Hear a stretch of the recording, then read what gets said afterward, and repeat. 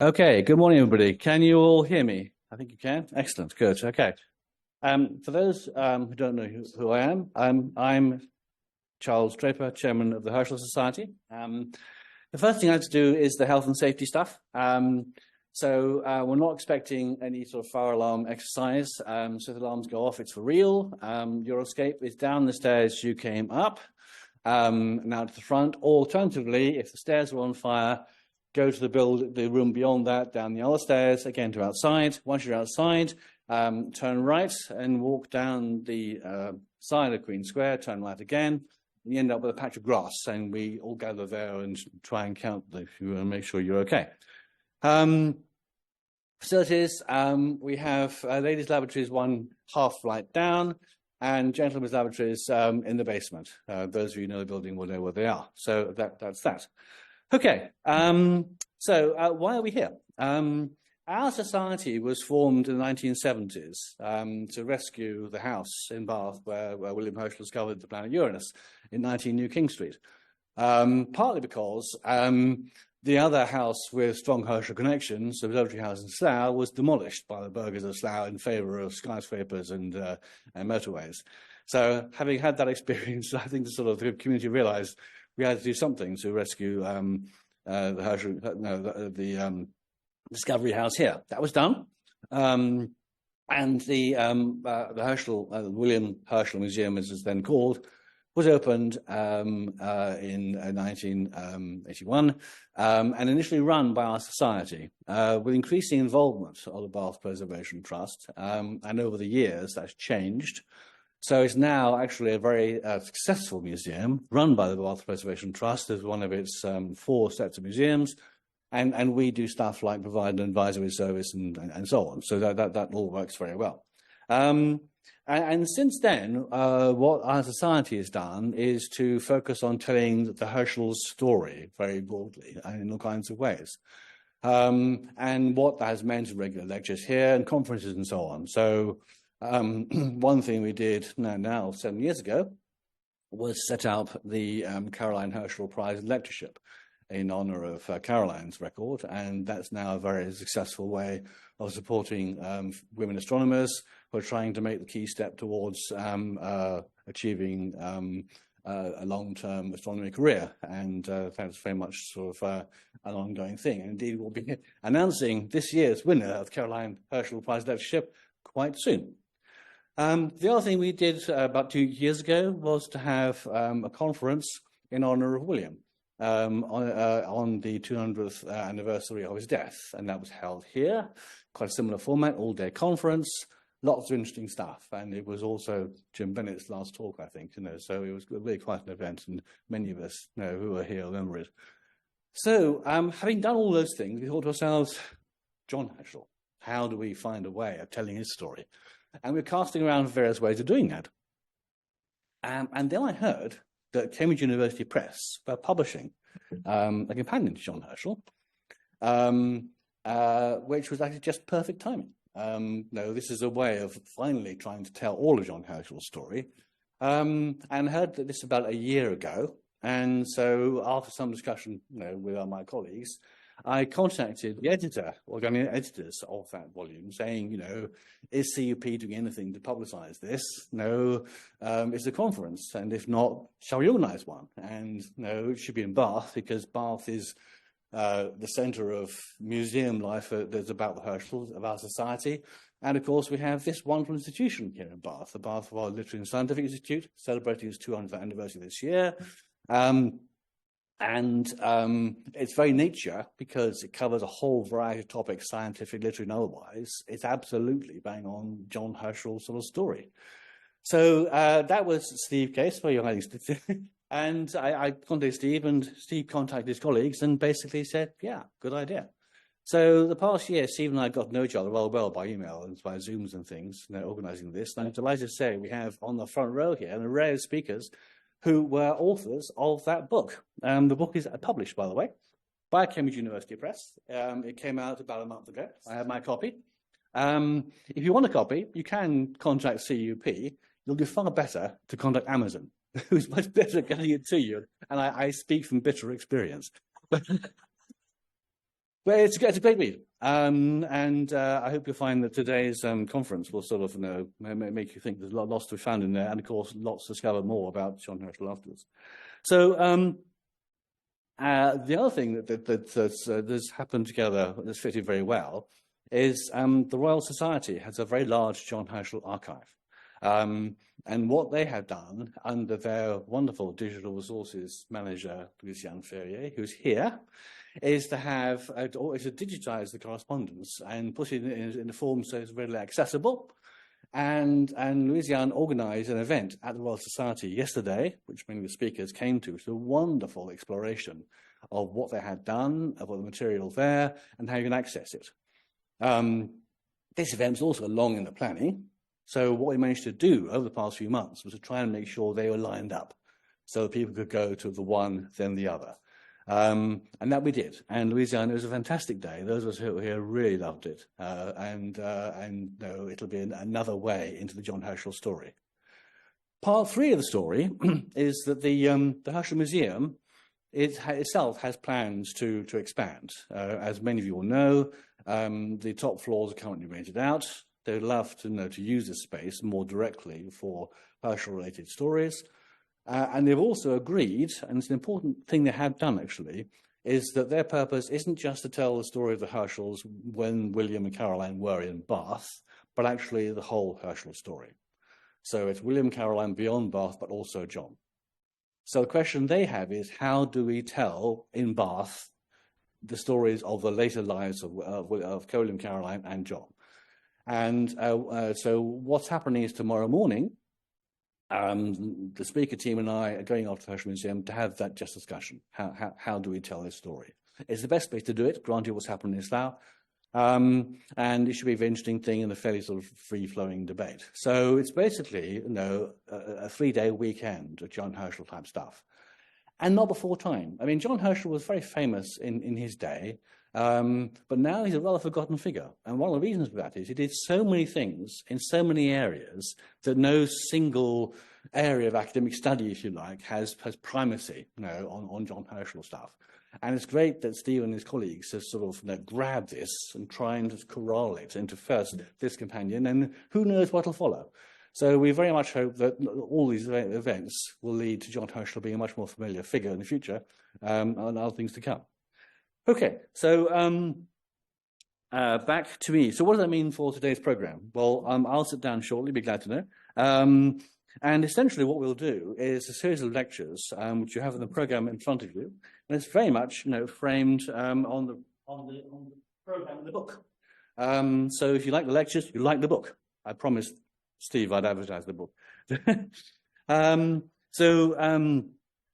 So essentially the format of the day will be, because there are so many parts to it, a series of 3 sort of mini lectures, if you like, in 3 sections. And they're laid out on the program in front of you. And they'll be introduced, have the 3 short lectures, typically at 20 minutes, and then a Q&A session on that particular set of talks afterwards. We'll have to keep the time pretty strictly. And the other thing is we'll have to keep the discussion on those topics. Otherwise, we'll just be sort of roaming around the whole Herschel story randomly all day. So I'll be chairing 2 of those sessions. My colleague, Mike Edmunds, will be chairing the middle one.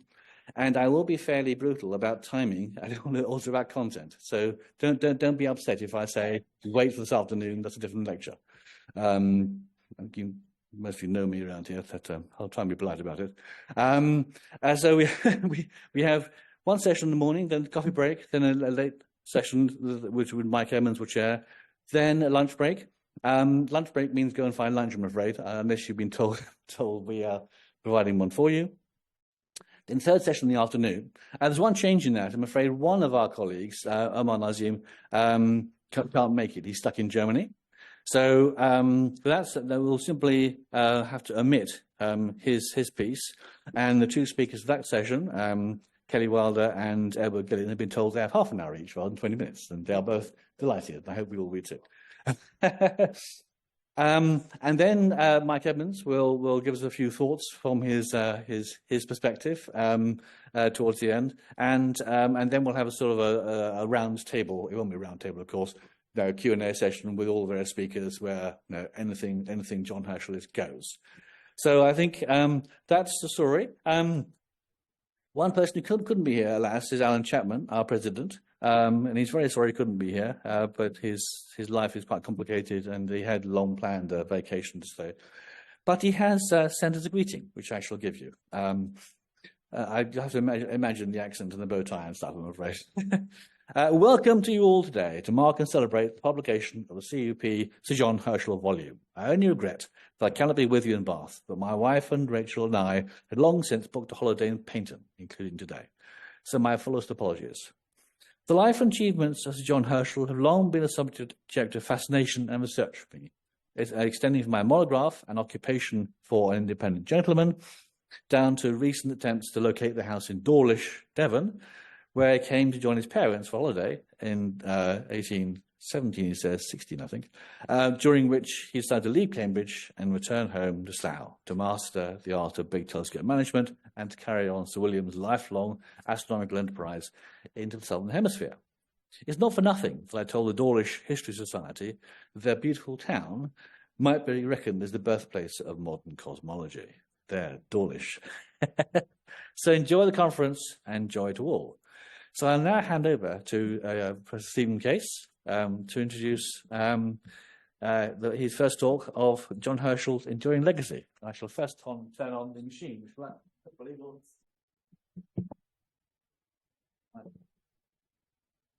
Well, good morning.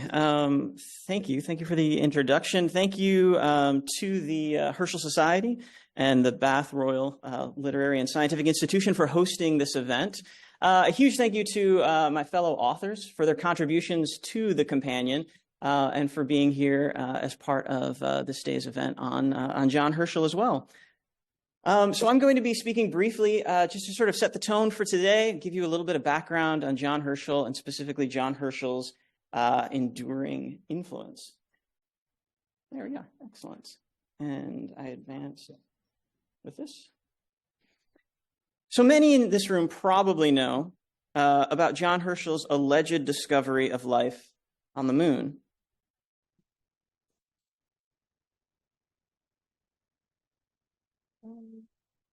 Don't know how to advance. Here we go. Let's try that. There we go. John Herschel's alleged discovery of life on the moon, as reported in 1835 by the New York Sun. And if you don't, you'll hear more about it today when Steve Ruskin talks about Herschel's time at the Cape of Good Hope. Overnight, Herschel became even more of an international celebrity than he already was, as newspapers in the United States carried the account of his discovery, either a hoax or a satire, depending on who you ask today, to thousands of readers in America and eventually around the world. But what you might not realize is that Herschel's fame went in both directions. Not only was he famous on Earth for the discovery of life on the moon, but he was also famous on the moon for his astronomical and scientific work on Earth. Now, we know this because in 1839, in a poem called A Flying Visit, the poet Thomas Hood recorded the visit of the man in the moon to Earth via a borrowed hot air balloon. The man in the moon came to deliver a shipment of astronomical almanacs of his own composition, having heard there was a good market for them here on Earth.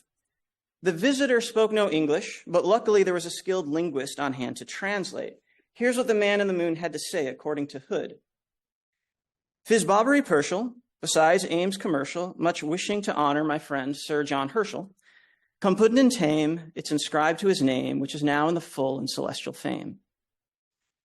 In other words, what the poet was illustrating was that John Herschel's fame by the end of the 1830s had spread throughout the solar system to the extent that the man in the moon could dedicate a celestial almanac to him, which indicates that at least for the author and readers of the Comic Annual, where the poem appeared, Herschel was an interplanetary celebrity. What I'd like to do in this first talk is explore what this fame meant, touching on the extent of Herschel's influence during his lifetime and setting the stage for the conversations we'll be having the rest of the day. Now, we'll shortly hear a talk on Herschel's biography and his educational background, so let me instead start with his fame and influence. When Herschel died in 1871, after a career spanning most of the 19th century, he was laid to rest in Westminster Abbey, which says something immediately about the importance he was seen to have during his lifetime. And yet, When you search on the Abbey's website through more than the 3,000 individuals buried or commemorated in the Abbey for John Herschel's entry, there is none. Or rather, he is lumped together with his father, which illustrates one of the major paradoxes of John's legacy. Whereas Herschel's father, William Herschel, was buried in the parish church in Slough, where John grew up, and didn't get a memorial in Westminster until 1954, John was buried in the Abbey upon his death. In fact, the Abbey website says this was because he was, quote, the most eminent scientist in Britain. Now, leaving aside the issue with referring to John as a scientist, a term which he never used for himself, the paradox is that though John was the most eminent scientist in Britain at the time of his death, buried just a few steps from the grave of Sir Isaac Newton, today he doesn't even have an entry of his own on the website. And this, even though when Charles Darwin died, just over a decade later, Herschel's influence on Darwin was such that Darwin was buried next to him. So we have John Herschel's resting place not only showing the merit in which he was held at the time, but holding some symbolism as the most important British natural philosopher chronologically and literally between Newton and Darwin. So how did Herschel become the most eminent natural philosopher in Britain by the end of his life? That's a question, the answer to which has several aspects. And again, one we'll explore from various angles today. Part of it, of course, was that he stepped onto the public stage with a famous name already. His father, William, and his aunt, Caroline, had together reshaped the face of sidereal astronomy. And even though it took some convincing for John to take up this mantle, he was born with an eminent name. Herschel also had educational opportunities that his father, as an immigrant musician, never had. And as we'll see, his initial fame came about through his mathematical work as he attempted to reform the teaching of mathematics at Cambridge. John Herschel also conducted work in chemistry and geology and physics, especially optics, and published several papers on these topics before finally taking up his father's immense astronomical survey project. And again, we're going to hear about all these different aspects. Along the way, Herschel laid the foundations for modern photography. He traveled extensively throughout Europe. He authored popular science texts for a rapidly growing middle-class readership, and eventually traveled to spend 4 years at the Cape of Good Hope in South Africa, extending his astronomical surveys to the entire visible heavens. In addition, he was a founding member of the Astronomical Society of London, soon to become the Royal Astronomical Society, and an influential member of the Royal Society, winning its Copley Medal twice, serving as its vice president, and running for the presidency against the king's own brother. He also served for a time later in his life as the Master of the Mint, a government position that Newton had held. There's no doubt that John Herschel's scientific achievements, though without a single spectacular discovery, like his father's discovery of Uranus, were more wide-ranging and influential than his father's had been. So what did this influence look like?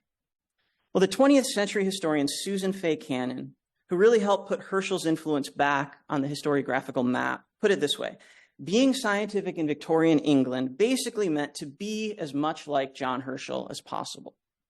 In other words, Herschel himself set the tone and the style of natural philosophy and informed what it meant to do science during this period. People looked to him as a role model of the scientific life.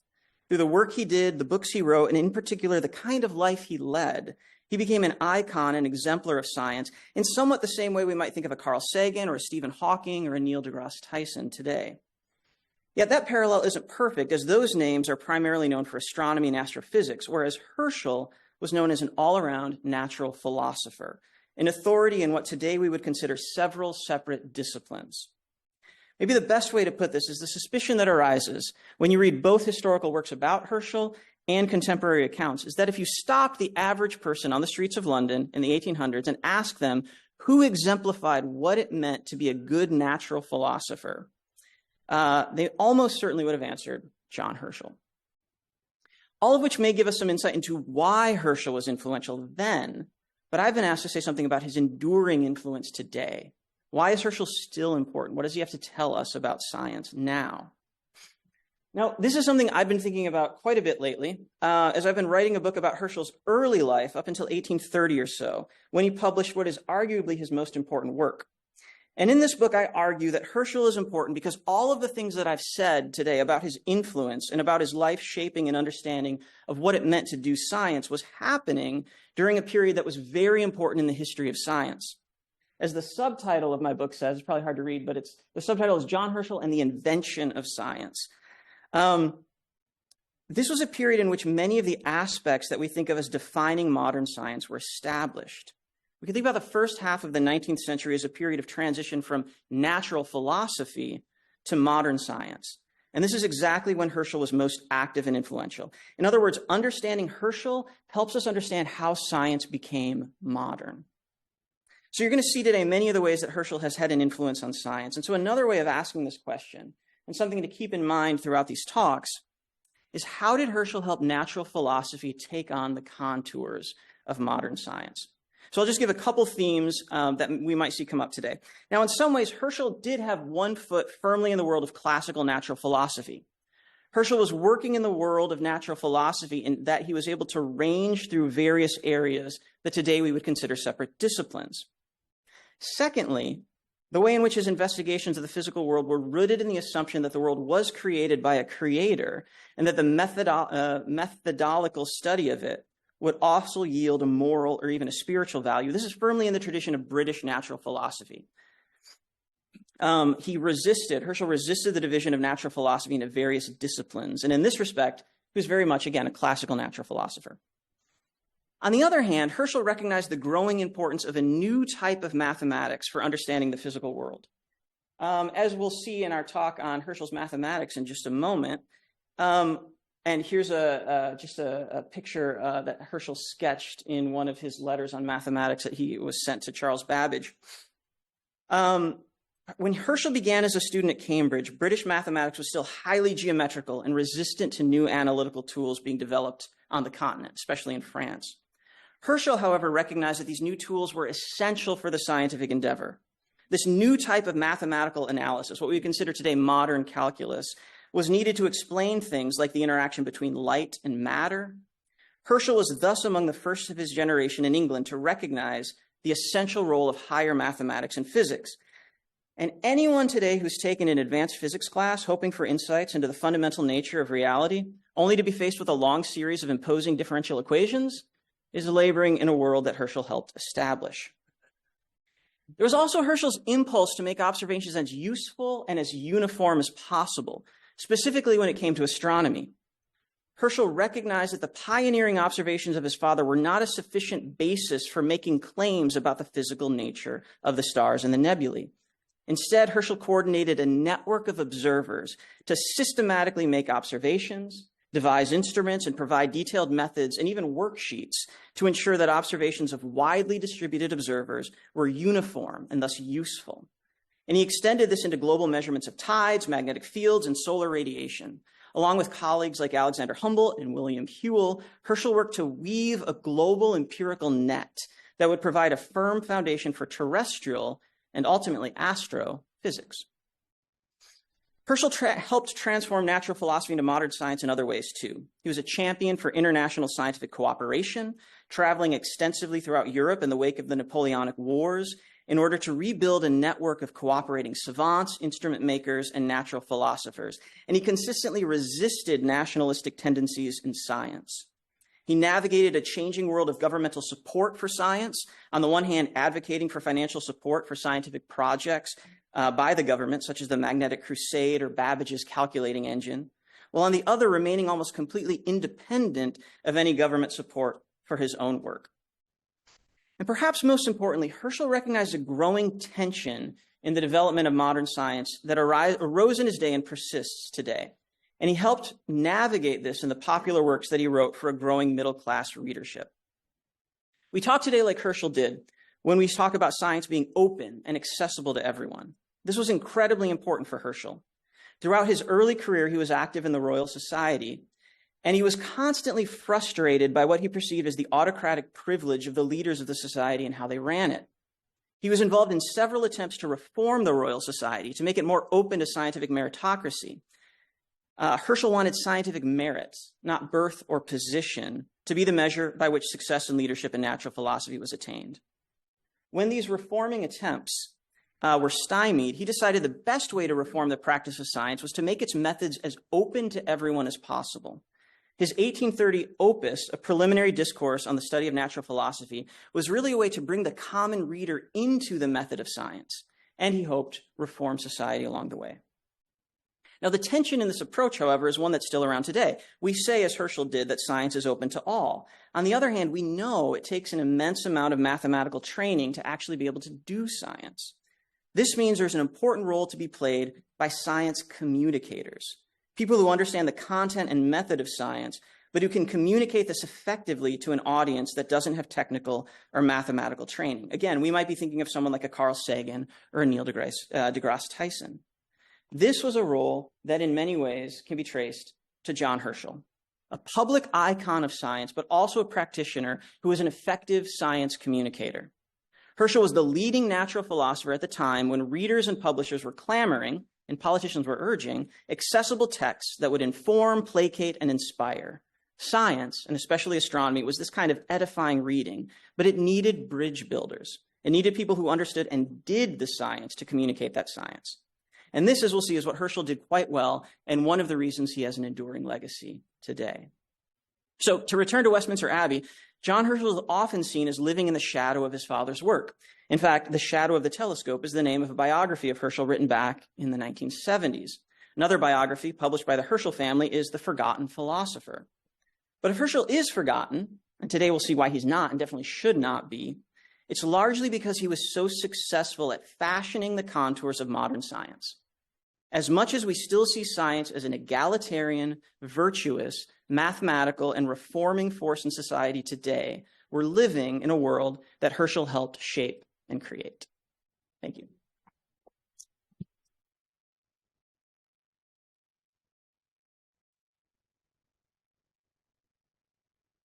Steve, thank you. That's a great introduction to the day. We now have the first of our three sections. The first section is Herschel's life and influence, and Emily Winterburn is our first speaker. If you want to know the biographies of our speakers, I'm not reading them out deliberately because we haven't got time for that, frankly, but there are copies of the various CVs and abstracts available, so grab one if you want to have that detail. But Emily, over to you. Thank you.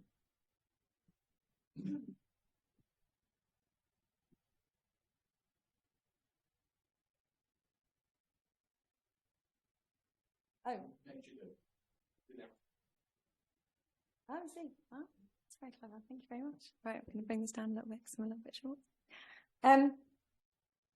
There we go. Right, so I'm going to talk about just a kind of overview of his life. So kind of 80 years, but in 20 minutes. But just maybe trying to focus on the things that people trying to draw out, like where all the different aspects of his life that we're going to learn about fit within that chronology, basically. Thank you for having me, by the way. Thank you for having me, and thank you for letting me be part of this book. It's just been a really enjoyable experience, so thank you. So I've been looking at the Herschels for about a very long time, about 30 years. Not just John, but kind of on either side of him, so his children and his the generation before him. Just for some context. So these are the kind of pieces that I'm trying to fit together. I should have put chemistry along with the geology, but so he kind of starts off in maths. It's not a perfect chronology, but he kind of starts off in maths. He gets interested in geology, chemistry, sort of broader sciences. He then moves into astronomy, brings all that together in his philosophy of science, goes to the Cape. The drawing could have really gone anywhere. So his earliest drawings are from when he's the earliest drawings that we have are from when he's 17. So I'm not sure when. He's never mentions that I've ever seen. He's never mentions learning to draw, but presumably that was part of his education somewhere. And then his latest one is like just before he dies. So that really could have gone anywhere. I put it with the Cape just because while he was there, he did a lot of sketching of both what he could see up and what he could see down.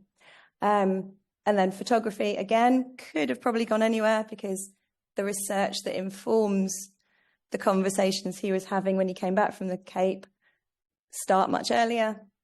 And then standardization, I've kind of put at the end just because I think then his role, as he gets older, his role becomes more what I would call science admin, that kind of being parts of committees and making things standard.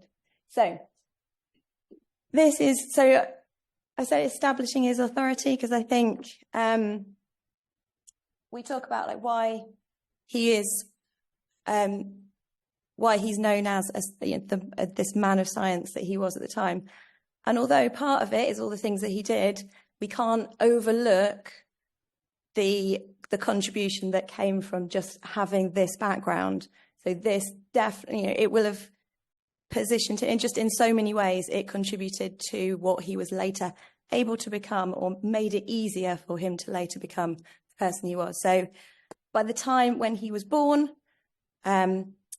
his father, William Herschel, had already discovered, you can see him holding it in his hand, but picture of the solar system, he'd already discovered the first planet ever to be discovered by a named person. He'd already become the king's astronomer, so they'd moved out of Bath, they'd moved to Slough to be nearer. He'd already built what was at the time, well, I'm not sure if it still was when he was born, but at the time, the world's biggest telescope, which was in the garden of the house that he grew up in, that John grew up in. So it's on maps. People would come and visit it. So part of his childhood is being surrounded by all these famous scientists, dignitaries as well, but also just names in science would pop round to have a look at the telescope. Also growing up, so Caroline lives with them until he goes to school, then she moves out. So she's there, part of that family as well. She's, again, pretty well known because of her discoveries of comets, but also because of the fact that she published her discoveries of comets under her own name, pretty much unheard of for women, certainly in Britain at that time. Also contributing to his being able to establishing his authority is his mother, Mary Baldwin. So she, nothing to do with science, but she is a well-established family. She is from a well-established family in the area. They have money, they have land. Being listened to in this period means it helps enormously to be a gentleman and to have that kind of class position. So that, again, is adding to his authority. This combination also means that his education is very unusual. So Mary is helping select the right kinds of schools, so she knows who sends their children where. She knows what the schools are in the area, which isn't something that you would necessarily, that requires quite a lot of kind of insider knowledge.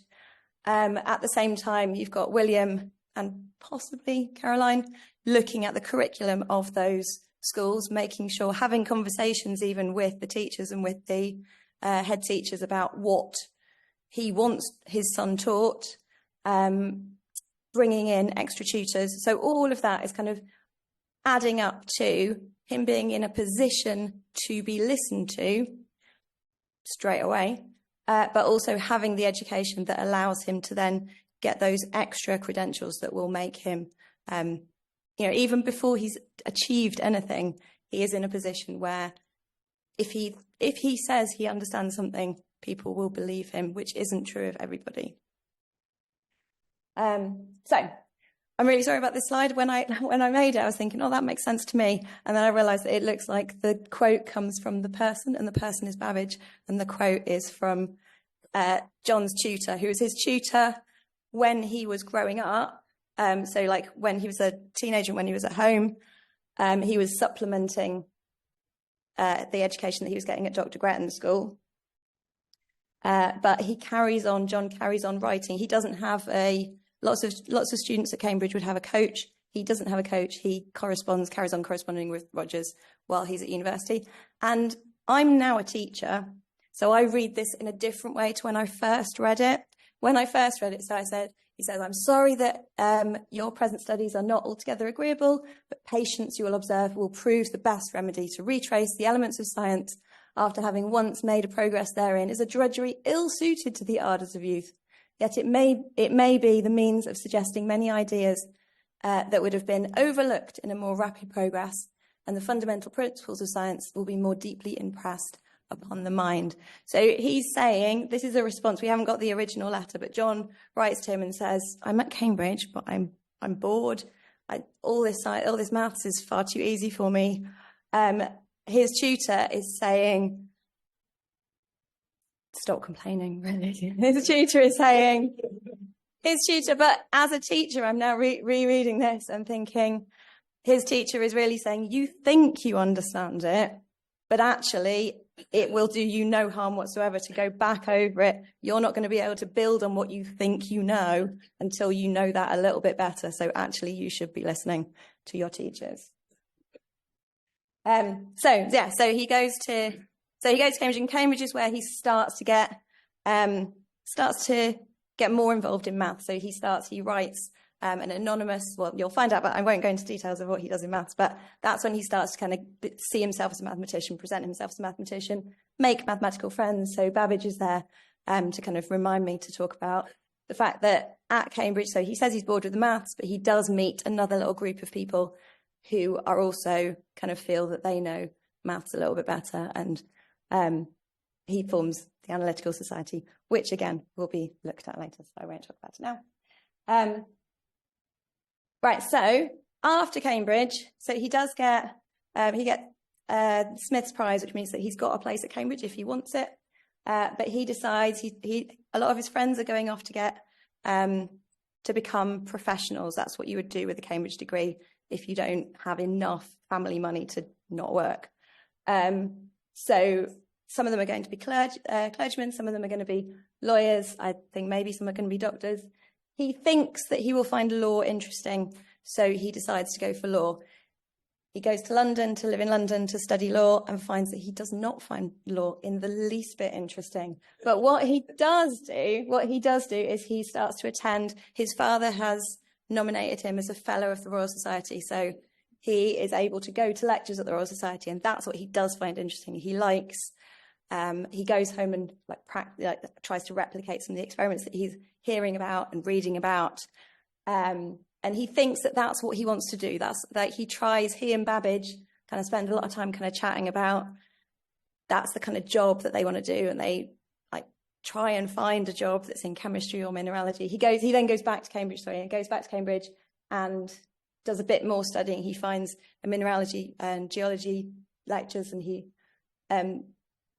attends a lot of lectures with Clark, and he kind of introduces him as his kind of student, and he does experiments with him. So he's kind of blending all these different interests together, this chemistry, mineralogy, just getting interested in that. What he finds in his correspondence with Babbage is that there doesn't exist the kind of job that he would like to be able to do. It just doesn't exist in the world that he's living in at the minute, or the few that do exist don't want him. He doesn't get them. So in 1816, his dad suggests that he come back to Slough and train to be. So he stops trying to find paid work. He accepts that he comes from a family with money, and he doesn't actually have to get paid work. He could come home and he could learn how to do astronomy with his dad. And that's what he decides to do. 1816, he comes back. He still carries on with his chemistry and his mineralogy, and he kind of blends these with the work that he's doing. Well, he's learning about optics now, so he's looking at optical properties of some of the things that he's looking at. He's kind of bringing these all together. Again, we're going to learn more about his astronomy, so I'm not going to talk, but that's kind of when he gets into astronomy, having tried to kind of establish a separate reputation for himself. He's now kind of feels he's established enough to kind of go back. And this is kind of when he starts to then publish some of that work, because before that he has just been doing the stuff and being interested in the stuff, but not actually publishing what he's finding or what he's interested in. And he also gets the chance to, people contact him through his dad to see if he can write for popular audiences as well. And that's what he decides. He decides that actually there's a nice letter with Babbage where he goes, writing, he thinks, is the key. Writing will let him get a reputation and money at the same time, and that's kind of what he wants. So then this should have been a slightly longer date. Sorry, it should have been kind of 1829 to 1834. So he's kind of in his late 30s, early 40s. And And this is like a period of a lot of things change over this kind of quite short period of time. So he marries 18-year-old Margaret Stewart Brodie. They have a baby. So within a year, they have a baby.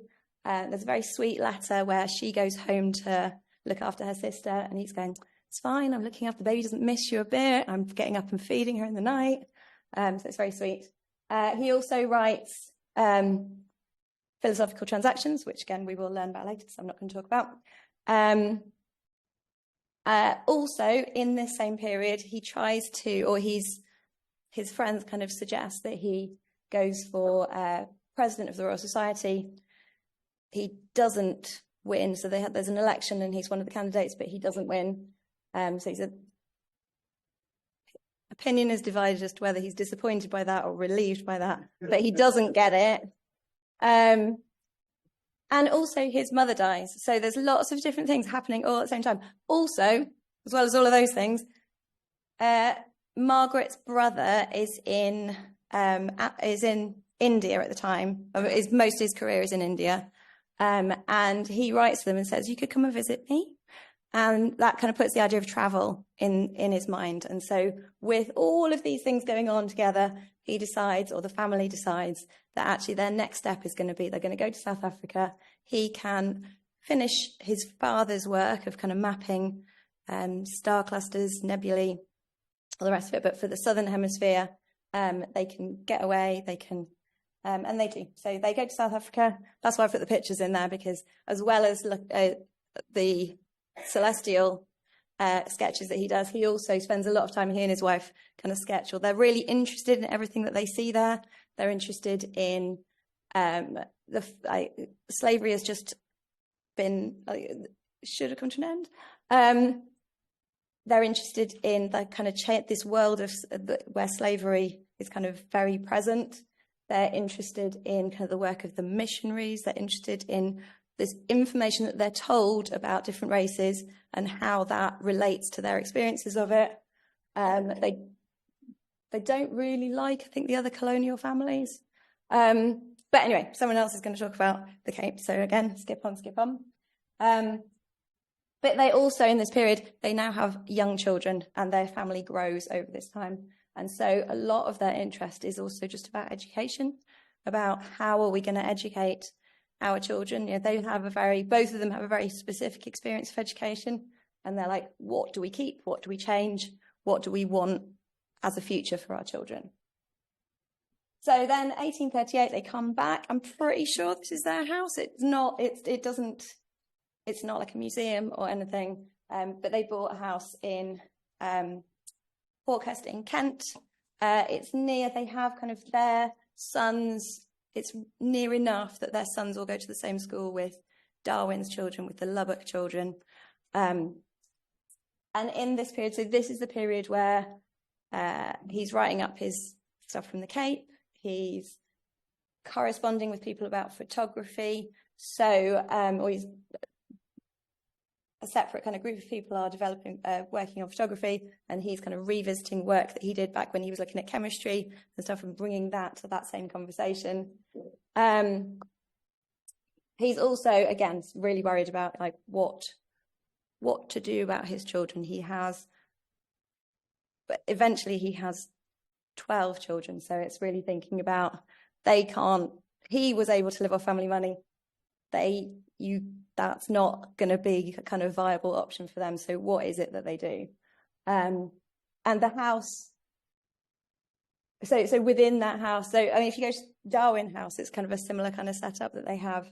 It's a family house, but it's also a kind of place where science takes place. So there's some nice correspondence from the children later on where they're kind of going through stuff, and they're going, as adults, they're going, well, do you want to keep this? Do you want to keep it? So you can kind of see that they kind of would spend a lot of time doing, there's kind of bits like stuck together with sealing wax where they've kind of done different experiments and stuff like that. So it is a kind of working space. It is also during this period that John starts to kind of, so that's when he's working at Master at the Mint. So he's away from the family quite a lot, which he doesn't like.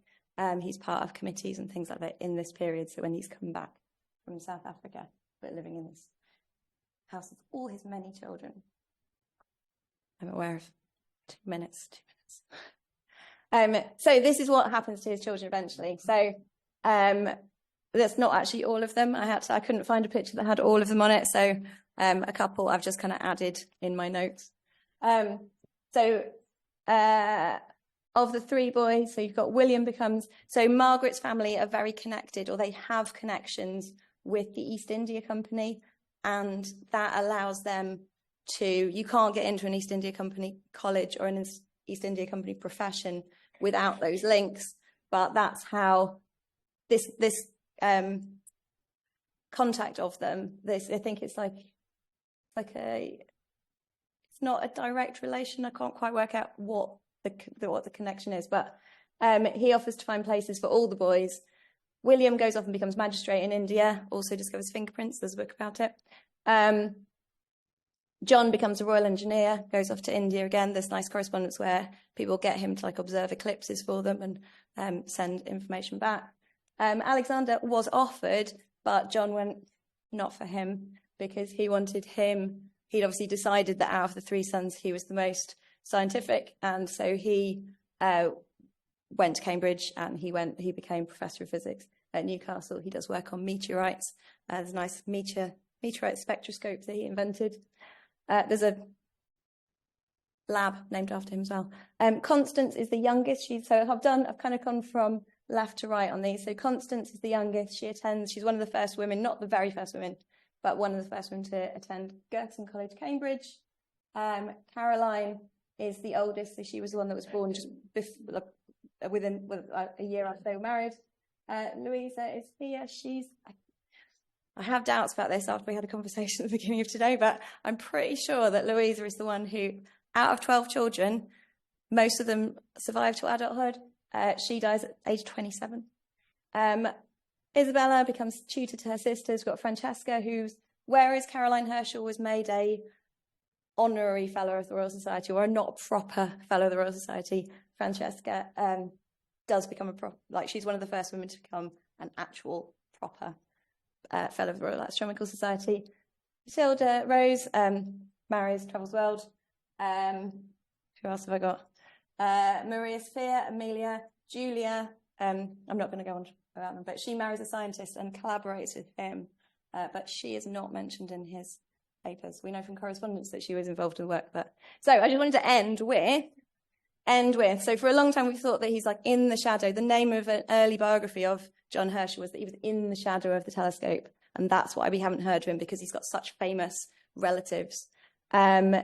He's at the time he's an archetypal scientist. We've heard about that already, and maybe the reason we don't know about him is because we're overwhelmed by his achievements, or that he's too much a family man. So maybe his time was too divided, and that's why. I would just end by saying that actually just in the last few weeks I've come across 2 very specific things that show that actually maybe he is becoming a little bit better known just in the wider world. That one of them is the Royal Astronomical Society did a series of family workshops on the Herschels. They had one on William, they had one on Caroline, and they had one on John. And the other is that I covered an art lesson 2 weeks ago that wasn't written by me, wasn't planned by me. It was planned by one of my colleagues, but John Herschel was in there. I then told her all about John Herschel, and she was very happy about it. So it was about cyanotype prints. It's a cute lesson. They talked about Anna Atkins, but also about John Herschel. So if anybody wants to do workshops on the Herschels, I would start there. Thank you.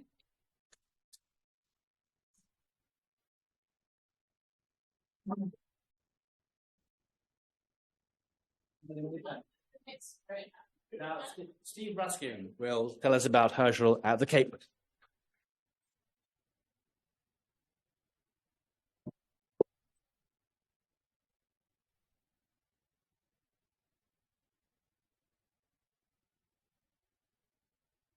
Okay.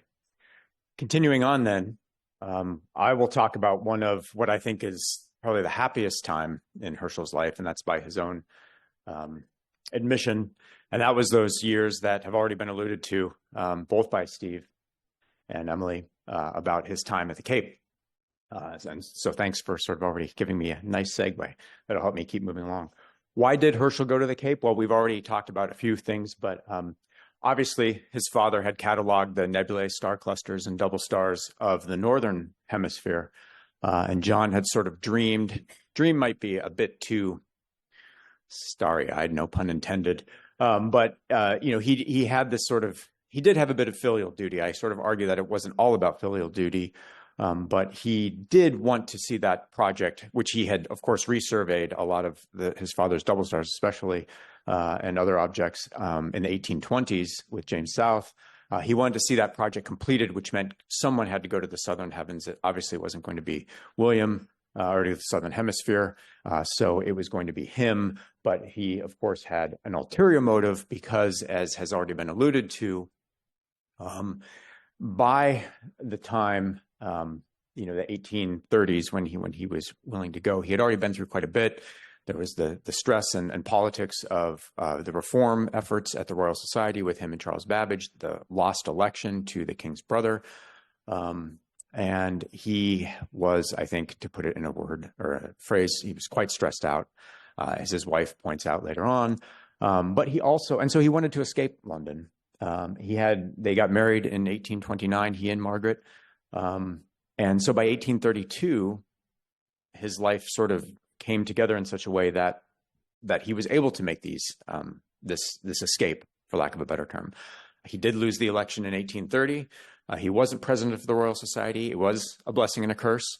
I think the blessing side of it was that he was, he didn't have these political and scientific ties keeping him. William Herschel obviously had passed away in 1822, and then his mother, sadly, Mary Pitt Herschel, passed away in 1832. He would not have left while she was still alive. I think he was so dedicated to both of his parents. His mother, of course, as most sons are. But when she passed away in 1832, he had a few children. He was married. The time was right. So he was able to get away. And they did make that decision. Here again, or that sort of standard. This is sort of pre-Victorian, but I think we think of these as Victorian marriage portraits that almost everyone of the means seemed to get. So here's John and Mary, or I'm sorry, Margaret, Maggie, as he called her, in 1829. And they were, I think, about 18 years apart in age. So he was in his 30s. She was just 18, 19. Is that correct? Yeah. But they were quite in love, and it was a very happy marriage. And they were about to make things happier by going as a family and escaping London to the world's end. And one of the most interesting aspects, and I talked about this a little bit yesterday at the Royal Society, and in my article or my chapter and the book I wrote on Herschel's Cape voyage, is that he was repeatedly offered free passage by the Admiralty, sort of prompted also by the Duke of Sussex, who was now the president of the Royal Society, to whom Herschel had lost the election. They really wanted, as soon as word got out that Herschel was going to go somewhere, it was the Cape, the Admiralty desperately wanted kind of their hooks in him. They wanted to offer this free passage, in part because Herschel was already sort of a national treasure, just like his father was. And having him go, just like the landers had gone and discovered the River Niger, or the source of the river, and all these these sort of colonial and imperial expeditions had been sponsored by the government and advanced sort of both knowledge and subsequently control along with that, because those were parallel. Herschel going anywhere, the government wanted a piece of it, and of course Herschel said no. He said no repeatedly. He said no politely. Again, in a phrase, it was sort of thanks, but no thanks. But he did have to go back and forth with them a few times. And so he would say things like, the view I entertain of the project, his Cape voyage, is that of an entirely irresponsible private adventure, which was true. But he was doing this. He's like, oh, it's going to be nothing. It's just a little escape. I keep bumping this. But that was his mindset. And he had to firmly, politely, repeatedly tell them no. And he ultimately said that he would only consider such conveyance, on a ship of war, if there was war, if Britain, if they had went to war. But he said in that case, king's ships would have other fish to fry than landing stargazers at the world's end, which I think is a very clever way of putting it. And of course, he did end up going, And as was pointed out, they went to the Cape. And this was the ship they took. It's just nice that the National Maritime Museum has this nice oil painting of the Mount Stuart Elphinstone that they took from London to the Cape. They returned on a different ship, obviously. I think it was called the Windsor Castle. But regardless, it was, it wasn't a ship of war. It was seemed comfortable enough with a family, or at least a growing family. But it was a mere party of pleasure. They did decide on the Cape Colony they had considered, I think, Parramatta in Australia, where there was an observatory as well. Not that he was going to be officially tied to it, but that was, an option. But they did decide on the Cape Colony with a sort of option to move on to India should the Cape not be suitable when they got there, in part because Maggie's brother Alexander was there at the time, and some of her other brothers would go too. The Stuarts, Herschel's wife's family, did have this long-standing connection to India. But they didn't have to go to India because they got to the Cape and it was perfect. They loved it. And we've already seen some of the images. I'll show them again in a few additional ones. But they had the 3 young children already while they were there. 3 more were born. And of course, that was only half of the final tally. They were busy. They also brought a few servants for the children, and John's Herschel's assistant at the telescope, a man named John Stone, who was sort of a technician and engineer, because when Herschel was up on this 20-foot telescope, Herschel would be at the top because it was a reflector, so the mirror would be focusing up the light to the eyepiece, and they would do these sweeps where the telescope would kind of go. They'd focus it in a set direction. The telescope would kind of move up and down in a sort of band, right, a degree of arc, and John Stone would be down there sort of making the moves while Herschel would be up there watching, and they called these sweeps because the sky would be moving by, telescope would go up and down, and they would just sort of gather these, he would observe this sort of band of sky slowly rolling past through the night. But anyway, so he did have to have his technician. A big telescope like that was not a one person job. So point in all of, that John being so happy, Maggie noted that within a year, he looks 10 years younger, and I doubt if he ever enjoyed existence so much as now, for there are not the numerous distractions which tore him to pieces in England. And the emphasis was hers. So it really was kind of this wonderful, peaceful, happy time. For the most part, there were some things that weren't so great, and we've already been alluded to them. They did purchase an estate called Feldhausen from a Dutch family, and they kind of kept their traditional German, William Herschel was, of course, Hanoverian, and so they Feldhausen, field house, and Herschel referred to it as a very comfortable country house surrounded by fir and oak trees in a most charming air of seclusion and comfort. And he set up his telescope. They had, I don't know how many acres, but it was quite big. I've been there. I'll show some pictures in a second. The house itself is no longer there, but the area, or the land, obviously is. And it's now a school called the Herschel School. He was also, as has been alluded to, appalled by issues of slavery, the frontier wars. The Dutch and then the British, who'd taken over the Cape Colony, were constantly at war with the Xhosa, and the Sixth Frontier War in 1835 caused quite a bit of tension as well. Herschel's kind of caught in the middle as a well-known figure, as well as someone who's quite sympathetic to the plight of the Xhosa, and so that was an issue, and he sort of conveniently made himself absent when the governor returned victorious from the frontier and that sort of thing. But he didn't publicly come out and condemn things. He had to walk a sort of a fine line. And it's also been mentioned that he reformed the education system at the Cape. I think it was in part personal because he thought of his own children, even though they were still relatively young at that point and were probably mostly being educated from home. I'm not 100% sure.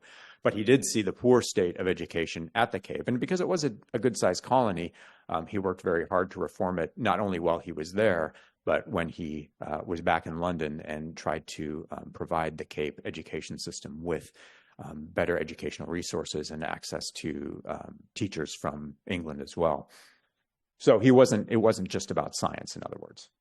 But it definitely was mostly about science, in addition to things like chemistry and mineralogy and all the things that he was interested in. astronomy was first and foremost his reason for being there. And where it had once been, I think, something of a chore. He enjoyed it, but he was doing his duty, and and observing from England, let's face it, isn't quite the same as observing from a sunnier clime. But astronomy suddenly became an absolute pleasure. He would gush about it in his diaries. One of the most well-known ones, at least that I've seen, a couple of years into his observing, he had this night where he said the night was most superb. It was the richest, perhaps, in the heavens, this zone that he had swept. I attained the sublime of astronomy. It is an epoch in my astronomical life. So he just had this gorgeous night of viewing. He saw so much. It was like this beautiful section of sky. And he's, you don't see that sort of thing in his journals when he's observing really at any other time other than when he's at the Cape. He absolutely loved it. Now, I did get to go, and I don't know if some of you have been there. I think some are going to the IAU conference, but it is gorgeous. Not only the setting, if you see you'll see where he's observing from in a second, but the night skies must have been absolutely fantastic. Plus, it was an entirely new. It was a new world, right? He had spent his whole life observing the northern hemisphere. In the south, you get to see things like the Magellanic Clouds and just a whole variety of other objects that were probably new and fascinating.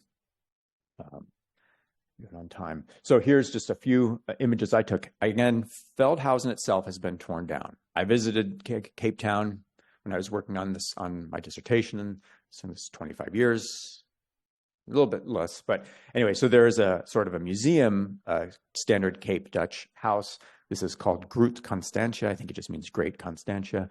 So I did visit. I imagine Feldhausen would have looked something very like this, quite nice, quite airy. This would have been something like his view from his garden and where he set up his telescope. If you look at, again, this sketch that he did with his camera lucida, the 20-foot telescope and his shed set up on the grounds of Feldhausen, with these mountains in the background. Pretty nice place to be living and looking up at the stars. So, and he did call some of these events tea and stars when the local, I said the elite of the Cape Colony would kind of come and visit. They didn't like to entertain as much. Herschel was quite shy and really preferred his family and his own space. But of course, he was John Herschel, and he had this gigantic telescope peeking above the trees. And the locals knew him. Even in Cape Town, he was internationally known. So they came, and both the British and the Dutch loved to look through the 20-foot telescope. Especially, he had these nights, which he called tea and stars, because they would show up around tea time and look through the stars. And when Halley's Comet came to Cape Town in 1835 to 1836, that was a big moment. This is how after he left, the locals set up an obelisk where his telescope had been. And then Feldhausen was torn down. The Herschel School was built. And so when I was there 20 some years ago, this is, how the obelisk looks now. So that's where his telescope was. And now it's on the grounds of the Herschel School. Again, he and his wife, John, was quite a good sketch artist, especially when he used his camera lucida, which basically allowed him to trace something. He would trace the Cape botany, the flowers, because it is a pretty unique botanical zone. There are plants there that you don't see anywhere else. He would trace them, and then Maggie would paint them. And there's a whole book which came out a while back called Flora Herscheliana, which are these sketches of their watercolors and his sketches. And does the Herschel Society have a copy, or do you know? Or some? If they do, it's definitely it's probably very difficult to find. And if you get a chance to come and flip through it, this is my own copy, which is in Colorado, where I'd let you look through it. It's beautiful. The images are just amazing. So, of course, the Great Moon Hoax. I don't need to belabor it. I think we all probably know about it, and it's already been mentioned, but you can't talk about his time at the Cape without at least bringing up the fact that this gentleman, Richard Adams Locke, wrote this story in the New York Sun. It was a serialized story over the course of about a week called Great Astronomical Discoveries Lately Made by Sir John Herschel at the Cape of Good Hope. The first one ran on August 25th, 1835. Spoiler alert, this was not real. This was all fictionalized. But the Sun became the best-selling paper because, of course, the day one was Herschel with the advantage with this fictitiously large telescope. It wasn't his 20-foot telescope that he supposedly used. It was this weird lens suspended above, focusing light down through like a camera obscura onto. You'll see kind of an image of it, or like how someone imagined it. And you had onto this paper basically, and you had this rolling screen, movie screen going by of what Herschel was seeing right up on the surface of the moon. You couldn't really do this back then. But that's how it was described. And each day, the first day he saw plant life. The next, then he's seeing strange structures, and then you're seeing little frolicking goat-like things and bird-type things. And the ultimate revelation, of course, is that there is sentient life. These sort of bat-winged humanoids, which you saw with Steve Case's intro. And of course, at the end, Locke drops the bomb that no, this is not real, even though everyone believed it, and we're picking up the papers, and it spread to Europe and then elsewhere. Mostly it was Anglo-American, Anglosphere, and then European kind of thing. But what Locke was doing, and this is why Steve Case pointed out earlier that it's either a hoax or satire, depending on you ask. It was very, very common. It was commonly held that life existed on other planets. The simplest reason for this was that the idea was that God would not create other worlds and not populate them. It would be a waste of his creation. So everyone just assumed that these planets and even the sun, John Herschel and William Herschel themselves, thought that they would be inhabited, right, by some sort of creatures, and probably sentient. But Locke's point was that you all believe this without any evidence, and he gave them evidence. Everyone believed it, and then he said, well, it's not real, and we don't have the evidence, and so he was kind of satirizing this belief. And yet, as Edgar Allan Poe himself said, not one in 10 people discredited it. A grave professor of mathematics at a Virginia college told me seriously that he had no doubt of the truth of the whole affair. So it really was, everyone did buy into this moon hoax. And Herschel, of course, many months later when he found out, he was quite shocked, and he was a little frustrated at that he'd been used that way. This is a German snuff box, which sort of gives the best images of what people thought this telescope would look like. Outside, there's this lens filtering, or reflecting, focusing the light through a hole through another lens, which then projects it. And this is what Herschel, and of course, he's surrounded by these fictitious other men to sort of offer authority, proof. A bunch of serious men must have seen this, so it must be true. And then, of course, there were the images of what they thought this looked like based on the descriptions of Herschel's, I'm not Herschel, of Locke's story. So this one has very African feel, which is no surprise because Herschel's in Cape Town at the time.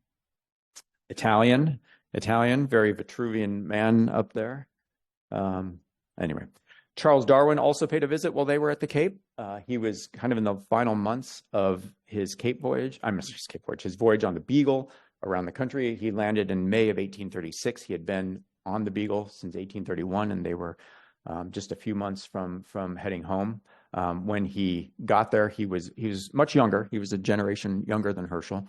Darwin had read Herschel's Preliminary Discourse, that great 1830 opus that Steve Case mentioned. And Darwin said, when I read it, it gave me a burning zeal to add even the most humble contribution to the noble structure of natural science. Darwin visited Feldhausen and met Herschel, I believe for the first time while they were there. And Herschel, Darwin sort of recalls how it was a very kind of an awkward meeting because, again, Herschel was kind of a shy and awkward guy. And I've always loved this quote because I think it epitomizes how Herschel is. And this is Darwin recalling when he was also at the Cape and he dined with Lady Caroline Bell. And she said that Herschel enters the room like he knows his hands are dirty and he knows that his wife knows that his hands are dirty.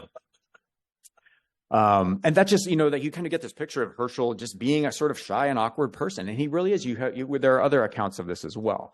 But of course, in the beginning of The Origin of Species, and I'll try to wrap it up in the next minute, Darwin begins with the origin of species, that mystery of mysteries, as it has been called by one of our greatest philosophers. He is, of course, referring to John Herschel. So they return in 1838. John is made a baronet at the coronation of Queen Victoria and given a massive public dinner at the Freemasons Tavern, 400 people in attendance, scientists, of course, and members of parliament, not quite science, still natural philosophers at this point, but and then members of parliament, the admiralty, lords, bishops, earls, etc. 400 people when all these toasts and praises. And again, when John stands up to speak at the end after he's been toasted, no one could hear him. The account was even those in the front row could barely understand what he was saying. That's important to kind of think about or remember the sort of shy, almost introverted, I suppose, person that John was. The Cape results, the publication of his astronomical observations came out in 1847. A long title, obviously, so that's why we all just call it the Cape results. 500 copies printed. The cost was £1,000, which I looked on the Bank of England's inflation adjuster. That would have been £87,000 today. Not a very interesting book from just from a reader's perspective. It's mostly data. 300 were given away to astronomers, observatories, heads of state and royalty. The other 150 offered for public sale because the publisher wanted to recoup some of the costs.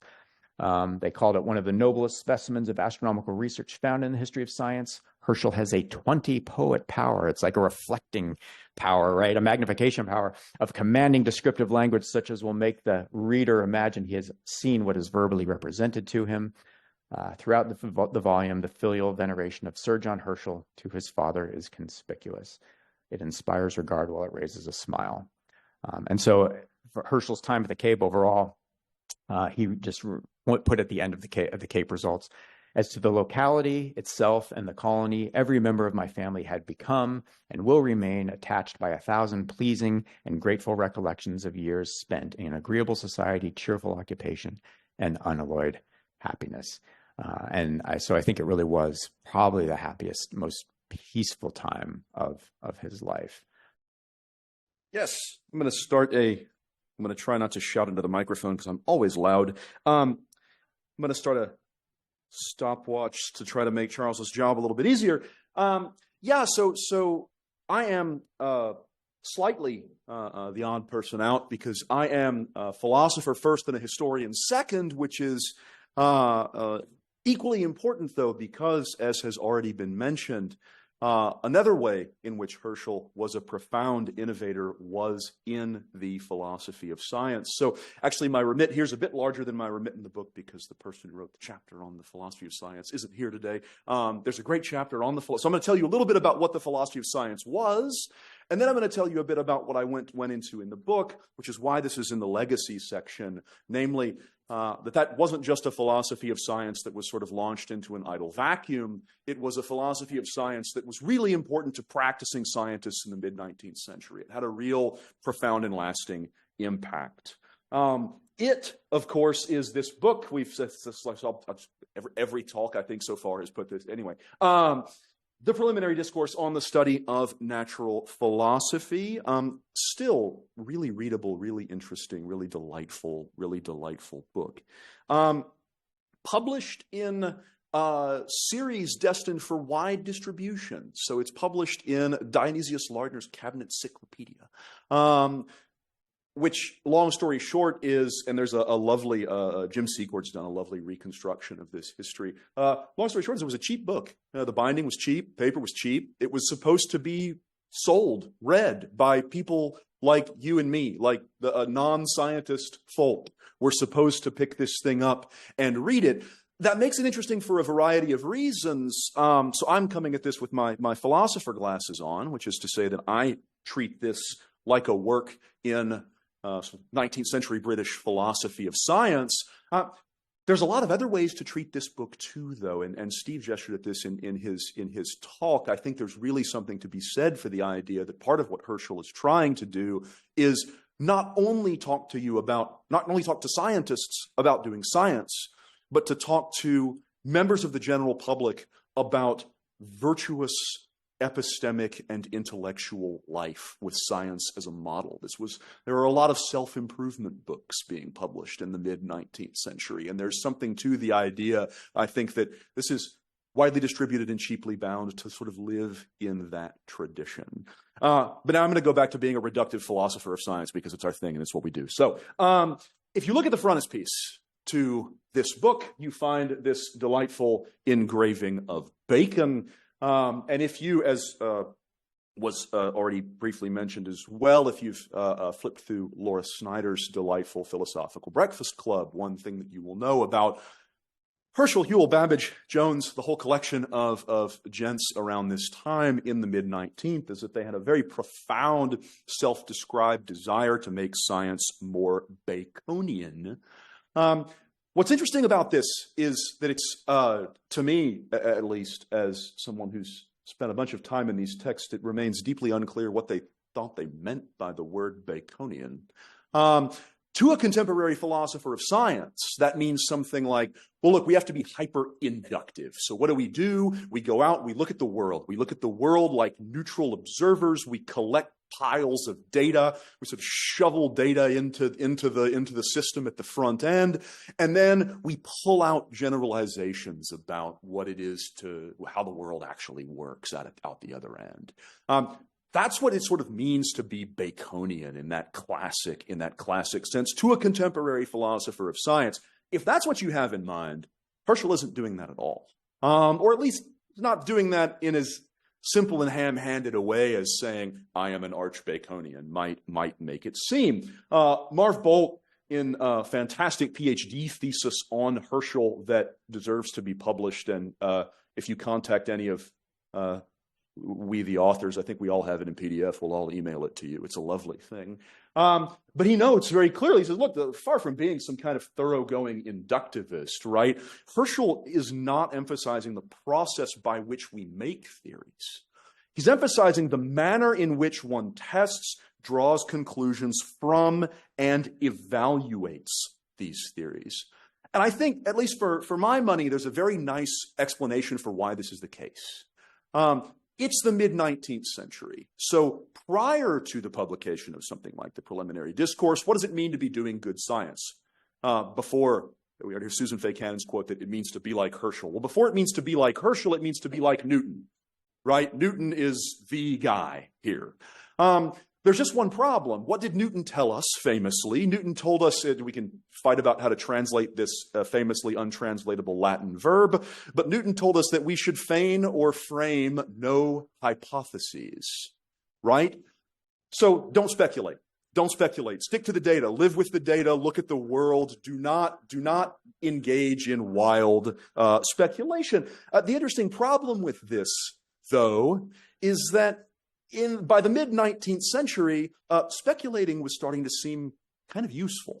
And it was especially starting to seem kind of useful if, like Herschel, you were obsessed with the theory of light. So here is Herschel in the very introduction to the Preliminary Discourse. He says, you know, we've done lots of other good science over the years, don't get me wrong, but what are these to the astonishing truths which modern optical inquiries have disclosed, which teach us that every point of a medium through which a ray of light passes is affected with a succession of periodical movements, regularly recurring at equal intervals, no less than 500 millions of times in a single second, right? I think a very natural way to look at a passage like this is to say, boy, I wasn't supposed to hypothesize. This seems really good. That seems really bad. What do we do now? And so this, I think, really puts Herschel on this turn from, okay, perhaps I had to hypothesize about light being a tiny little wave that no one can actually see. And now then what I need to do to sort of buy back my good scientific credentials is to make sure that I test and verify, that I understand the consequences of my hypotheses, that I know how to compare them with data, that I know how to make sure that I haven't done the kind of bad thing that Newton told us we weren't allowed to do, right? And so this is where he goes in the rest of the Preliminary Discourse. He really tries to systematize, or at least in the philosophy of science bits of the Preliminary Discourse, he tries to systematize, as he says here, the helps which may be afforded us in a work of so much thought and labor by a methodical course of proceeding and by a careful notice of those means which have at any time been found successful with a view to their better understanding and adaptation to other cases. A species of mental induction of no mean utility and extent in itself, inasmuch as by pursuing it alone can we attain a more intimate knowledge than we actually possess of the laws which regulate our study of truth and of the rules, so far as they extend, to which invention is reducible. And so we're going to do meta-Baconianism, right? We're going to look at the history of science, and we're going to think about, how did people do that? What differentiated the people who did good speculating that did take us to theories that actually do seem to tell us something about the world, from the kind of bad Descartes speculation that takes us to, fanciful things about vortices that don't teach us anything about the natural world? How can we prize those two things apart? And so it's horribly unjust to tell you that, okay, well, now in 8 minutes you understand Herschel's philosophy of science, but I do have other stuff I have to do in this talk, and I only have 20 minutes, so I'm going to have to keep going. Go read the Preliminary Discourse. It's fantastic. Let me talk a bit, though, about sort of what the Preliminary Discourse did once it was sort of launched into the scientific community. I'll just run quickly through three sort of illustrative cases. Here is the eminent geologist Charles Lyell. We may hear more about Lyell when we hear about Herschel's own work on geology in a bit, but now I'm going to just talk about kind of reputation and impact. Now, you might think it's weird for me to talk about Lyell in terms of impact of Herschel, because Lyell is actually 10 years older than Herschel, and the beginnings of Lyell's massive masterwork 3-volume Principles of Geology are actually already coming out while Herschel's Preliminary Discourse is coming out. So, in fact, Herschel is reading Lyell while he's writing the Preliminary Discourse. And Herschel approvingly cites Lyell's geology as an example of just the kind of stuff we ought to be doing. So when he's talking about taking geology as a test case, he's talking about how we might get to good hypotheses. He notes, he says, Lyell's exactly what I mean. A cause possessing the essential requisites of a vera causa, true cause, this is Newtonian language, right? Has, however, been brought forward by Lyell, the degradation of the old continents and the elevation of new, being a demonstrated fact. And the influence of such a change on the climates of particular regions, if not of the whole globe, being a perfectly fair conclusion from what we know of continental, insular, and oceanic climates by actual observation.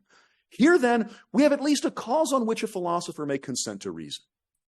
So he says, look, I'm not saying Lyell's completely right, but what I am saying, at least at this point in the evaluation, is that Lyell has proven to us that thinking about this kind of stuff is okay. We know that it's at least close enough to what other people have done, what other causes we have seen, what other things we have noted in the world around us, to be sure that we're allowed to talk about this, right? This gets its sort of Newtonian seal of approval. And he writes to Lyell as well a bit later on, saying, Herschel and Lyell they just sort of gush at each other. Their correspondence is actually kind of funny. I hope your example will be followed in other sciences of trying what can be done by existing causes in place of giving way to the indolent weakness of a priori dogmatism, and as the basis of all further procedure inquiring what existing causes really are doing.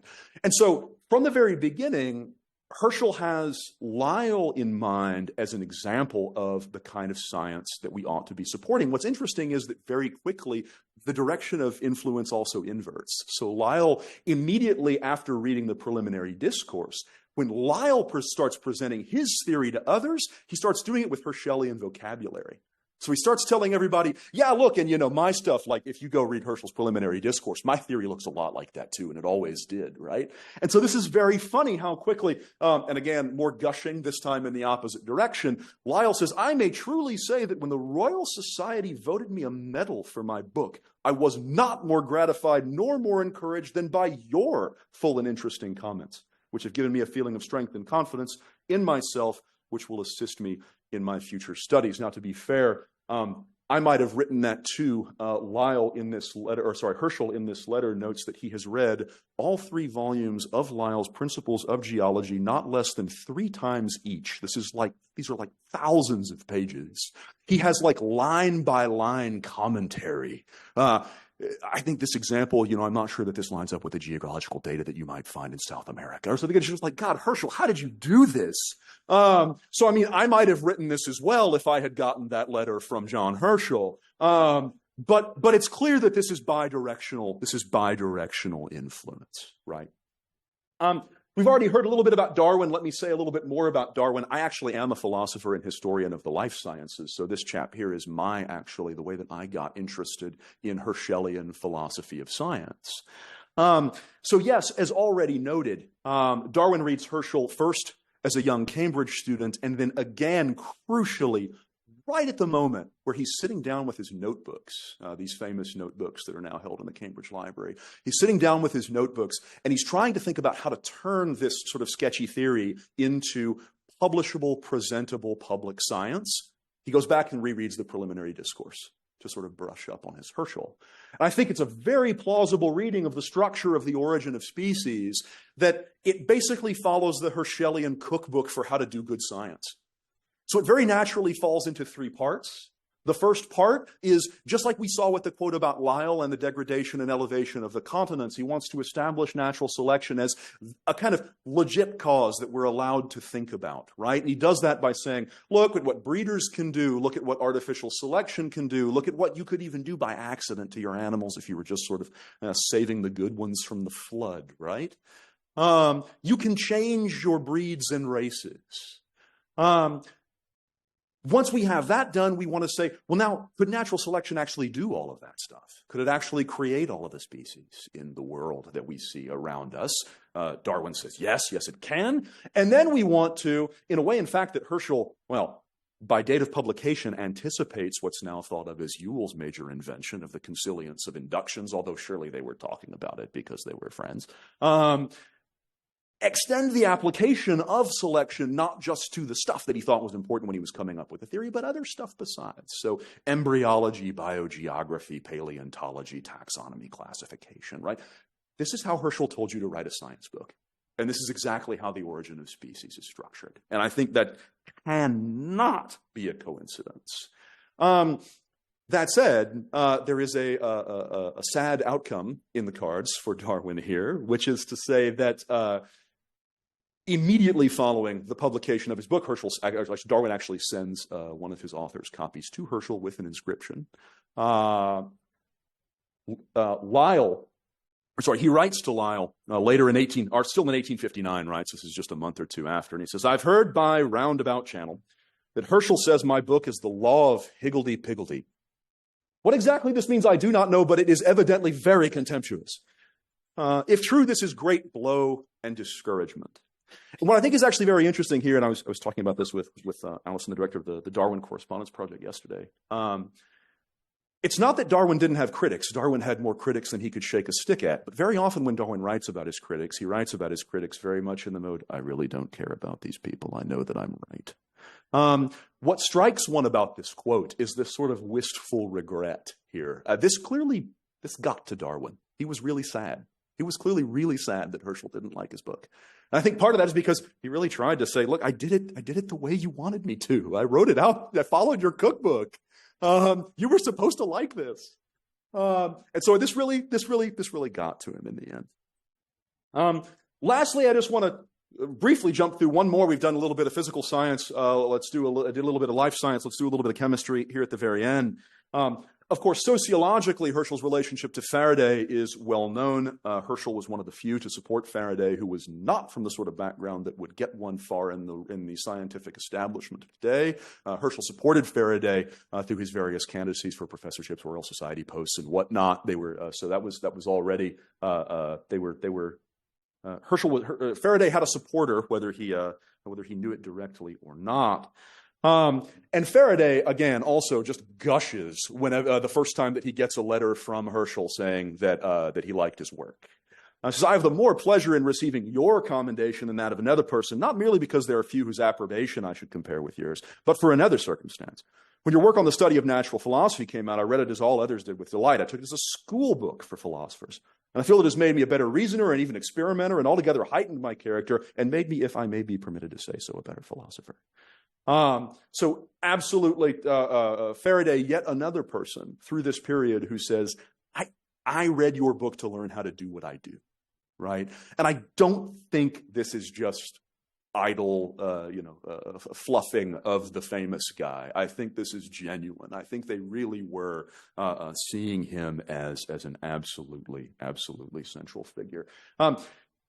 Interestingly enough, and I'll have to, I think I'm the first one to do this. I'll beg off to my chapter if you want the blow-by-blow details of this. But you see a bit of the inverse of the inverse relationship a bit further on, because there's actually what could have been a little mini priority dispute that never actually takes place between Herschel and Faraday, because Herschel has the idea to do the experiment that would reveal the thing that we now call the Faraday effect.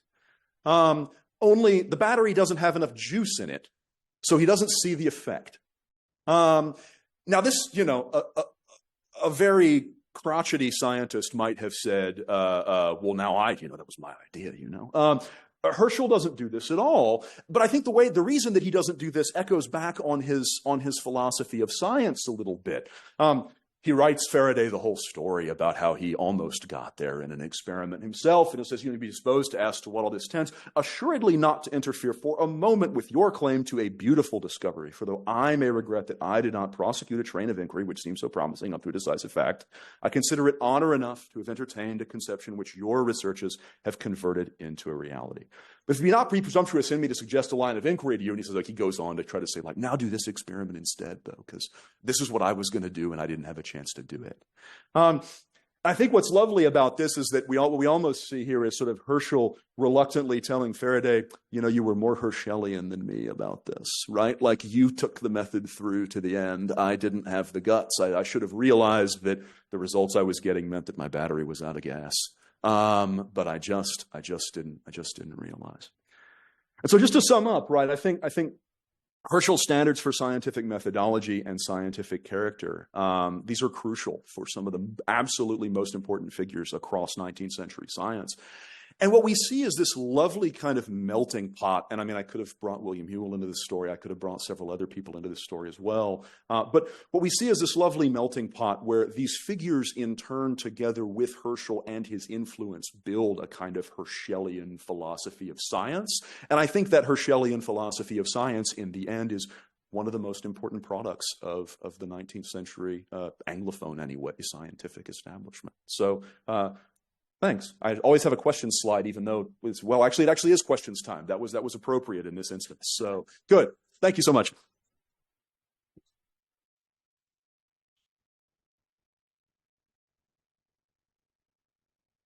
Can you please speakers come up here so we're going in a row, like, okay.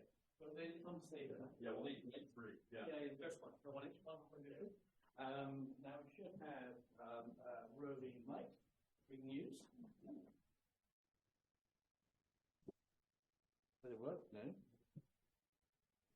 It does work. Okay. So questions. We have half an hour of questions.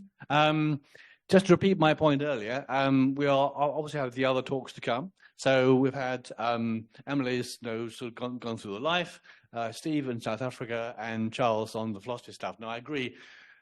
Defining barriers is not very precise, but please try and focus on one of those three for a question if you have them, and we'll see where it takes us. So, who has the first question?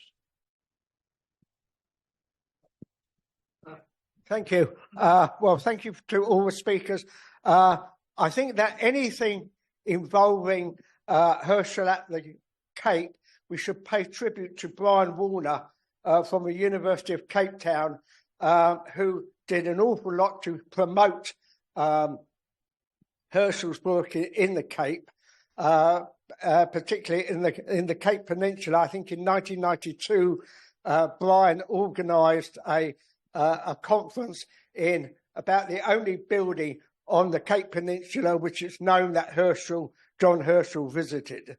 I should also say that Brian Warner came from East Grinstead and was one of the great sort of students of Patrick Moore, who of course was chair for many years of this noble establishment. Sadly, Brian died last year. He was 84, but he was a great scientist in his way, and he wrote books on the flora which Margaret Brodie Stewart had made. So I think we should respect Brian and thank him for his contributions. I'm sure he'd like to be present today. Okay, thank you. Could I ask one of you to respond to that? And do you mind coming to the mic? Because otherwise those online won't hear it. So if you have a view about that. Well, I mean, I know that wasn't so much a question as a comment. I absolutely agree. Brian Warner did do a lot of work. He did a tremendous amount of work. I probably couldn't have done what I did, at least not so efficiently, had I not built upon what he had already done. And that book that I showed of the Flora Herscheliana was done by Brian. And I remember looking at some of those images that John Herschel sketched and Lady Herschel painted down in Cape Town, and knowing, Brian wasn't there when I got to go. I think he was actually at the observatory further away, but one of his graduate students in the astronomy department, Brian had him hang out with me, which was very nice. We had a good time and he showed me around Cape Town. But I was able to sort of follow in some of the footsteps that Brian had already trod, and followed, looked at some of the same things. And I guess I would just say I agree. You're right. Okay, another question. Yes. I have a question to Charles, actually. I have a question about the Herschel's possible connection to positivism. And I'm asking this because there is a book on the history of photography by Carol Armstrong. And she is actually trying to argue that Herschel's experiments in photography come out of this positivistic paradigm. And she develops, she has an entire chapter trying to connect Herschel to Auguste Comte. And I've been very skeptical about this reading, but I just kind of wonder, what would you say? Because she's trying to argue that Herschel's Preliminary Discourse is already kind of the beginning of positivism. What would you say on that? Yeah, that is not provocative. What should I say here? The first thing I would need to do is I would need to look at dates and translations, because I'm not sure that there's a texture. Does the textual transmission chain work for this? This is why I was kind of skeptical, because I think Comte is translated into English in 1854. I mean, Herschel reads French, but I'm not sure that he reads French well enough to sit down with Comte's Lecture Philosophie Positive and just be like, yeah, I got this. Exactly, that was kind of my point, because I think that Herschel could have been reading this in original, but the English translation is later. Yeah. So that I'm a bit skeptical there. I would say, how to put it, Herschel is not, and this is part of what makes this philosophy so interesting and a bit tough to pin down. Herschel's not afraid to make an influence that would feel awfully metaphysical to lots of people, right? As long as we ground it and test it in the right way. And so that, at least in that sense, I mean, we also have a question of how to define positivism that's lurking in the background here. But if we want to think of it as this kind of anti-metaphysical bend, I have to confess that I just don't get that vibe. I just don't get that vibe from Herschel. And I would need to argue that I owe you a better argument than that. Because then to say that I don't vibe with that, but that is my initial reaction, which is to say I don't think that the Herschel who is really excited about theories of light is worried about the fact that might feel like a slightly metaphysical theory. But I'm going to come get that reference from you now, because I'm just interested to read this chapter. So thank you so much. I did not know about this. This is interesting. Okay, another question. Yes. Pass it to Will.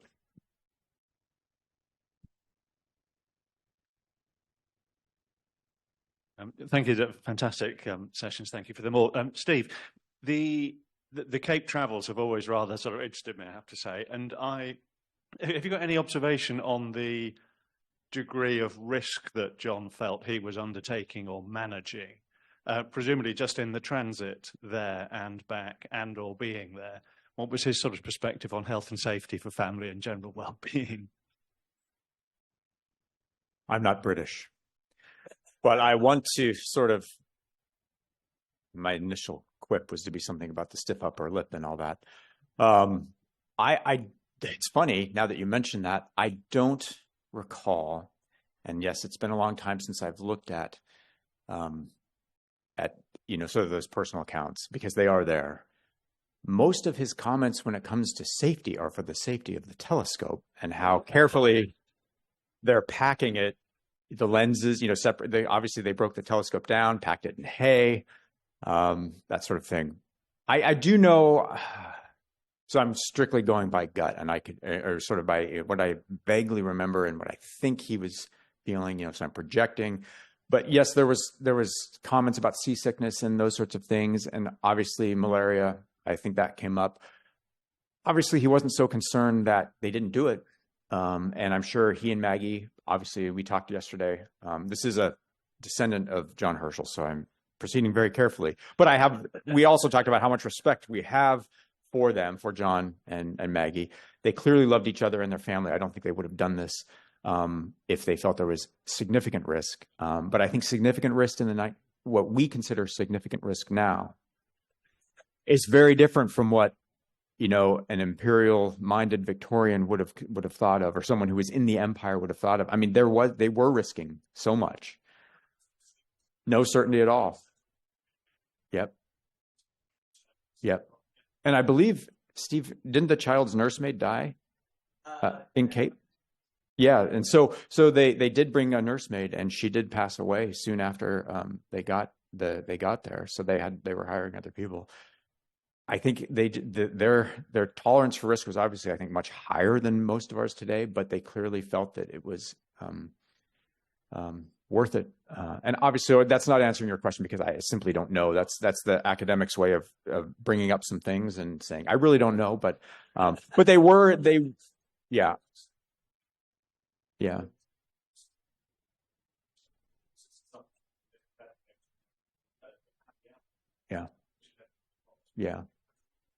It could have, yeah.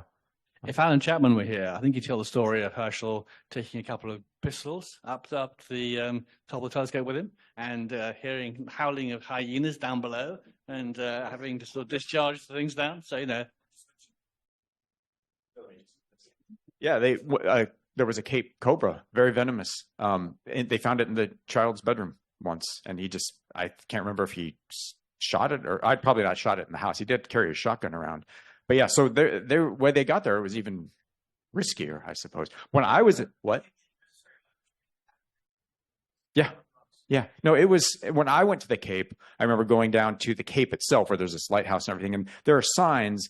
Normally we would have signs like "Don't fall off, stay on the path." There were signs like there was a snake and a big X and like one of those stick figure bodies looking like that. In other words, watch out for snakes. And I'm thinking, oh, this is insane. So, but they found a snake in one of the kids' rooms. So again, high tolerance for risk.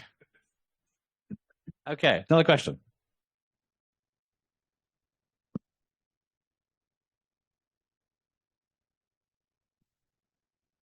Was Herschel's philosophy of science compromised by his commitment to the Bible story of creation?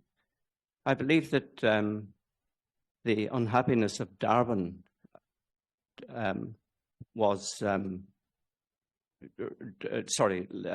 Herschel's reaction to Darwinianism was biblically based. I want to nuance that in a couple of ways. So I think, to be fair, of course, there has to be an element of the religious in the story of Herschel's response to Darwin. But I also think that the longer thing, the one thing that Herschel puts in print about Darwin is this footnote to it. Herschel had this habit of putting really trenchant commentary and footnotes to articles in Encyclopedia Britannica. Which I think maybe he was just hoping we wouldn't read them. It's note number 9. Don't worry about it. So in the article Physical Geography, he has a footnote where he goes on at a bit more length about what he doesn't like about Darwin. And what he says there, though, I think there's a very rational interpretation of it. It's a bit cryptic because he's trying to be nice, because I think personally he does still kind of like Darwin. Or their kids go to school together. So they're going to see each other at parent weekend. What he says is, I think the way to reconstruct what he says is that was a critique that was pretty common at the time, which is Darwin doesn't give us a story for how the variations show up. And how the variations show up is where the origin of species is actually happening. And now maybe part of that story is that God should have a role in how the variations show up. And like that's what someone like Asa Gray is going to say in the United States, a famous Harvard ornithologist. But that's a pretty common scientific, and I think legitimate scientific critique, right? That's a critique that isn't resolved until Mendelism is integrated with Darwinian theory in the 1930s. And so I think while perhaps some of the motivation might have been religious, I think the critique in the end was largely scientific. Now, as to whether the philosophy of science more generally was compromised, I think the thing to say is just perhaps by our lights, maybe, but I would say that reconciling that was just part of what a philosopher of science's job was in the 19th century. This is what they saw, what they took themselves to be. Part of their goal was to understand how these things would have related to one another. Now, might that mean that we could have, if I were rewriting Herschel tomorrow, could I tweak something? Probably, yeah. But I think that's the critiques largely stayed scientific.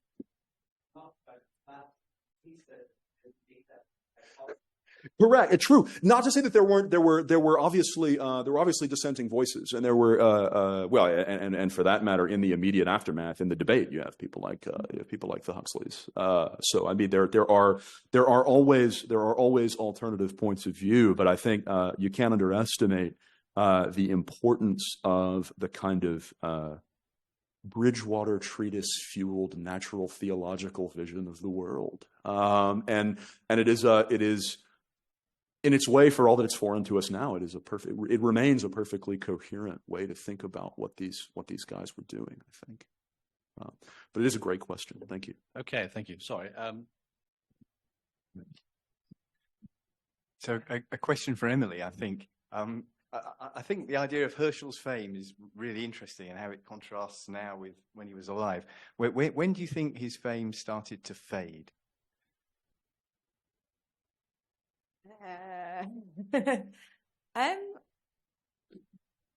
It's hard to know, isn't it? I mean, I guess towards after he dies, there are biographies written about William and Caroline. You know, the focus is very much on William and Caroline. So you have John's children are involved in writing biographies of them. I think. John's wife as well. So they're kind of, and in fact, I think a couple of his daughters are kind of in charge. They take on the role of being in charge of the family archive. And I think maybe just because it's their dad, they don't really consider him to be as important. Do you know what I mean? That seems that when they're trying to kind of tell their family story, that's the one that comes through. And that seems to be the one that people find interesting to them. So I would guess it comes from there. And then when that kind of the next generation comes along, at that point you look back at John's life and it just seems overwhelming, I would guess. Does that seem plausible? Yeah.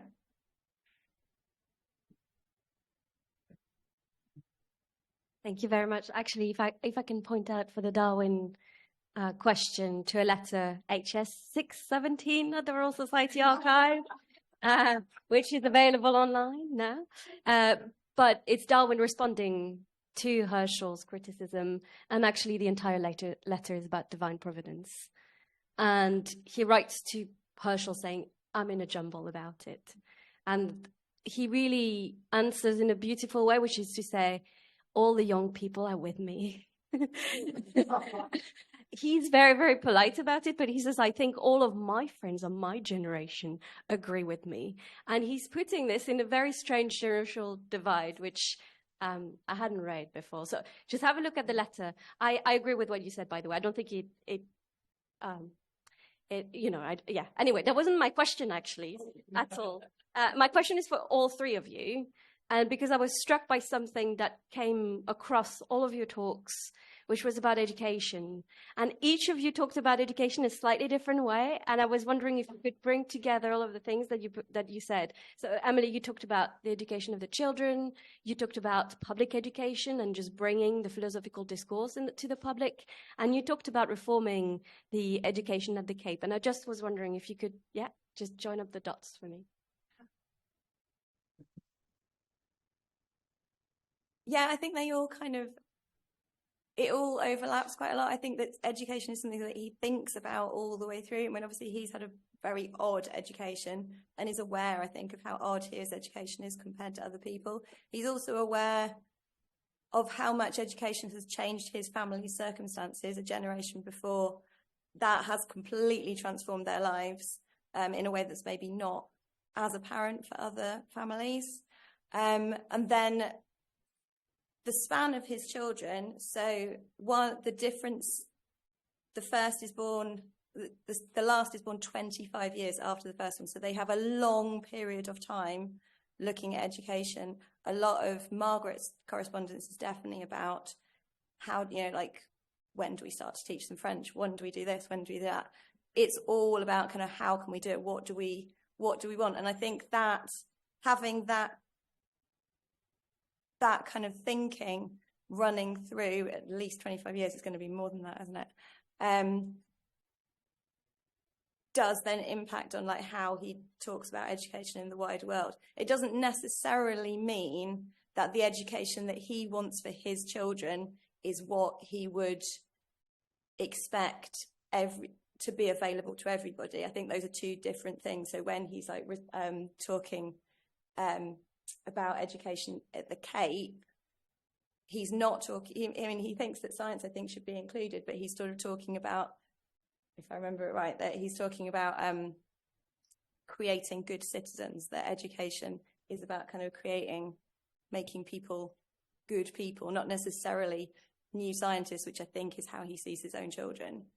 So I think, I mean, he is also involved in his children's education. So because they send the boys to school, who they kind of, not like William, they do just kind of they trust the teachers and they leave them to it. But they have a series of different governesses, and they have different in their household. So the girls all are educated at home throughout. The boys are educated at home till they're 11, and they have different people taking different lessons, and the parents will take on different parts of that curriculum depending on the specialities of the people they employ. So if they have someone who knows a lot, they had one who knew a lot about natural sciences, and they would take them out on scientific walks. And so at that point they step back and they were doing, right, we'll do Latin and maths, or, so they kind of chop and change a little bit. And then as the children get older, some of the daughters take over that role. And there's nice correspondence between, I think, Isabella and John about, I want to be able to teach this, but I don't know, what would you recommend? Where should I go and look for, I want to do this experiment with the kids and I want to know what to do. So she's kind of, it is current all the way through everything that they do and everything that they think. It's kind of feeding into it. That's a very long answer. But Okay. Can we go to the chat channel?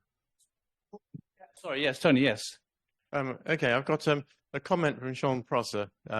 She says, to follow up on Emily's point about John Herschel's achievements being celebrated today, there's a significant exhibition about him at Shanghai Astronomy Museum, which I find interesting. That's a comment, I think, rather than a question. It's a comment, yes.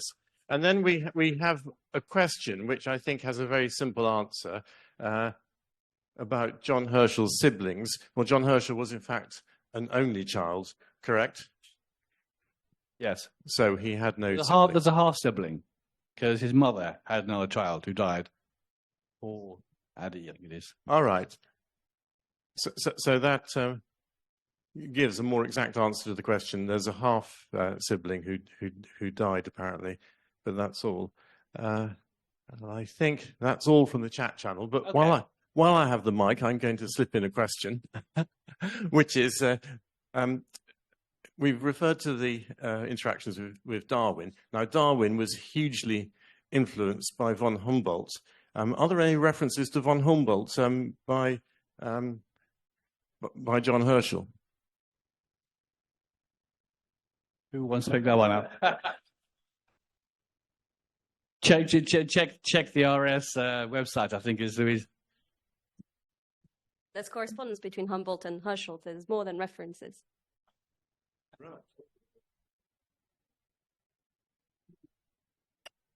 Again, I'm going on memories from quite a while ago, but I'm quite sure that John went to visit Alexander von Humboldt. Yeah, and I also remember reading. I'm not sure if Herschel even knew this, John Herschel, but Alexander von Humboldt, I know, definitely considered William to be the far more bold thinker of the two. He mentions that. I remember finding that, and I think I put that in a paper somewhere, but I can't remember the exact quote. But he definitely thought William's grand theories about the structure of the universe and were impressed out Humboldt more than the work that John did. Of course, Humboldt was significantly older and didn't live to see, I think, quite everything that John Herschel did. But yeah, but I definitely, John Herschel, just like Darwin went to meet Herschel at the Cape, I think for Herschel, John Herschel meeting Humboldt was something of a scientific pilgrimage to go see and talk with him. Okay, that takes us to 11:30. I'm afraid that's the all time we have for the questions on this session. You can keep it till the end if you like. So we have a quarter of an hour to grab a coffee, grab a comfort break, and we'll resume at 11:45. So thank you again to all our speakers, and thank you for questions. Okay, thank you, everyone. Mike Edmunds will be chairing this session, but I'm just going to start it off because Tony Crilly is going to do his presentation online. Tony, do you want to say sort of hello to make sure we all hear you? Hello. Absolutely. Hello, everybody. Okay, thank you. So, yeah, okay. That's good. That's fine. That's perfect. Okay. Yeah. Okay.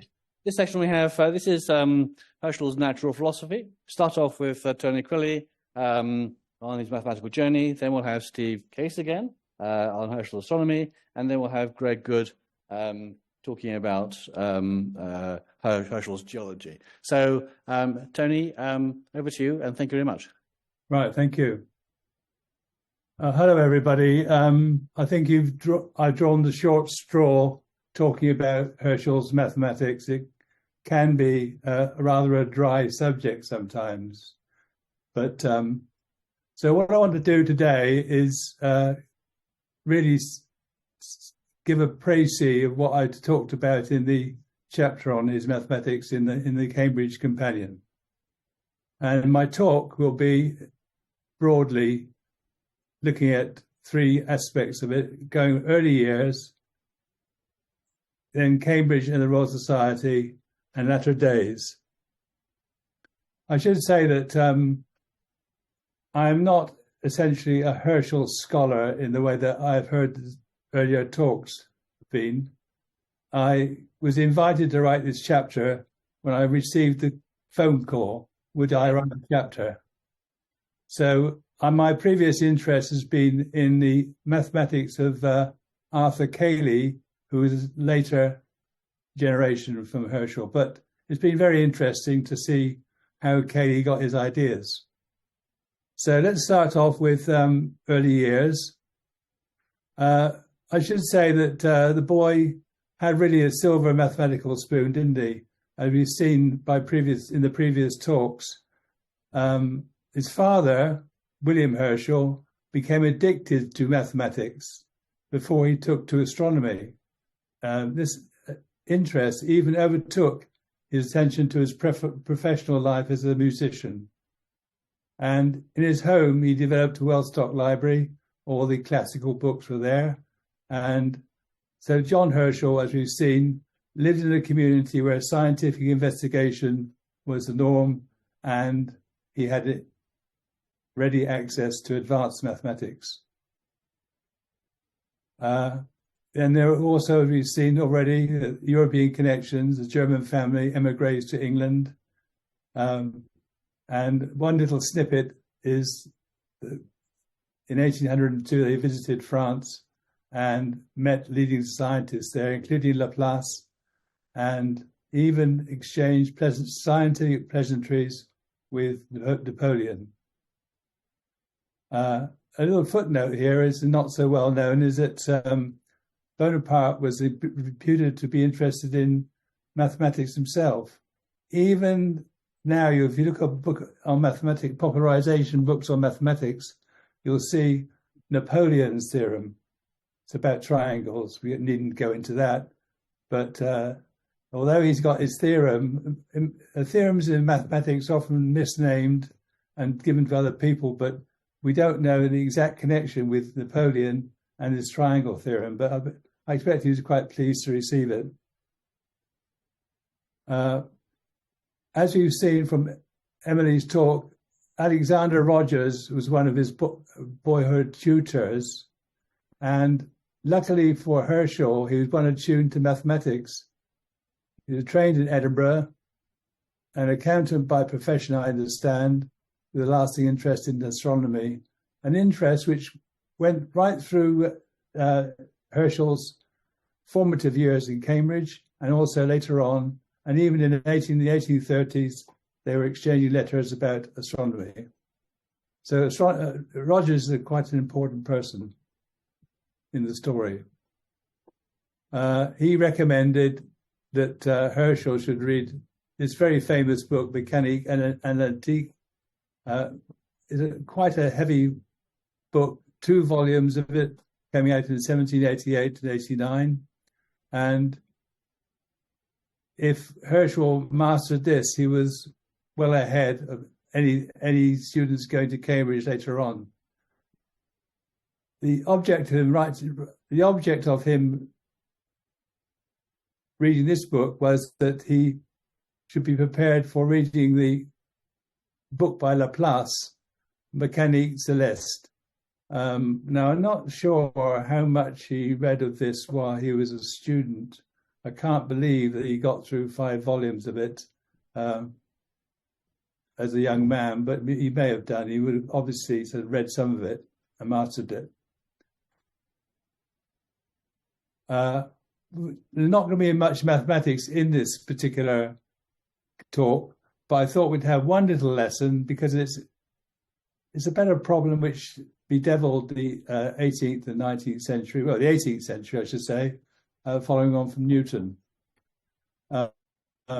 It's the idea of trying to give some sort of theoretical basis to instantaneous velocity, or instantaneous speed. You can imagine a little thought experiment going on here, of the kind that Einstein used to like talking about. Can you imagine a ball, say, being thrown up in the air? It could be a ball, it could be a rocket, it could be a spaceship, it could be anything really, planet, at position A, and the height of the ball at time x is given by a function, f of x. I don't specify what that should be. You can work out what it might be if it were a ball thrown up in the air, but it might be more complicated than that. So it goes up to position B at time h seconds after x. So it'd be x plus h. So its height will be f of x plus h. So the average speed of the ball between A and B, it will be the distance traveled over the time taken. So the distance traveled will be f of x plus h minus f of x, okay?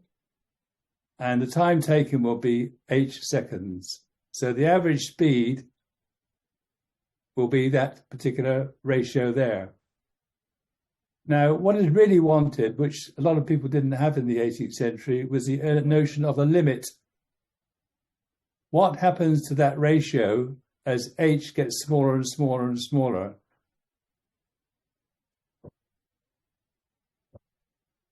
So in the previous slide, we're letting A and B get closer and closer and closer together.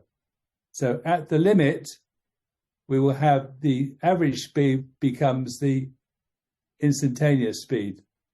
But the big thing is, why I'm really doing this is to guard against putting h equal to naught. which a lot of people did in the 18th century. Because if you put h equal to naught, you get f of x minus f of x, which is 0, and h is 0. It gives you naught over naught, which is, in mathematical language, is nonsense. Okay? And this caused, so the instantaneous speed at A will be the limit as h approaches naught of that ratio there, f of x plus h minus f of x.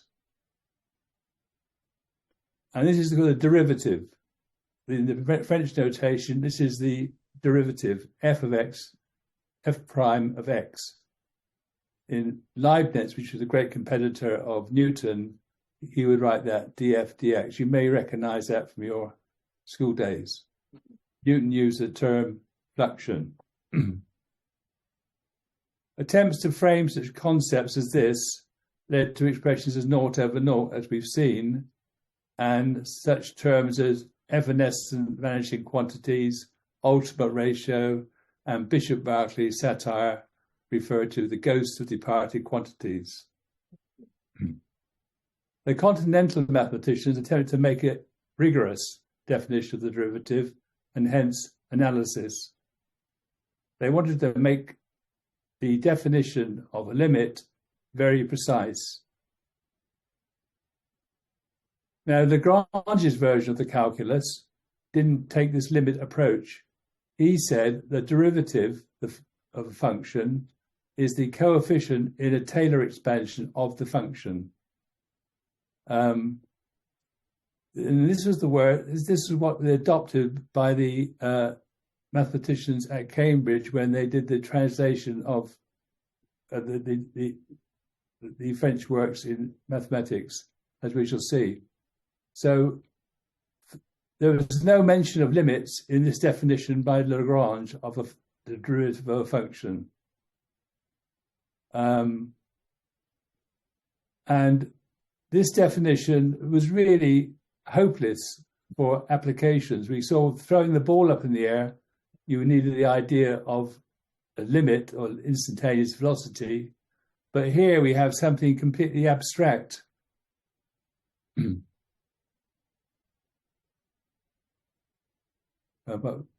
Something very abstract and not necessarily tied to any physical concept. It wasn't until later on in the 1820s that Cauchy challenged this particular notion of a derivative. Lagrange's argument does not appeal to any geometric notion of tangent, so that was an advance, but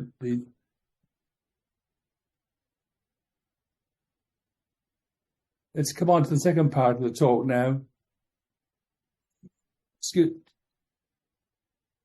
Given Herschel's background, he arrived at Cambridge in 1809 with a knowledge of mathematics well above the norm. He probably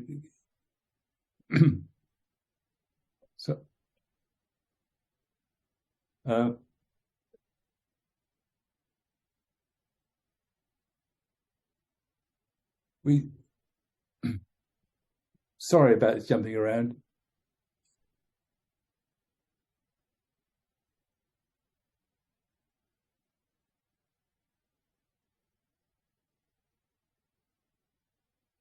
Newton's intuitive work appeared through the use of diagrams and geometric arguments, hence geometry. So there's this competition between the 18th century approach at Cambridge in geometry and the new approach in analysis fueled by work on the continent. There's a lot of talk about the Analytical Society. When Herschel first went to Cambridge in 1809 and worked his way through, the Analytical Society was founded in May 1812 to promote these continental ideas. Herschel, because of his status, was elected as president, but we should note that at no time did the society ever exceed 12 undergraduate students, so it wasn't a massive movement. Herschel was elected president, and he and Babbage wrote the memoirs of the society. And over 100 pages of dense mathematics, but few could understand. No one could understand it apart from Herschel himself and a few others, and Babbage, hopefully. And it was a financial flop.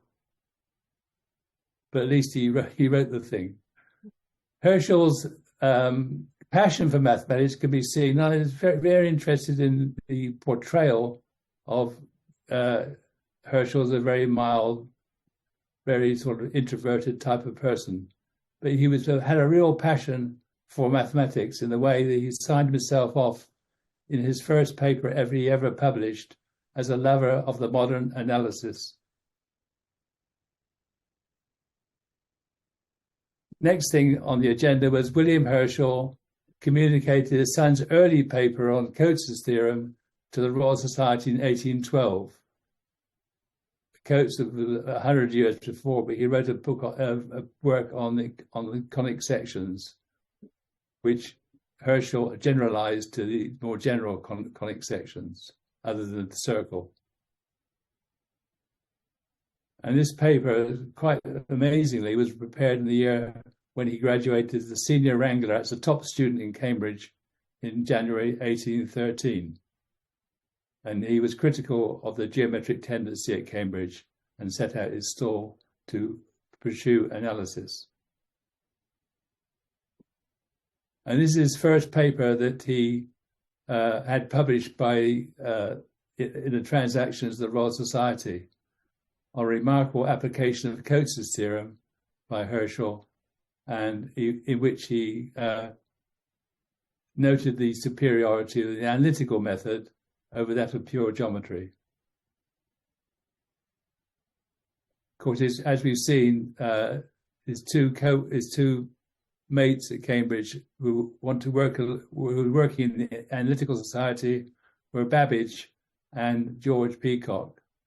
I was very interested to see in Steve's talk about the letter which Herschel wrote to Babbage on that little bit of mathematical insider knowledge, that really you could get a measure of the ability of Herschel as a young man, because in that letter he was talking about the continued fractions in which the elements were complex numbers. So it's quite a complicated piece of mathematics. So Charles Babbage and Peacock were the key figures in the Analytical Society. In the literature, in the history of mathematics, much has been written on the history of the Analytical Society, but not much has been written on Herschel's mathematics overall. And that's one of the, I had to sort of start from scratch, as it were. In 1815, they translated the work by Lacroix, Traité élémentaire, which is an abbreviation of a three-volume work.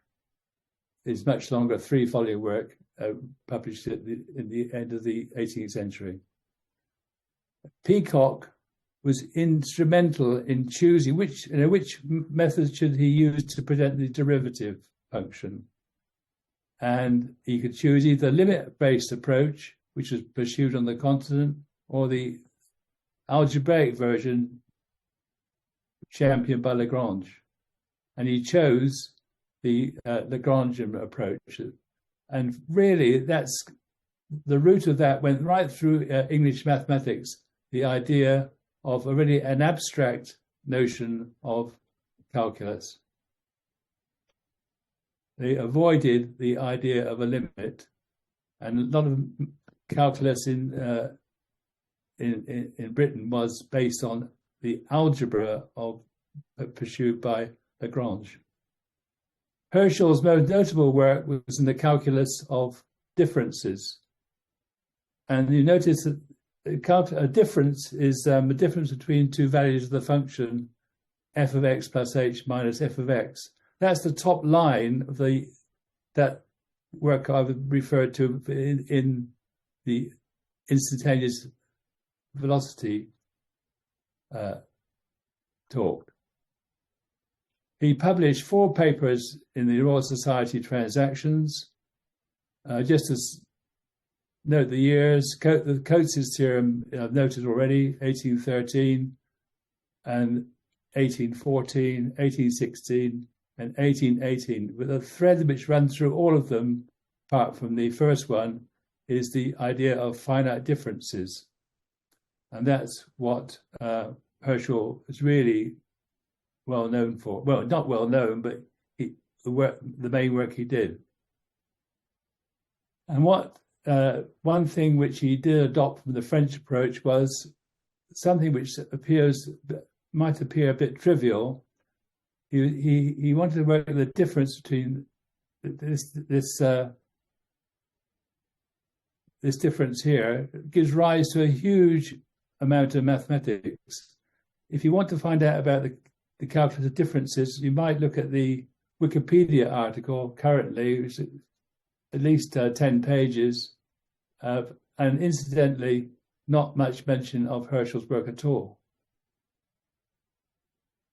This work is still pursued in a subject called a numerical analysis, which looks at applications of the calculus. So the idea is that the operator delta, this thing here, delta sub h, is separated from the thing which it operates on, and a whole algebra based on these operators can be worked on. The separation of symbols became a theme developed by the later mathematicians, Gregory, Arthur Kelley, George Boole, and so on, led to a whole field called the calculus of operations. Although it was based on French mathematics, Herschel did a lot to promote it.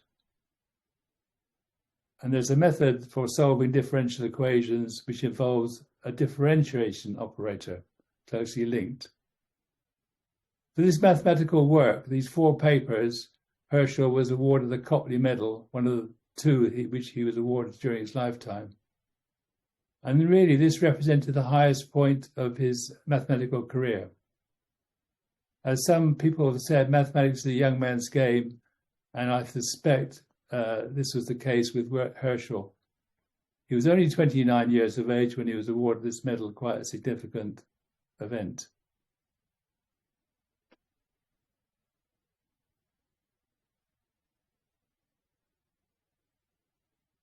I should say that to Herschel, although I claim that is to represent the highest point of his mathematical career, of course, he did go on talking about mathematics. He did write a very interesting history of mathematics in the 1830s, but technically, I think this did represent the best work he did. He continued in mathematics. In the 1850s, he investigated a thing called the theory of partitions. What you need to do is, if you take a number, say 7, you can write it as 1 plus 1 plus 1 plus 4, and you can write it as 1 plus 2, etc. I think I got that right. And the object is to determine how many partitions there are of a number. Well, that's okay for very small numbers. You can work it all out. But if I gave you, say, the number 200, to work out how many there were would be a very difficult problem. It is a significant problem in mathematics, worked on by people like Euler. But by the 1850s, of course, Herschel had become a figurehead in science. But by the 1850s in Britain, there are people who devoted themselves only to mathematics and nothing else. Certainly not the way that Herschel was brought up. People like Kelley, Sylvester were in this mold. They made inroads in mathematics, but they never talked about philosophy, science, and all the rest of it. But anyway, going back to what Herschel did in partitions, Kelley and Sylvester made inroads to this partition theory, and Kelley's work was very similar to Herschel's, but was more sophisticated. This work was overtaken by developments in the 20th century, where you may have heard of people like G.H. Hardy, a Cambridge mathematician, and his famous protege, Ramanujan, the man who knew infinity. In 1859, Herschel approached the Geographical Society with what he believed was a new projection of the sphere, distinct from the Mercator projection. He quoted Gauss, but seemed ignorant of the work of Johann Lambert. Perhaps he couldn't keep up with what was going on at that time in mathematics, but at least he was interested in the subject still. Writing in 1871, at the time when Herschel died, P.G. Tate, a very famous Edinburgh physicist at the time, wrote rather a nice quotation, an assessment of Herschel's work. One of the most charming mathematical works ever written, everywhere showing power and originality, as well as elegance. In all these respects, it far surpasses his subsequent mathematical writings, excellent as are many of them.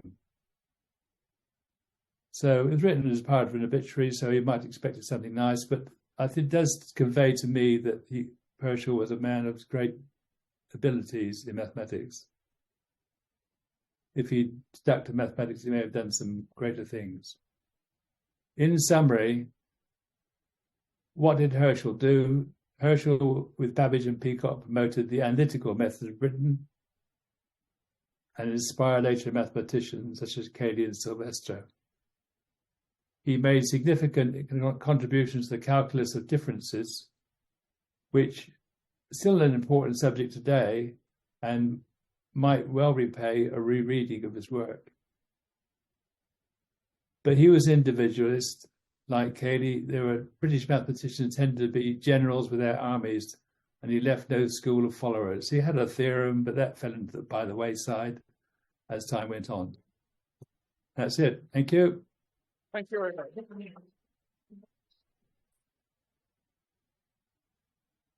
Thank you very much, Tony. We'll come to questions later on. Next up, it's got to switch. Do I switch off now? Yep. Okay, back to astronomy now. Stephen Case again. Where is he? Oh, there he is. Hiding in the shadow of the lectern.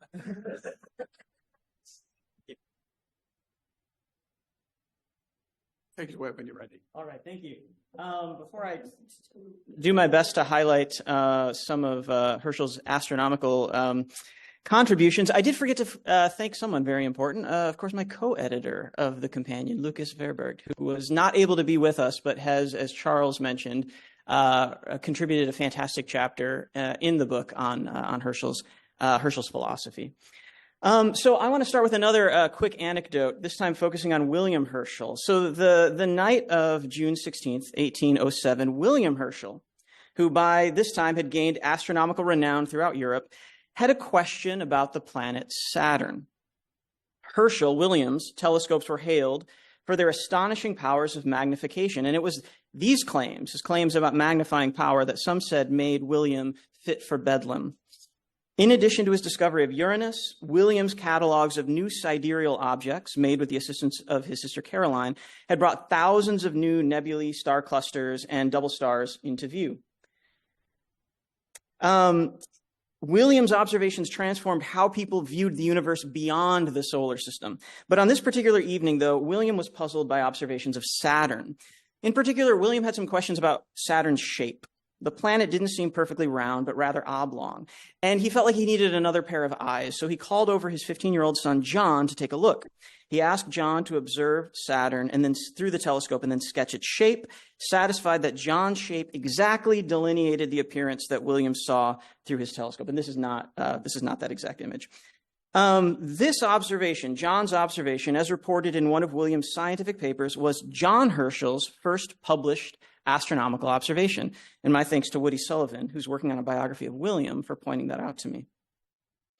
No, now, though John Herschel would eventually follow in the footsteps of his aunt and father, it would be a long road from some of his other interests, which we've seen today. He pursued several other aspects of natural philosophy before taking his place at the telescope. It wasn't until 1816, 3 years after his graduation from Cambridge, that his father convinced him to take up the projects that William could no longer complete. And it wasn't until William's death in 1822 that the younger Herschel began his astronomical work in earnest. So in this talk, I want to highlight two aspects of John Herschel's astronomical legacy, though there is a lot to talk about here. Obviously, you can find out more in my chapter in the companion, but if you really want to get in the weeds on Herschel's astronomy, I will make a plug for my first book, which is Making Stars Physical, The Astronomy of Sir John Herschel. But what I want to highlight today are two things. The way in which John Herschel established the sidereal revolution that Caroline and William had begun, and sort of the way that I think some of us don't necessarily realize that John Herschel had a role in shaping naming conventions in the solar system in sort of an unexpected way. So let's start with the first. I probably don't have to tell many here that William and Caroline ushered in a new kind of astronomy. Apart from the particular discoveries they made, Uranus for William and several comets from Caroline, their major work was the catalog of sidereal objects that they constructed together. One of the things that was so remarkable about this work is that it was truly outside the remit of what almost all other astronomers were doing at this period. For the most part, the vast majority of astronomy up until then was what might be considered positional astronomy. Astronomers were interested in determining the precise positions of stars for timekeeping and celestial navigation, or of planets and comets to better refine their orbits under Newtonian gravity. What was different about the work of Caroline and William was that it brought hundreds of new sidereal objects beyond the solar system, what today we would call deep sky objects, into astronomy. Such objects quite simply hadn't been of much interest to astronomers before. Not only did William and Caroline add prodigiously to the number of these objects known, publishing catalogs containing thousands of nebulae, star clusters, and double stars, they also led William to what some have called a natural history of the heavens. Just as a naturalist might study the life cycle of plants and animals on Earth by building up observations in a garden or forest, similarly, William believed he could build a theory of the life cycle of stars by witnessing them in their various stages of evolution. Again, the thing to note here is how unique this work was. It wasn't simply that people hadn't done it before, it was that no one else even had the equipment to make these observations. The sidereal astronomy of William Herschel was outside the mainstream of astronomical practice. Without others to take it up, William's work would have remained the observations of an eccentric, though skilled, enthusiast. Now, John Herschel realized this, and he made it the work of the majority of his career to not only complete his father's surveys, as we've seen by going to the Cape of Good Hope and doing the southern sky, but also repeating them in the northern skies, in order to establish his approach to astronomy by making it useful to other astronomers. And as I argue in my book, I think this is the best way to understand John Herschel's work in astronomy. He built on the work of his father and aunt in order to move their accomplishments into the astronomical mainstream, making them accessible and useful empirical records for doing natural philosophy, according to his own, John's own, rigorous mathematical standards. So I'll illustrate this with two important points: double stars and the survey of nebulae. So first, double stars. William Herschel's telescopic surveys had made it clear that a large number of stars in the sky were actually multiple stars when viewed through a telescope. At first, William assumed most of these were line-of-sight doubles, two stars that just happen to appear together because of the perspective that you're seeing them in the sky. But eventually, after revisiting some of these star pairs, William realized that at least some appeared to be gravitationally bound, orbiting around each other. Today, we would call these binary stars. Now, this was good news in one respect, but bad news in another. It was bad news because line-of-sight doubles were the ideal way to look for stellar parallax. Stellar parallax hadn't been discovered yet, and if you could measure stellar parallax, you had the distances of the stars. So people wanted line-of-sight doubles to measure parallax. But to find the parallax, you had to observe a double star over a long period of time, and if it turned out that they were actually orbiting each other as binary stars, your observations weren't any good. On the other hand, it was good news because it seemed to prove the extension of Newtonian gravity to the entire universe, and it could, and ultimately was, use a way of measuring the masses of stars. In fact, John Herschel refers to William's discovery of binary stars as the greatest of all his discoveries, beside which Uranus was merely a trifle. Now, using William's catalogs of double stars, though, it was really difficult for an observer to determine whether or not they were looking at a binary star or an optical double. For one thing, William's catalogs didn't list objects in order of the position in the sky, making them very observer unfriendly. For another thing, the star pairs needed to be observed all over again at a distance of time from William's original observations. And so it was this project, revisiting all of his father's double star observations, reorganizing them, and determining whether star pairs were likely binaries or line of sight doubles, that became John Herschel's first systematic project in astronomy, begun even before his father had passed away. Again, this was taking something his father had done and making it useful for the rest of the astronomical community, not simply redoing it, but establishing it as part of observational practice.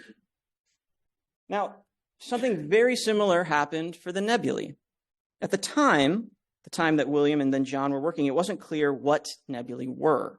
There was no conception that they might be distant galaxies, but there was some idea that perhaps they collapsed into stars, that things like the Andromeda Nebula or the Orion Nebula were planetary systems in the process of formation.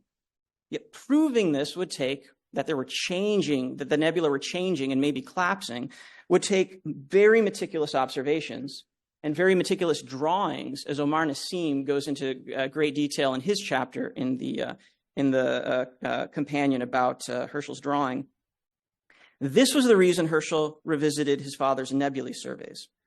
John wanted to restructure the data that his father had collected and establish an observational baseline to determine whether any changes in the nebulae had taken place over time. In this respect, we can think of William as the explorer and John as the surveyor who comes afterward, going back over the ground and making it uniform, measured, and accessible to those who would come after. Again, John was the only person equipped for this work. He had the telescopes that his father had constructed and that he had rebuilt under William's supervision. He also had the ultimate guide, a reorganized and unpublished catalog of nebulae that his Aunt Caroline had created in her retirement. Together, these tools meant that John could build on the foundations his family had already created and extend that to the entire celestial heavens, becoming, as far as we can tell, the first person in history, once he had completed the southern skies, to visually survey the entire heavens through a telescope. Herschel's catalogs of nebulae became the basis of the new general catalog, the NGC numbers that we use for deep sky objects today. Herschel discovered hundreds of these objects, nearly 2,000 new nebulae and star clusters, and several hundred new double stars. Yet it wasn't the particular discoveries that he thought were important. Again, these were a means of establishing the new view of the sidereal heavens glimpsed by his father and his aunt. So in that way, Herschel's influence on stellar astronomy is immense. Second story I want to tell about Herschel's astronomy, though, involves objects within our solar system, and it's a discovery I made while studying John Herschel's letters and diaries. So we'll go back to William Herschel for a moment. We all know that William Herschel discovered the celestial object now called Uranus, not too far from here. And at the time, he didn't call it that, right? Once he realized it was a planet, William named it for King George III, the Georgium Sidus. Of course, astronomers outside of England didn't like this very much, and depending on where you were, it was usually referred to as Uranus, or sometimes even Herschel. John Herschel himself tended to refer to the planet as Uranus, not the Georgian. Now, by the time the planet that we call Neptune was discovered in 1846, William Herschel had been dead for over 20 years, and John Herschel was at the height of his fame. He was back from the Cape, and he was working to publish that immense Cape results that Steve talked about earlier. Leverrier, the French astronomer who predicted Neptune's location, was convinced that this new object, this new planet, should be named Leverrier. Now, English astronomers argued they had some rights to naming it as well because the English astronomer John Couch Adams had also predicted its location, and they raised the same objections that French astronomers had raised about a planet named after an English king. As the controversy heated up, Leverrier wrote a letter to John Herschel, pledging that he, Leverrier, would henceforth refer to Uranus as Herschel if Herschel would support the name Leverrier for Neptune. Now consider for a moment Herschel's dilemma. Herschel hated controversy. Herschel believed science should be free of dispute and nationalistic contention.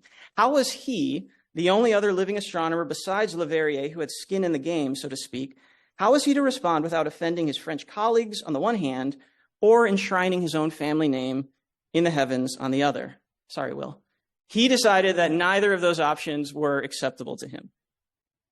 Now, the answer came for Herschel from an unexpected and I think a pretty clever source. Remember, he's working at the Cape.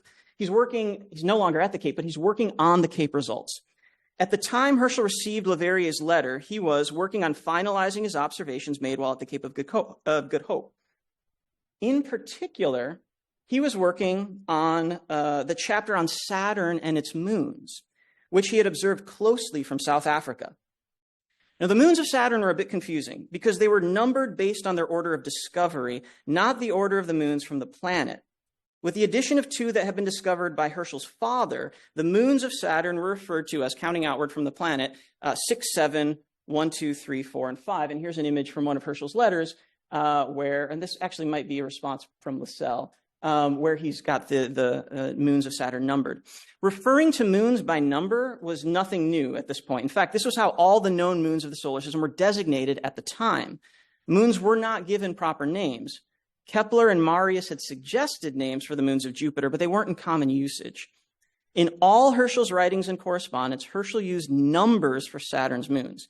In fact, he continued to use these numbers, even though they were a bit confusing, until the very day he receives a letter from Leverrier about what to call the planets, at which time names for the moons of Saturn suddenly appear in Herschel's diaries. Now, Herschel explained his decision to name the moons after the Titans of Greek mythology in the Cape results in a footnote, as usual, where he gives the confused numbering system. He says we have to rename the moons because the numbering system is a little bit confused. But if you look at his correspondence, he continues to use that confused numbering system again until that very day he gets the letter. So what Herschel doesn't say, and what I think the timeline of events illustrates pretty clearly, is that the moons of Saturn gave Herschel an opportunity to address the larger controversy over the names of Uranus and Neptune. By populating the sky with ostensibly neutral mythological names, Herschel made the sky that much of a worse fit for names like Herschel or Leverrier. Now, Herschel's tactic worked. The names of Saturn's moons were accepted, and when another moon of Saturn was discovered in 1848 by William Lassell, Lassell named it Hyperion in keeping with the new convention. But there's an ironic epilogue. When Lassell observed 4 moons of Uranus, he again turned to Herschel for names. And here, Herschel managed to have his cake and eat it too, though I'm not sure this was his intention. Herschel offered the names of sprites or airy spirits from the moon. Titania and Oberon from Midsummer Night's Dream, Umbriel, I'll get this right, maybe it's Ariel. Ariel from The Tempest, and then Umbriel from Pope's The Rape of the Lock. Ultimately, the convention for the names of the moons of Uranus became Shakespearean characters, but that wasn't Herschel's original intent. Nevertheless, all of the airy spirits that he suggested were from English literature. So ultimately, though Herschel helped keep the heavens free of contemporary names, he did manage things so that the planets first named after an English king is still surrounded by characters from English literature.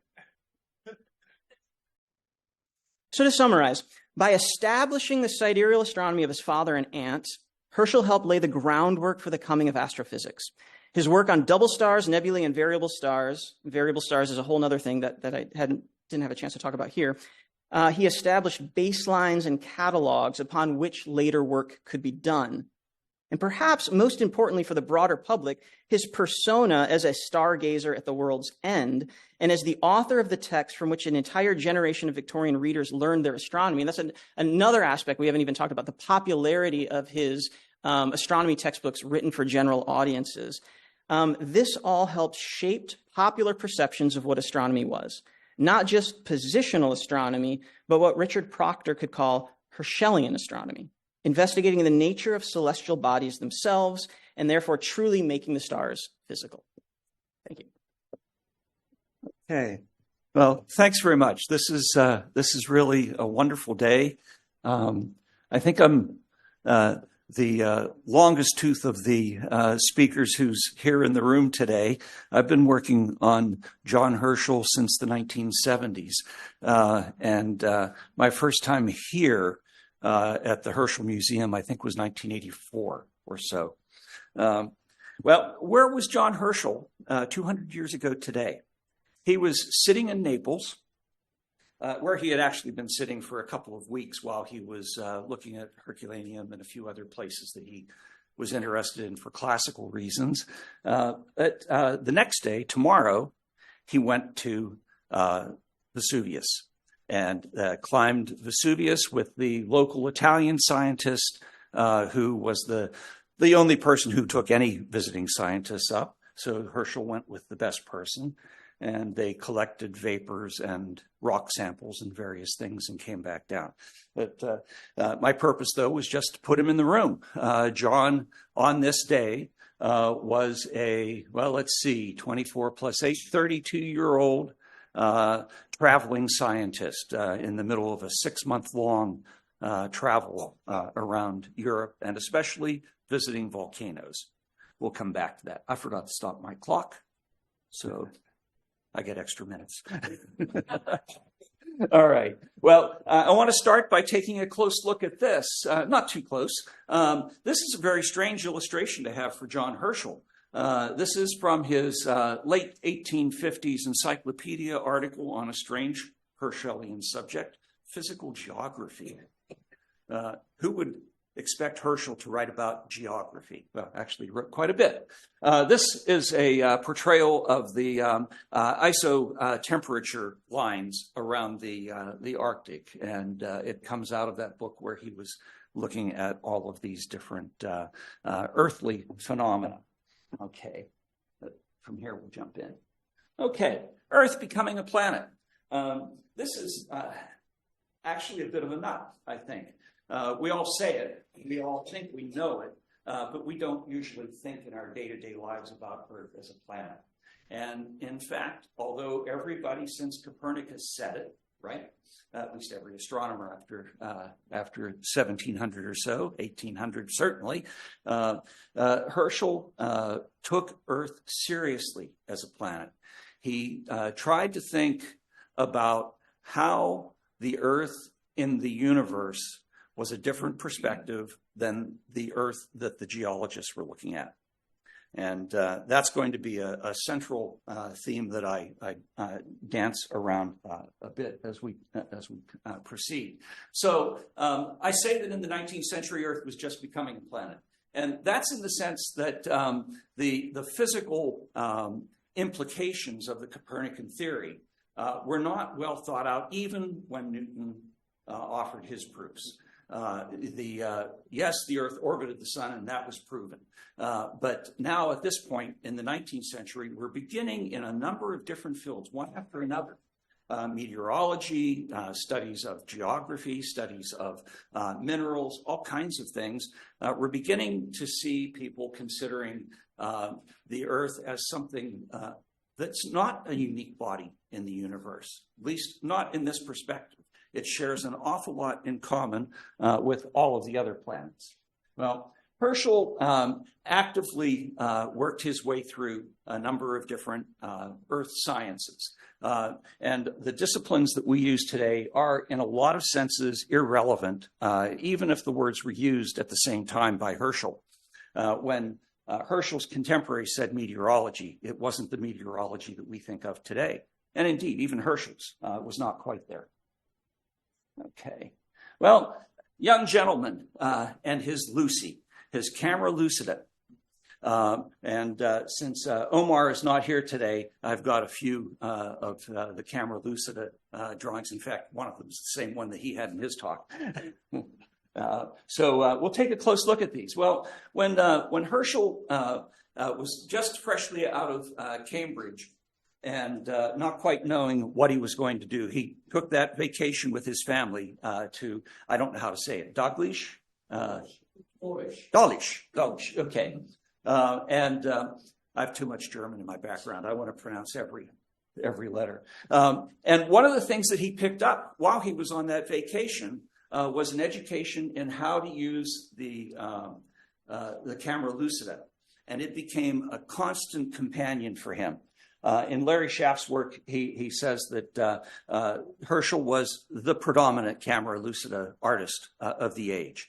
And he certainly was accomplished with this instrument. So this is one of his drawings from 1816.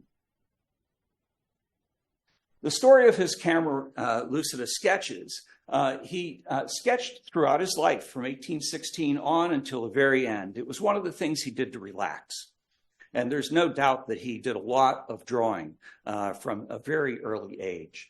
Those landscapes from the trips up into the North Country of England when he was just freshly out of Cambridge, or just about ready to go to Cambridge. Looks like a really incredible drawings. They aren't camera lucida, they're freehand, but they're really marvelous. Well, he continued that the whole way through his career. And I don't show you a dozen, a few less than that. But these camera lucida drawings are the other document of his travels and of his observations of the Earth. These are not just artistic renderings. They are measured, and in some cases, the measurements still exist, as Omar talks about. In some cases, they've been erased, unfortunately. But we get to see quite a bit of what Herschel was looking for. He was looking at rock formations, strata, and up on that far distant hill, you see a human object. That human object is Charles Babbage, and he's working with a barometer. You might be able to tell it's a very tall instrument, so it's a barometer. Okay, so this is on Herschel's first big trip through Europe in 1821. He spent 3 months traveling mostly through the Alps, stopping in Paris first, where he met with every name that you can think of. As he said, by the end of his first afternoon, he had met every scientific luminary in the city. He especially spent time with Laplace and with Humboldt. Those were two of his major contacts. He went on from that picture of Babbage, and they explored their way around through the various mountain passes and down into Italy. And they came to this particular spot just in Zermatt, in Switzerland, on their way to climb what some people thought was the highest mountain in Europe. Herschel knew that it wasn't. It was Monte Rosa. There were some people who thought it might be taller than Mont Blanc. And these, on this particular trip, Herschel had in mind getting to the highest mountain that he could possibly get to the top of, even if it's not the highest in Europe. Because what he wanted was not a mountain peak. He was not bagging a peak. He was trying to get as close to the heavens as he could get. His goal was to get as far above the atmosphere as he could, because he wanted to begin studying solar radiation. Well, this was the trip where he discovered solar radiation. Charles Babbage and John started from Zermatt with guides, of course, and also people with burros carrying various equipment and things. It was a little minor expedition. And they climbed up and over the pass and into Italy. They camped that night in a hut called Saussure's hut, because Saussure had been there 20 or 30 years later or earlier. And when Saussure was there, Saussure brought along the guide Coutet, who went with him in 1787 to the top of Mont Blanc. When Herschel came, he also brought a Coutet, who he had picked up at Mont Blanc. It might be a son, it might be a nephew, it's not really clear. Even the names are not quite spelled properly sometimes. But whatever relative it was, he had heard that there was a route to the top of Monte Rosa, and he was taking Herschel and Babbage up there. They climbed the mountain, they slept over, they took a very early start, and by 2/3 of the way through the day, Babbage was out of it. He couldn't go another step. In fact, Herschel said he should have stopped much earlier, but he was Babbage. If Herschel was doing it, he was doing it. And but Herschel and Coutet continued on, and they did summit. They summited the Breithorn, as we call it today. At that time, Herschel decided to call it Kleine Mont Cervin, so the Little Matterhorn. which was kind of funny because it was a totally snow-covered peak. It looked nothing like the Matterhorn at all. But they made it to the top. They came back down. They did barometer measurements, which was one of the main goals. And there lies Babbage in absolute misery. And he's been exposed to the sun in a snowfield. I'm an old mountain climber, so I've had it too. You can even get the insides of your nostrils sunburned. And so they go back down to Zermatt. In any case, they suffer greatly, and Herschel discovers this is an opportunity. I can begin to study solar radiation at elevation. I just need to come up with a way to do it. Well, let's see where we're going with this. Okay, so, I've just done that without even thinking about it. Okay, and that one, good. And okay, here's the actinometer. This is the instrument. I'm not sure if this is Adelheid's reconstruction or if it's something that's been found in a collection. I got it so long ago. That was 10 minutes. I get to do it again. Okay, so that's the actinometer. Herschel spent the next 40 years developing this instrument, trying to make it work, both first for himself. And in fact, although he did come up with models that he could work consistently with, he also came up with models that didn't work consistently even for him. And he really did all of the things that you expect scientists to do in an experimental situation. He was figuring out the instrument, he was figuring out the quantities that he was measuring and how they had any physical meaning. And then he had to figure out how to get people to do it. And that didn't happen really. But Herschel went on a couple of years later for another voyage around the Alps and the rest of Europe. In 1824, he went on a 6-month-long trip and trying to figure out which parts to leave out. I'll leave out your part. Okay, and on this 6-month-long trip, the high point of the trip was climbing Mount Etna, but volcanoes were the theme of the whole trip. The idea, what Herschel was thinking about at this time is how are rocks formed? He was always, unlike all the geologists who he was in touch with, he knew the work of James Hall actually directly, because he and his father visited with James Hall. They were friends.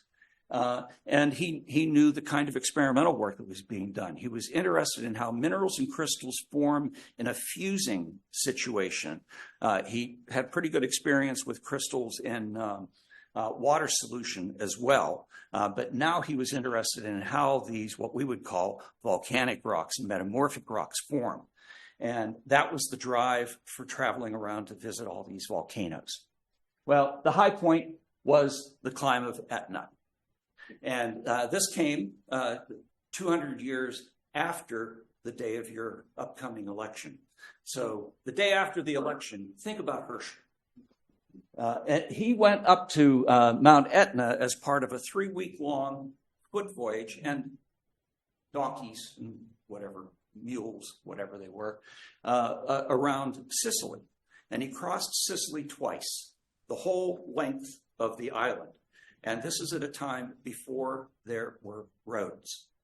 They had donkey paths. That was all there was. And at the very end of the trip, well, 2/3 of the way through, they made it to Etna. They picked up the local authorities, who were the same people who took anybody up to the mountain. Oh, they also picked up Charles Darwin, the Oxford geologist, who just happened to be there as well. And together, they all climb the mountain, and they take measurements as they go up. Here's another barometer reading in a grotto on the way up. And then they take barometer readings at the top. There's a delightful series of drafts of a letter that Herschel writes from the top of the mountain. He says, everybody else is asleep.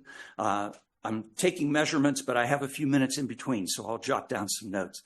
And he talks about what a wonderful kind of romantic experience this is, to be up on Mount Etna in the nighttime, taking stellar measurements and barometer readings while everyone else is snoring.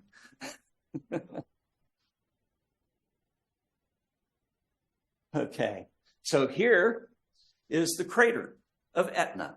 John didn't go down into the crater of Etna. He did go into the crater of Vesuvius partway because he wanted to collect gases from a fumarole. But here he was happy to look at the fumarole from a distance. He did start walking around the crater's rim, and when he was partway around the crater's limb, he looked back to where his friends were, and he looked over there, and there was an incredible rock slide that took place and took out an entire section of the rim across the volcano from him. So he hurried back. But he did make it, and he tried his actinometer out on Mount Etna. He did a lot of readings there. Well, to go a little further into the trip, they proceeded up into the Tyrol, and the last bit of geological work that Herschel did lasted about 2 or 3 weeks, and he was going up and down through the mountain passes in the Dolomites. I would love to recreate this when I forget exactly when he was there, August or September. I would love to go back and create it this year as a 200th anniversary, but I can't make it happen. But these are notebooks that record his various trips around Europe, and these are down at Texas. And this is in the chapter in the book too, so you can see it interpreted a little bit more fully there. But every one of these mountain peaks is lettered, and in here you can see annotations like pyrox and dolomite and other rocks. So he's telling you what the different strata are composed of. Is he doing this from the top of his head? No. John Herschel met with Alexander von Humboldt in Paris at the beginning of the trip. He stayed 24 hours and took off. He got what he needed.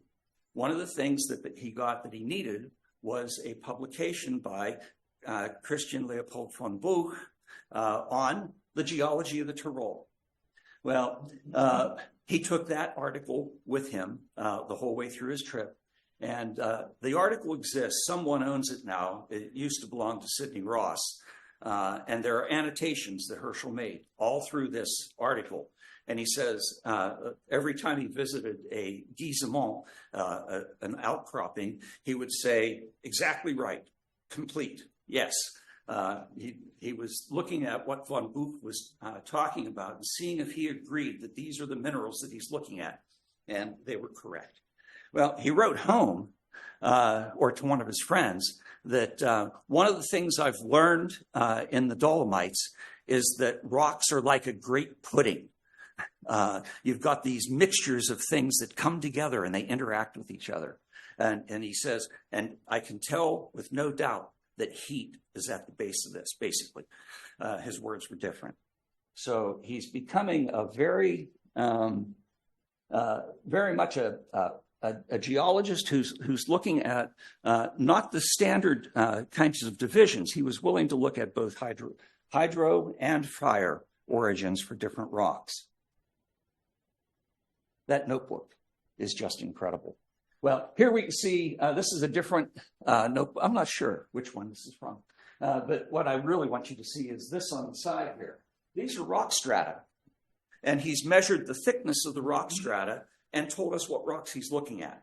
And this is one of the better drawings, but there are several others that are just like this. And there are a number of discussions that he has of the different outcroppings that he's visited along the way.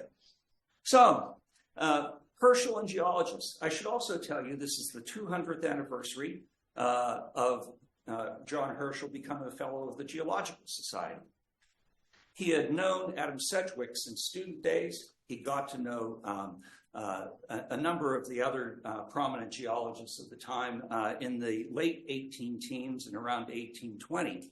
And he started going to Geological Society meetings as a guest, probably right around 1820 or so when he was doing his crystal work. Okay, let's see. Okay, I've got a little time. This is from a little bit later on. He's married, 1831, and he's still doing geological field work. This is one of the most wonderful camera lucida drawings in the collection. The rock strata on this are really well done. And people have gone back to look at this, and this is a guide to this outcrop. It's really an amazing likeness. Okay, I want to shift approaches, though. Those voyages around the Alps were really important for Herschel, and he continued that kind of thing when he went to South Africa as well. And I have one slide in here that shows a view from that. But this commitment to writing that he had was also very consuming for John Herschel from a very early age. He wrote his first articles for pay around 1818 for David Brewster. One of them is a very important article no one reads, Mathematics. It's a great one. I've asked Charles to take a look at it. But he moved on from that. The Preliminary Discourse was not his only popular work. The Treatise on Astronomy in 1833 was a popular work. His reviews were all at a level that any educated reader would have been able to get an idea of what Bowditch and Humboldt were doing. His meteorology in 1858 and physical geography, when you think about everybody thinking of John Herschel as an astronomer, that seems like a complete disjuncture. How does he write these are articles for the Encyclopedia Britannica. They're 300-page long articles. These are not the kinds of articles you're used to. These are complete studies of meteorology as it's practiced today, physical geography as it's practiced today. And so he was really committed to getting these views out to a broader audience as well. And I picked mineralogy as something to put a little focus on here because it really characterizes the way Herschel was willing to cross boundaries and in order to take on difficult topics. And in the Preliminary Discourse, he said this about mineralogy. I won't read it, but basically he's saying you can look at minerals from all these different directions. And indeed, it's exactly what he did in his own career. He didn't start with an interest in geology. He started with an interest in crystals. I'm sorry that this one is not a very good photograph on the side because it comes from a 45-year-old photograph crystal in the collection at the University of Texas. This is Herschel's quartz crystal made out of paper, paint, and wire and string. And on the left, we see drawings from Louis' crystal books. Herschel read everything he could get on crystallography starting in the 18-teens. And he went from reading the classical crystallographers to reading people like Jean-Baptiste Godot, the French physicist who did so much work on crystals. And the route then from crystals went to geology. He was interested in the physical side of this initially. He knew that his friends were mostly looking at fossils. That was not his interest. He wanted to know how the rocks formed. He also, as early as 1830, was writing about terrestrial magnetism. It's not just the magnetic crusade that gets his interest going in this. He sees terrestrial magnetism, the atmosphere, the oceans, the physical Earth as all part of this big production called, as he calls it, terrestrial physics, in contrast with cosmical physics. So his basic assumptions were that all of these different Earth sciences have different methodologies, but they work together. They converge. I think we're close. Okay, next question, please. Thank you. A geology question, different William. Would John Herschel ever have met William Smith of map fame? Yeah, that's a really, really good kind of thorny question. The question really is how many geologists did William Smith meet? Not many. The members of the Geological Society elevated William Smith to a hero later. But at the time that Smith was doing his work, he wasn't paid much attention to. I think it was partly that so much of his work, the actual work, was very practical. And Hugh Torrance has done some good work on these practical geologists of the time. And there was some interaction with the academic geologists, but they mostly interacted amongst themselves. Question? Anybody got anything mathematical? Any questions? Can I just make a comment then? I think presumably Tony can perhaps comment on this too. We were talking earlier about whether Herschel would have be able to read much French at one time. I think we've had our answer. Could he read French? The guy could translate French mathematical text as a student. He was also an extremely good classical linguist as well. So I think among his polymath should go polylinguist or whatever you call it. He obviously had a facility for languages. So a polyglot, that's it. I knew. It always sounded rather like a nasty illness, but he was a so, and I don't, presumably, and given his travels too, I would suspect he spoke German pretty well. And in a way, that's, I presume this has to factor into his abilities as a scientist, the fact that he could read in all these different languages, fluently probably, must have been a considerable help in his scientific... In his correspondence, he was the first foreign secretary of the Royal Astronomical Society. So he's also corresponding with all of these foreign astronomers, sort of trying to connect them with, this foundling organization in London. So yeah, absolutely. Yeah. Okay. Questions? Further questions? Tony at the back.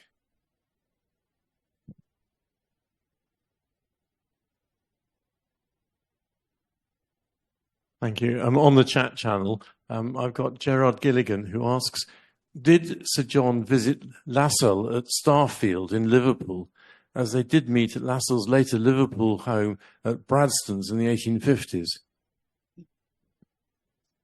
I have to say I don't know the answer to that question, but we would be able to do a little bit of research work and find out.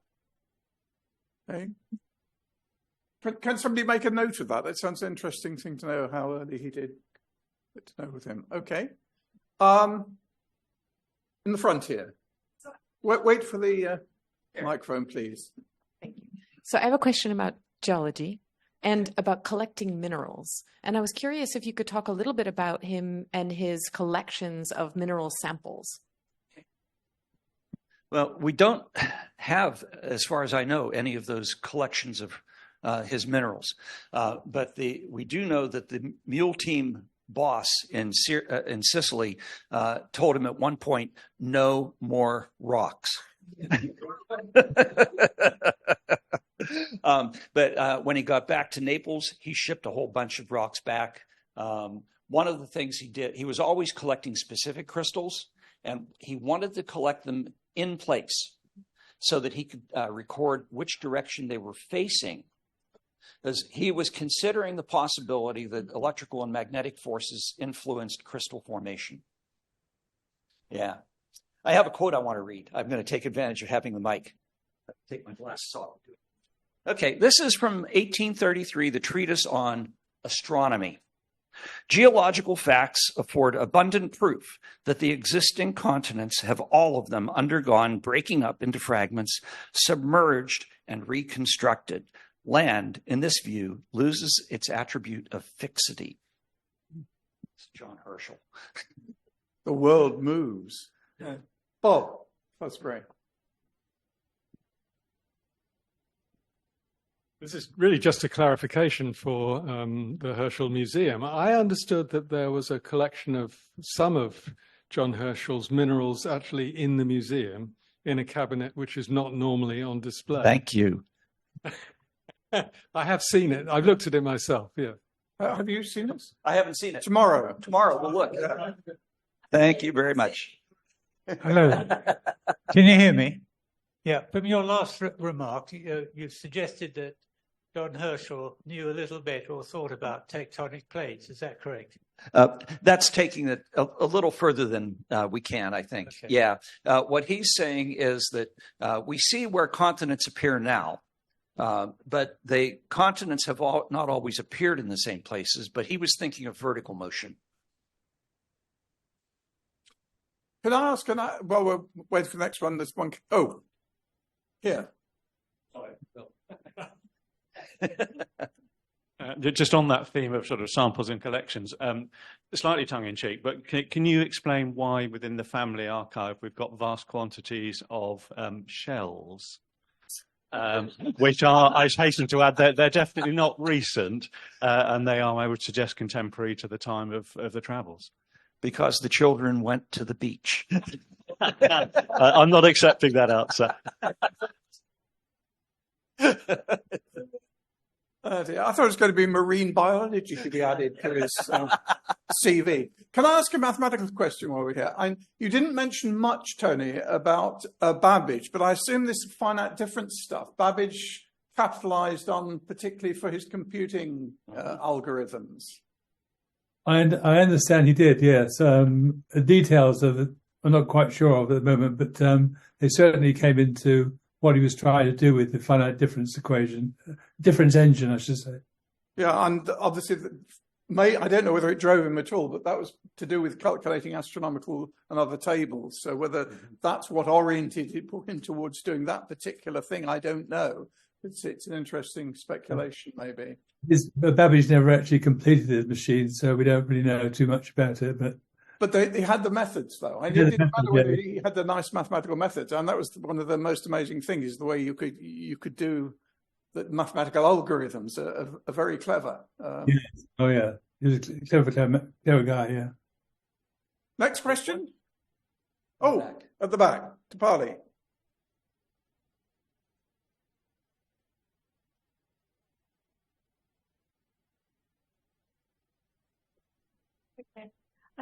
Hello, Mike. Thanks. On the question of your algorithms, I was wondering if you will allow me to make a comment. Well, if it's a quick one. Okay, I'll try to be quick.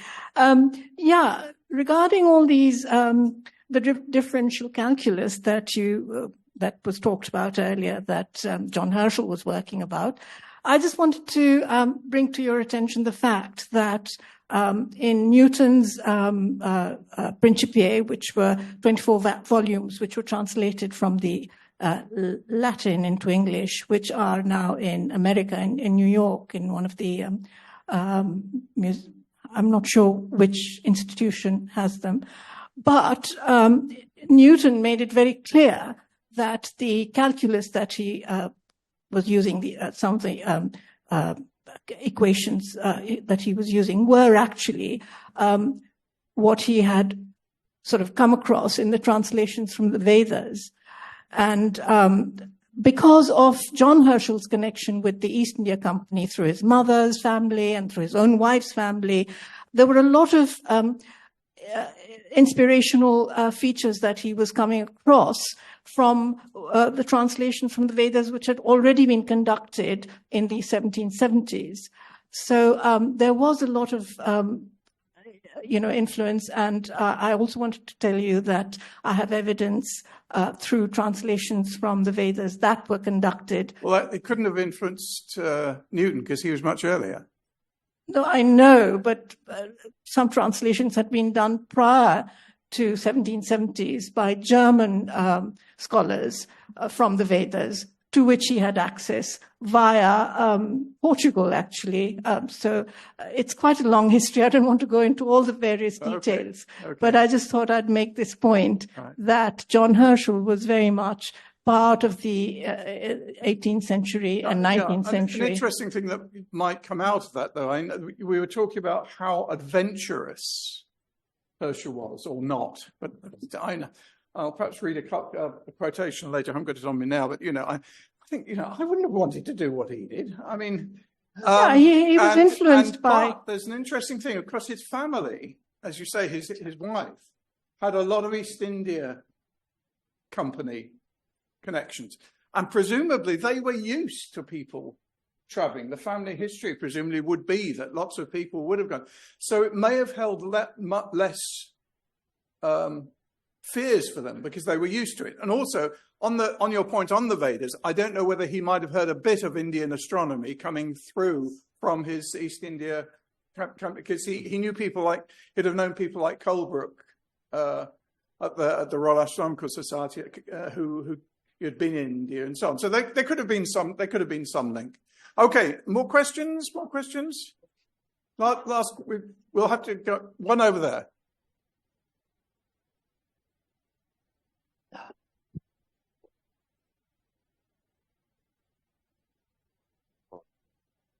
Hello, can you hear? Yeah. Edmund Halley or Haley was also something of a polymath, and he worked on the invention of the barometer, which you were talking about, and a whole host of other things. He looked at the magnetism of the North Pole and noticed it had moved from near Greenland, and a whole host of other things. He also suggested that in the past, comets or asteroids had struck the Earth and would do so in the future. And recently it's been suggested an asteroid destroyed a city near Jericho in about 1600 BC. They're arguing about it. All the scientists say this is unbelievable, but there are quite a lot of people who seem to have pretty obvious evidence that an asteroid did strike that city next to Jericho and completely wiped it out. Yeah, thank you. Yeah, John Herschel really was a fan of Edmund Halley. He read everything that Edmund Halley wrote, which is something that I can't do because my Latin is not good enough. And I'm always happy when somebody picks up one of these old Latin writers who I wish I could understand. So Halley definitely was an influence on what John was thinking about.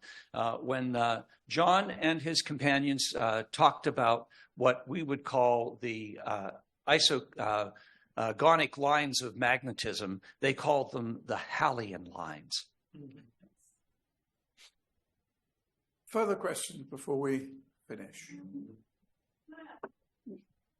Come on, then.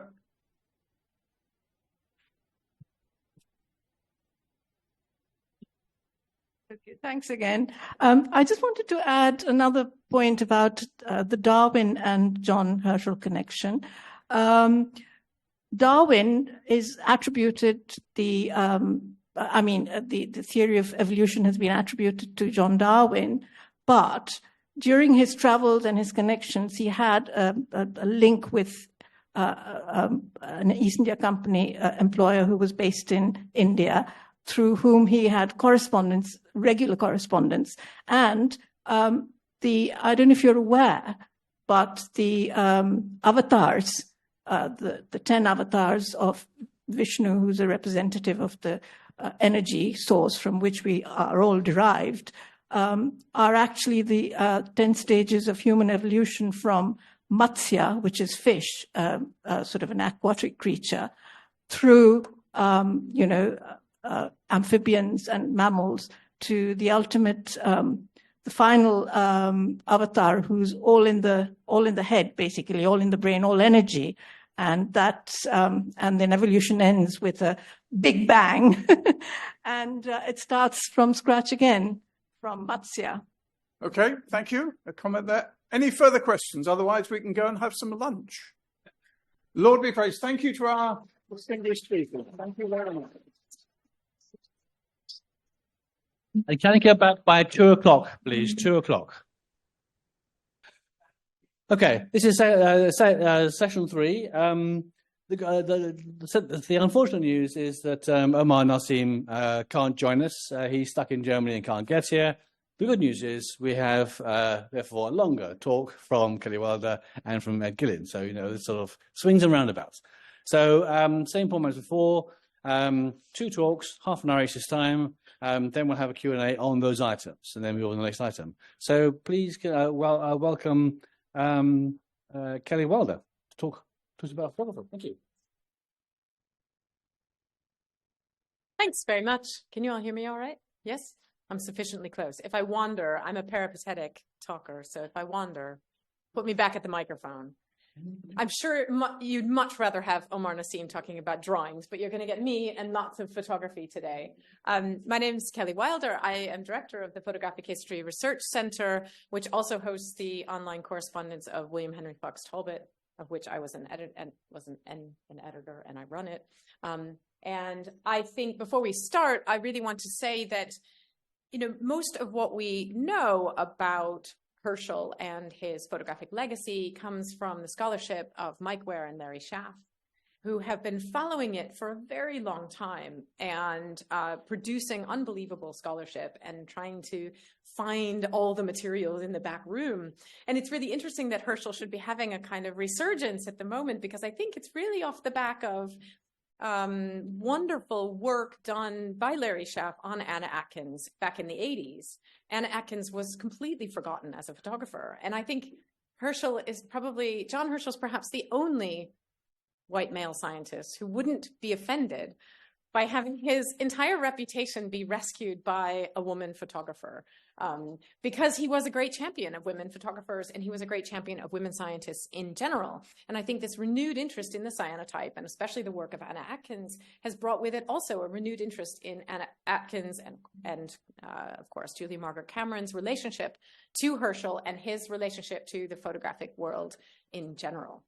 So before I start, I want to thank Larry Schaff and Mike Ware, who are not here with us, but they're here in spirit very much.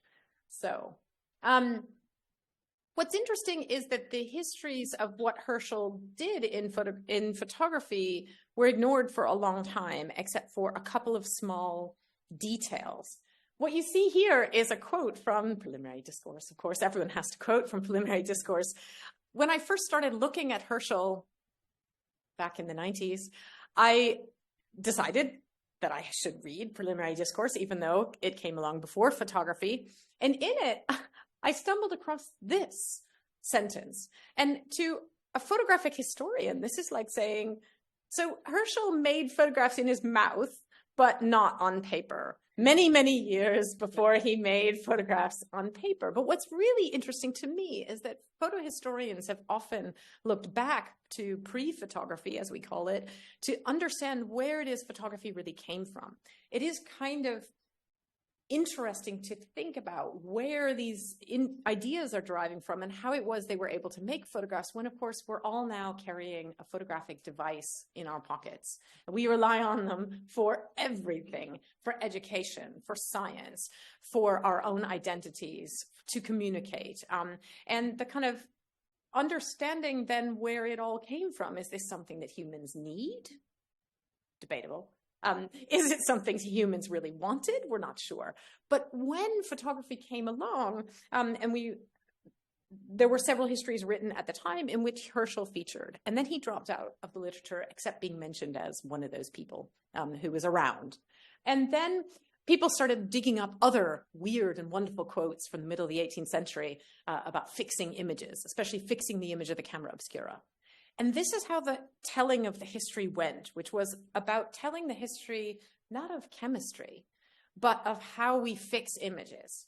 And therefore, Herschel got sidelined in this because Herschel's contribution in photographic chemistry is enormous. And his influence is wide-ranging. It is has continued to be influential right up until today. And it has to do mostly with his experimental use of photography and his attempt to understand what is going on here. So for those of you who don't know, nitrate of silver is one of the components in making light-sensitive images, or can be. Hyposulfite of soda is, of course, Herschel's contribution, which is fixer. And you can see here that he's already using both of these chemicals by the time the Preliminary Discourse is published.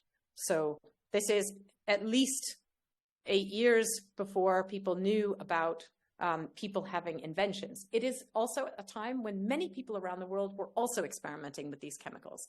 Pretty much all of the scientists had them except the hyposulfites. They had the nitrate of silver, and they had different things that you could fix or stabilize photographs with. Because I don't think Herschel's photography is all that well known, I've made you a list here, because it's important that we think about Herschel and his sort of multivalent impact on that thing in your pockets that is your mobile phone, and how we have thought of, conceived, and used photography, how Herschel really has patterned sort of the enterprise of understanding and making photography into the behemoth that was the worldwide photography. So the publications, because they are not all about photography, it's a little hard to count whether or not they are important publications for the history of photography. So I've taken a bit of artist license and I've said there are 9, but some people might argue that there are 7 or maybe 11. I'm not quite sure. Though there are many papers in which there are details, usually in the footnotes, that are important to photography. He introduced hyposulfite, and we'll talk about that in a moment. Hyposulfite was something, the hyposulfites in general, the whole class of investigation, were very important in the Herschel family. And John Herschel published quite a lot about the hyposulfites, but it is the main component of fixer, and it was for analog photography forever. If you look in any of the commercial fixers that you could buy from the Kodak, Agfa, you name it, Ilford, in there is hyposulfite, thiohyposulfite, or thiosulfite, as it was commonly known as an ingredient, but you could make your own very easily. He invented, I'm going to call them 7 new processes, but you should be aware that even the cyanotype had probably 7 or 8 viable recipes. So each one could have been considered its own process in one way or another. So when I say there's a photographic process, these different recipes could be considered individual processes because they are chemically slightly different from one another, but he classed them as a group of chemical activities. So when Herschel calls something a cyanotype, it could be one of any number of things that he thinks of as a whole class of behavior, chemical behavior. So any of these, and indeed he had this plumbozoic paper as well, but I didn't classify it here as an actual process because he doesn't think it fits, or he fits it in under siderotypes in some strange way. So this is a kind of movable feast. I've made it very fixed here, but please don't, please feel free to disagree and have your own opinion. I'm sure it's just as correct. He produced first known negative on glass, 1839. We'll have a look at it. I've got some images for you. He was very, very interested in popularizing terminology. And I say popularized, it is a mistake in most of the things that are on the web that Herschel was the first person to use the word photography. He was not. Can we just debunk that now and correct Wikipedia and everyone who writes this, because it's in everything. Both Wheatstone and Johann von Madler were using the word photography already before Herschel presented his paper to the Royal Society, but Herschel was already thinking about photo as a whole class of chemical experiments many years before. It was something that was, again, a movable feast. But again, just as Steve emphasized, it was about Herschel establishing this as the standard. And that's very important. And when Herschel used the word, we're going to call it photography, even though there were lots of names for early photography, Talbottype, daguerreotype, etc. Photography eventually stuck. It was not that popular in the first 10 years, photography. The proprietary names really ruled, but it slowly, well after Herschel's death, sort of became the sort of catch-all term by which we call this whole category of things. And what's really interesting is his photographic output. Now, Mike Ware was the first person to try to count all the photographs that he made. And by extrapolating this count, there's a piece in the chapter in the book where I show you how I came to this count. Between 1839 and 1843, Herschel made at least 9,000 photographs. Now, this is not an outstanding number. Talbot sent out more than 800 photographs in 1839 alone. So Talbot was producing at a much faster rate even. But Talbot had, as someone has already said today, he's skin in the game. He was trying to be known as the inventor. And Herschel had no interest in this. But he was nonetheless producing photographs at a huge rate. And he continued producing them after 1843. So he remained doing photographic experiments well up through the late 1850s and even into the 1860s. So there's a little roundup. These are based on the work that I'm going to talk to you about today comes from trying to understand how we piece together Herschel's photographic work. And Mike Ware has written about this, and Larry Schaff too. Herschel's photographic work has been distributed in a way that is not like some of his other note-taking and work. It has been split up and often ignored, partly because a lot of them look like this. This is a very small notebook, and as you can see, quite ugly looking. And it looks even worse on the inside. I'm just going to give you one page of this. If you read Herschel's handwriting very well, then it's okay, but even then, it's a little bit difficult. And they are all carefully numbered. As you'll see, we'll go over the experiment numbers, but photography did something to note-taking in the sciences at this time. Because it was a very intractable thing, it didn't fit into the standard note-taking processes. And I've published about this elsewhere, and I'd be happy to talk about it. What happened is it made people create different filing systems and different numbering systems. William Crookes writes a lot about how irritated he is with photographs and having to have a different numbering system. I'm irritated because we have numbers on things that look like they might lead to numbers on other things, but they are not, in fact, the same numbers, which is really tantalizing. You know, you think, I'm going to know exactly what's on this paper, and then you realize those numbers don't actually match. They have the same number, but they're not the same thing. So it's a sort of movable feast. And as you can see, many of these things are at Austin. There's photographic memoranda. We lately found this booklet of photographed spectra, which they very kindly PDF'd and sent to us. These are pasted in pieces of spectra, and they're pasted into the Royal Society's list of members. He uses them as a kind of extra notebook, and they're filled with these lovely small strips of spectra. And as you can see, the spectra have all the detail you could possibly want on them, including numbers that often don't match what I think they should match. So we're still trying to figure them out. And when I say we here, I'm referring to Caroline Herschel, who is not in the room right now. Oh, she is. She's back there. And so we've been puzzling about this for quite some time. Those of you who were there yesterday should know I'm not going to talk about amphitypes today, about the vegetable colors. Caroline Herschel is doing her PhD on those and can tell you all about them. She has an appendix in the book if you're interested. Anyway, so they look a lot like this. And the Science Museum notebooks are really where I want to start with this talk, even though I know I'm 15 minutes in. Where we need to start was with chemistry. If we think about the expanded notion of photography, we have to start in the 18-teens, because that's when Herschel starts working on chemistry, normally with Babbage. As you can see, queer things miscellaneously arranged for the benefit of posterity. It was for me, wasn't it? What's really interesting is about thinking about where he's getting these materials from. Here he gives there are some tantalizing moments, and now that the correspondence is going online and we have the notebooks, this is from the notebook 3. I'm sorry, I didn't note that. It's from notebook 3 in the Science Museum. Sorry, too peripatetic. I'll stand here. He does give some tantalizing indications of where he is getting things from, like silver, the silver of commerce. Something we could maybe someone knows what that means. If you do, it would be very interesting to know. What is the silver of commerce? I expect that he's melting coins, very simply. But yeah, which ones makes a difference.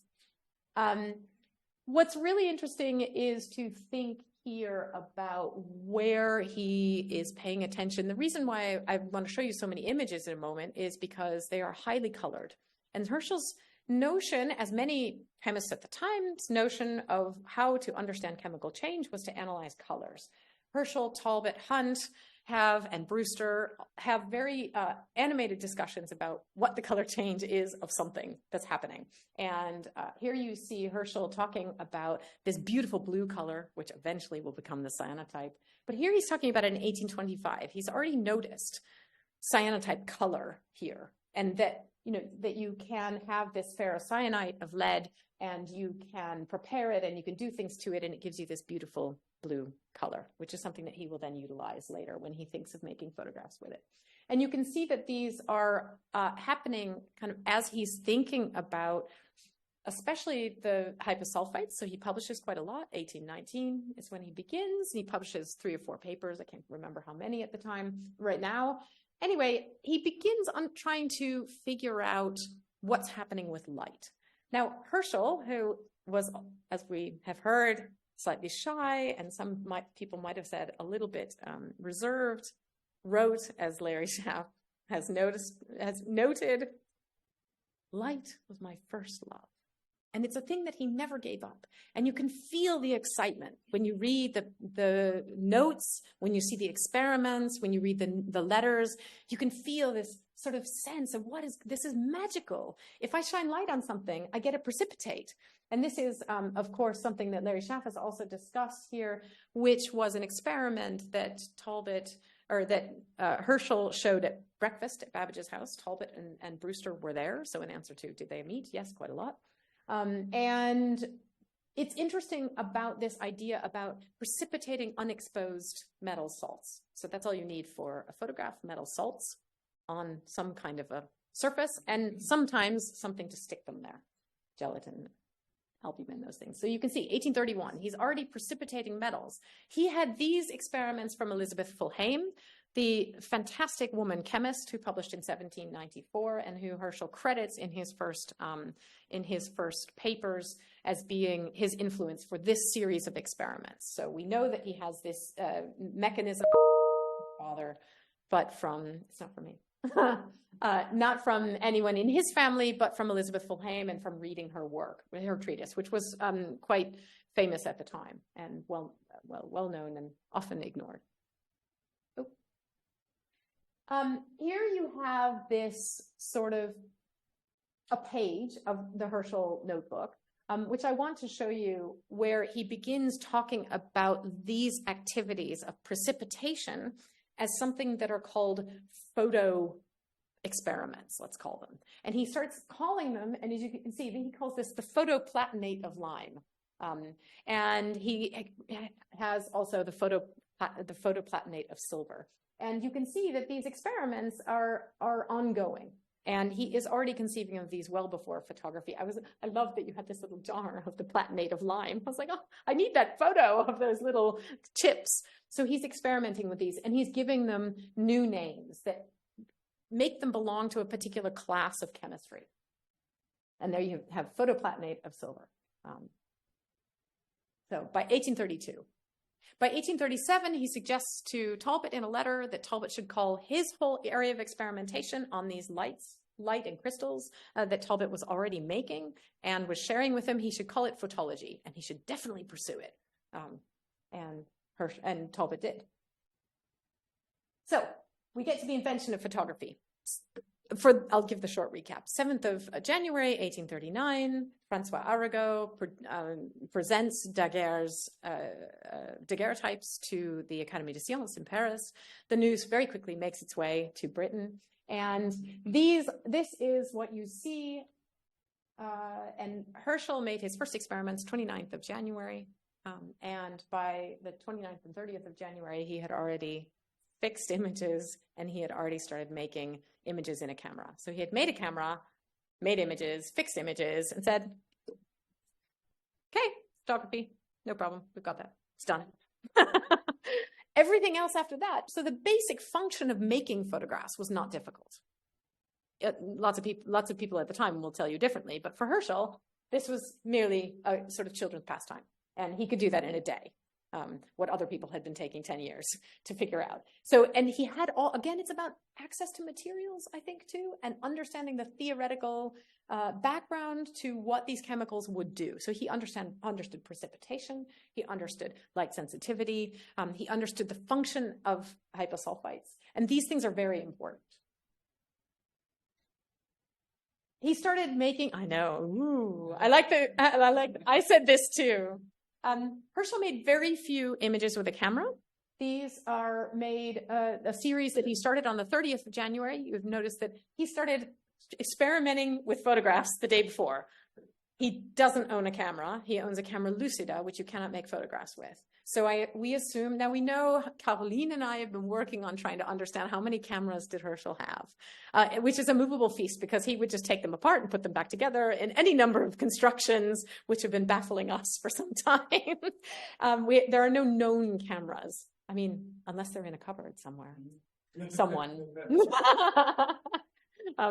But they are probably just bits and pieces, lenses, telescopes, microscopes. He had ample material to hand, but he created this very effective camera to photograph the scaffolding of the telescope out of a window from his house. And all three of them are the same. Now, there are between 50 and 70 of these made throughout the year before they moved house. So these were the last images that were taken at the house, and then this was dismantled. So there's a very finite time period. It's interesting that he chooses this as a target, and it's interesting to me that he chooses to make what he calls an optical image, and he calls that in his notes. It's a clear distinction between making spectra, not optical images. These are optical images through a lens, very easy. But he keeps photographing it, and what's really interesting is the weight he puts on it. It's the first image that he presents in his first paper on photography. Not one of these, a different view of it from a lower window with a different lens, quite clearly, because the focus is quite different. It's the first thing that he takes to Arago and Jean-Baptiste Biot when he goes to Paris. He takes these images. I think it's because of the inability. Imagine, just for a moment, try to imagine you've never seen a photograph and you have no idea what you're looking at. That's very hard to decipher as an image of anything at all. It's reversed, it's blocky, it doesn't have the kind of detail that the daguerreotype has, and he's trying to make people understand how to look at it. And for that, he chooses a very well-known shape, a really iconic shape. And the iconic shape, as we have seen in so many engravings, was so well known to people that he was sure they would still recognize it in the photograph, which is why I think he chose it. I mean, it's pure speculation on my part, but it also is standing still, which is very important because the exposures were not short. And he made a lot of these. You can see that they're all different colors. They have faded significantly, so we can't really talk about them outside of what he puts in his notes. The backs of them are very interesting, and I apologize. I don't have many images from Bradford. Their collection is at the moment off-site, and the museum was supposed to be open, but they've found some asbestos, and it's taking some time. So I only have very rough photography that they provided me with, which was fantastic, but it's just from their visualizer and then under very low light. On the backs of them, you can see there's some writing. These writings have those numbers that don't match anything else. It's very frustrating. And they also have dates. So we know we can put them in order eventually, which is what I'm hoping that we can do. And very often, he will show if he's made the photograph from another photograph. One of the things that's happened to Herschel over years is we've really misunderstood his photography. Very often, all those images, because they all look the same, they were considered one negative in many prints, but as you can see, they are not. They're all negatives. Well, not the bottom one, but I know it's a negative. So many different images he's making and many different chemical formulae. But most people think they're prints, and they were labeled as all the same thing, that is, all copies. And this is often also why they've been ignored. They don't realize they're all individuals. Here is that famed, or that's one of about 3 or 4 images on glass that Herschel also made. He made these in 1839. Photography on glass wasn't introduced until the 1850s.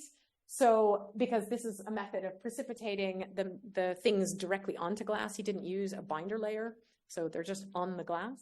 And the labeling is a bit problematic sometimes. So here you can barely make out that there is that telescope shape happening. Yeah, I thought you'd like that. The reproductions of this are very poor. Anyway, most of his notes, though, the notebooks you can see when you get to photography, notebook 3 in the Science Museum, if you open it, you'll notice this is not in here because of the photography, well, partly, but because of that black mark. Anyone who's seen those will notice the distinctive smell of hyposulfite when they open that book, because he clearly spilled it down the spine, and the hyposulfite has been eating away at that notebook.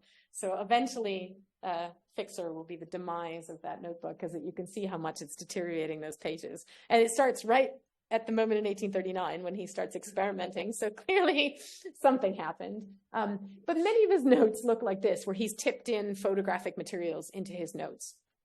And he was very fond of connecting those photographic materials to the notes that they were in, but you can see that it causes him some trouble. 14th of March, 1839, he presents his first paper, but he doesn't publish it. Again, his reticence to publish things that he felt were unfinished. It was rediscovered by Larry Schaff, hiding in the Cambridge, in Cambridge in a library. what's really interesting to me is this first demonstrative moment of Herschel saying, this is what happens, here's the evidence, and that the evidence is photographic, that he can put something photographic in the middle of a paper that is proving the activity of, in this case, glass that was supposed to make one side expose faster than the other, which turned out not to be the case, but it's okay. It's this motion. Here's a photograph. It's what we do all day. Here's my dog. Here is my wedding. Here is my family photograph. This is Herschel doing this for the very first time in March, what we do every day, all day long, which I find fascinating. And he's really the first person to sort of use it that way, in this kind of evidential, epistemic way, that this is a thing. And with it, he sent round, I'm sorry that this says Sir John Herschel's copybook. I can't get the watermarking off of the Science and Society Picture Library because it's not a copybook. It's wrong. And that's why it was hidden for so long. He sent round this beautiful album of images. And on the left, you can just begin to see how he has put in and framed each image. They're just blank now with writing underneath them. You can't see anything else on them. Each page signed JFWH, Thought, photographer. And this is a wonderful piece. You can only view it under extremely low light infrared, so I can't really photograph it until they reproduce it. But there are photographs of Herschel's elsewhere. In the William Henry Fox Talbot Catalogue Raisonné, which is supported by the Bodleian Library in Oxford, you will find images like this one, which is one of Herschel's that he sent to Talbot. And we know the Catalogue Raisonné is filled with Herschel and other people's images because Talbot collected a lot, and so did Herschel. And I am going to come to the end pretty soon. And you will find a lot of misattribution. I put this in because, not a photogenic drawing, not Talbot. You get this a lot around Herschel's photographic material, which is, I think, why it's been very hard to find out where he is. One of Herschel's main jobs was to try to communicate and translate photographs into data. And he had many ways of doing this. One was making these continuous curves, and we can talk about that. But I'm going to go on to one of the more exciting things that I want to show you, which is about the legacy of what you do with photography. And I'll wrap up with this. Sean Prosser at the Royal Astronomical Society said, Kelley, have you seen our Herschel cyanotypes? Herschel cyanotypes? Are you joking? No, I don't know those. So I went down to see them. She said, we have sunspots. And I said, in cyanotype? So, and they have these sunspots, and I'll show you on the left, you can sort of see January, February, 1869. And then in December of 1869, you can see these cyanotypes sort of wandering in from the side, so to speak. I'll give you this view. And I'm really thankful to Sean for allowing me to show my research snaps. We didn't have time to make you formal images. It's not been photographed. What's really interesting about these is I'm sure that Herschel did not make these cyanotypes. And as you can see, he has done the writing on them, and he's done the sunspot observations, which are in ink, and the crosshairs are in pencil. It's not so easy to see when it's projected like this. But what's really interesting is about these blanks. Photography goes on in science to regularize and standardize science in a way that becomes extremely important. Herschel was trying to understand and standardize photographic chemistry long before sensitometry was really brought into the focus of people's understanding in the 1890s. And it's not until then that people begin to try and understand or even attempt to make any sense of what happens when photographic materials are exposed to the sun. That comes on later, 1890s, as I said, and then into the 20th century. There were some things that were so basic that they didn't understand because they couldn't view them under microscopes. The latent image, for instance, was a major source of consternation. The fact that the organic materials like gelatin and sizing agents were, in fact, aiding and abetting photographic exposure, and the fixing agents. These were things that Herschel already was making notes on, even though the whole field didn't exist yet. And this is really important, too, that he understood sort of that there were ways that photography would make science more effective. Now, cyanotypes are not fast enough to make photographs of sunspots, but these are what we would call blanks, pre-printed objects that would become something that you could make notes into. Now, Herschel, as we've already discussed a lot, and his revolution of science was all about encouraging everyone to collect data. And here you have, in his family, making cyanotype blanks. And the way they were making them is by having these little discs And you can see here, this was in a sort of folder of ephemera at the Royal Astronomical Society. You can see that the blanks, these were all cut in a particular pre-cut, even for the non-photographic ones, in a particular size and shape for the observation and the image. And he had a whole bunch, I don't know why he had so many, because you really only need one, but maybe they were making lots at the same time and cutting them into.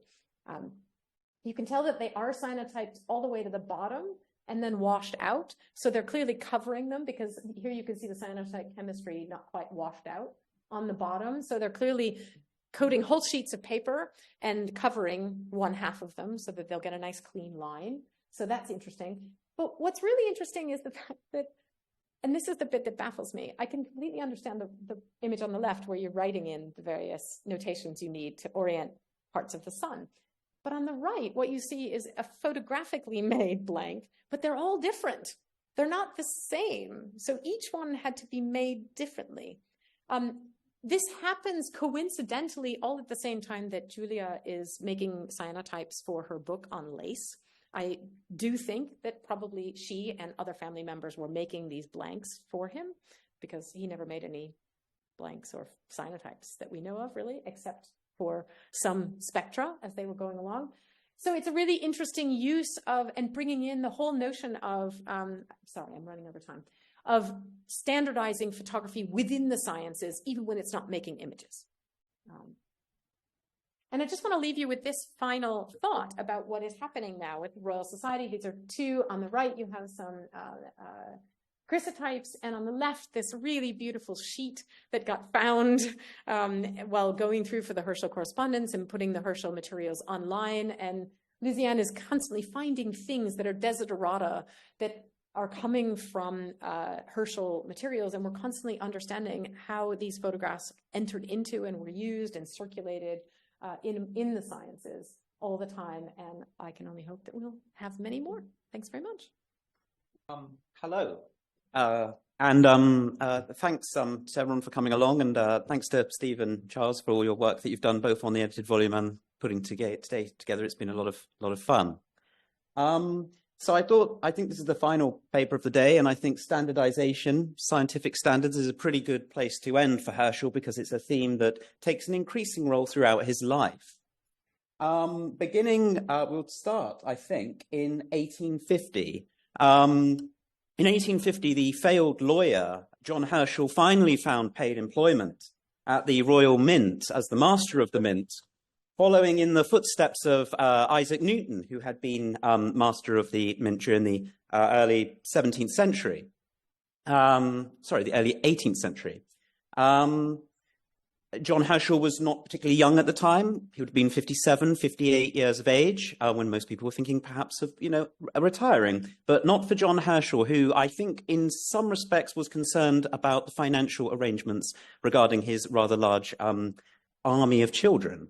Interestingly, though, he decides to take over the Royal Mint with a very reform manifesto to reduce costs and increase precision, increase the standard of the currency, of the coinage, which circulates not only through Britain, but throughout the empire. And of course, the British gold standard, which is backed by the gold reserves at the Bank of England, but also by sovereigns, is essentially the bedrock of the global economy during most of the 19th century, certainly until 1914. So this is a crucial role of standardization for the economic and social life of the empire. John Herschel, interestingly, one of the first things he agrees to do as master of the Mint is take a 25% pay cut, accepting an annual salary of £1,500, which, given his, I think he wasn't impoverished, he wasn't poor, but he did want a bit of cash. That's a very, it was quite a noble sacrifice. Further reforms followed, particularly through the instrumentation involved in the weighing of coinage, as well as the privatization of the production of bullion. So people would bring gold to the Mint would melt it down itself. But it turns out that the Bank of England was doing this and was leaving the process to the market and was producing bullion at a much cheaper price. So Herschel introduces these reforms, much to the dismay of many of sort of the old hands at the Mint. The crucial problem with the coinage is that you need a certain amount of silver or gold, silver or copper, a very, very small amount within the coin to avoid it wearing down too fast and losing its value. But if you put too much in, the coin actually gains value. It'll be an overweighted sovereign. Of course, if you put too little in, also there's too much gold. So you have to get a very, very precise balance. And if you don't get this right, people will ship coin out of England, as happened in the 1820s. They will ship it to France, to Paris, and they will melt it down and they will sell it separately as bullion, and they will make a profit on the coinage, and this will cause a liquidity crisis. Unfortunately for Herschel, and I would argue perhaps one of the reasons that his 5 years at the Mint arguably causes at least mental exhaustion, quite possibly a full mental breakdown, is that his time there coincides with one of, well, probably the greatest gold rush in history. In the late 1840s, obviously, gold had been discovered in California. In 1851, gold was discovered in Australia, particularly in Victoria and New South Wales. And the amount of gold we are talking about here and its ease of extraction is truly phenomenal. People are just going out and they are walking in the goldfields and they are finding nuggets. Ounces and ounces and ounces every single day is the average take back by a prospector. The extent, and this is like Victorian Britain's worst nightmare, because free gold out in the fields is everything that the empire does not stand for. And you get these fantastic letters coming back from the governors in Sydney and Melbourne. And they're saying, I've written this letter back to Whitehall. I need soldiers. I need aid. But actually, I don't even know whether there'll be a ship to send it back. I don't know whether anyone's going to carry this letter. There's a particularly sad case of a ship that arrives in Sydney Harbour with a crew of 41. The next day, there's only one person left on it because everyone else has gone to the goldfields. It must have been quite galling to have been the one that was left behind. But anyway, this causes this absolute rush of gold, which in Australia threatens to undermine the labour market. It's interesting, actually, if you compare this with something like furlough, where you had cash being put into the economy without any productivity and years of massive inflation following. I don't think that's a coincidence. Well, massive inflation occurs in Australia. The price of a loaf of bread goes from about a penny to about 2 shillings in a couple of weeks. So it's a very desperate state. And so Herschel has to manage this huge influx of gold and preserve the currency, the standard of the coinage of the empire. But in fact, this experience at the Mint was just one of a series of standardizing projects in which John Herschel was involved throughout his career. He was, at various stages, concerned with the imperial system of weights and measures, the measurement of time, the measurement of musical standards, distance, volume, the lot. He was involved throughout the 19th century and essentially helped to fashion a system of measurements which would, sort of be, at the heart of British social and economic life well into the 20th century. Between 1838, on returning from the Cape, he first secured appointment to a committee to designate a new imperial yard. He was also involved as one of the board of visitors for Royal Observatory at Greenwich from 1843. So while he wasn't actually involved with keeping the time standard, which was increasingly become the nation's time standard, especially with the spread of railways, he was responsible for ensuring that standards were maintained in the observatory. Today, we'll look at his vision of what an ideal standard was. We'll look at some of his efforts to implement these, some successful, some not. And then at the end, we'll come back to where we began, to 1830, and look at the role of standards in his vision of science. And hopefully we'll have some experiments along the way. So, for John Herschel in the 1860s, he set out what was the ideal standard. He claimed that it should be a universal standard, something that would have to be taken from a reference in nature. It would have to be universally true everywhere and at all times. And it would have to be something that was acceptable to all societies, all countries. So something like the average height of a man, he demonstrates, well, the average height of people in France is very different to people in England. And actually, even in England, there are huge differences between rural labourers and mill workers up in Lancashire. So you can't really use human measurements. He goes through a sort of, a range of possible things that you can base your standard, you can take as a unit to have as your standard measurement. And in the end, he always comes back to the fundamental unit in nature. And that is the Earth, the planet itself, which to take a unit from the Earth is in a sense to invoke the divine creator, right? That's what gives the planet that's what will give a unit its authority, and that's what will make a standard acceptable to global audiences, which any standard should be. So the imperial yard is probably his most significant contribution to standardization, and in a way he was rather fortunate to be working on it. In 1824, before 1824, there'd been a wide awareness that that Britain had an array of different measurements. So a yard in Barnstable wasn't the same as a yard in York. And, you know, there's over 200 different units of measurement being used in different towns. In 1824, Parliament passes legislation to set what the national yard should be, and from the yard, a division of that, if you divide it to an inch and then you square that, you can have, you know, sort of your measurements for ounces and weight and volume. Unfortunately, the set of weights that were produced in 1824 were lost on the night of the 16th of October, 1834. Here's Turner's portrayal of the destruction of the old medieval Houses of Parliament in a terrible fire, beginning with tally sticks underneath the palace. And in this fire, the nation's standards were lost. So in 1838, the Chancellor of the Exchequer appointed the Astronomer Royal, George B. Larey, to lead a committee to basically recalculate what the nation's measurements should be. And fortunately for Airy, 1838 coincides with the year that John Herschel returned from the Cape. No wonder he really missed the tranquil peace of the Cape, because he was immediately invited to join the committee and became very prominent on it.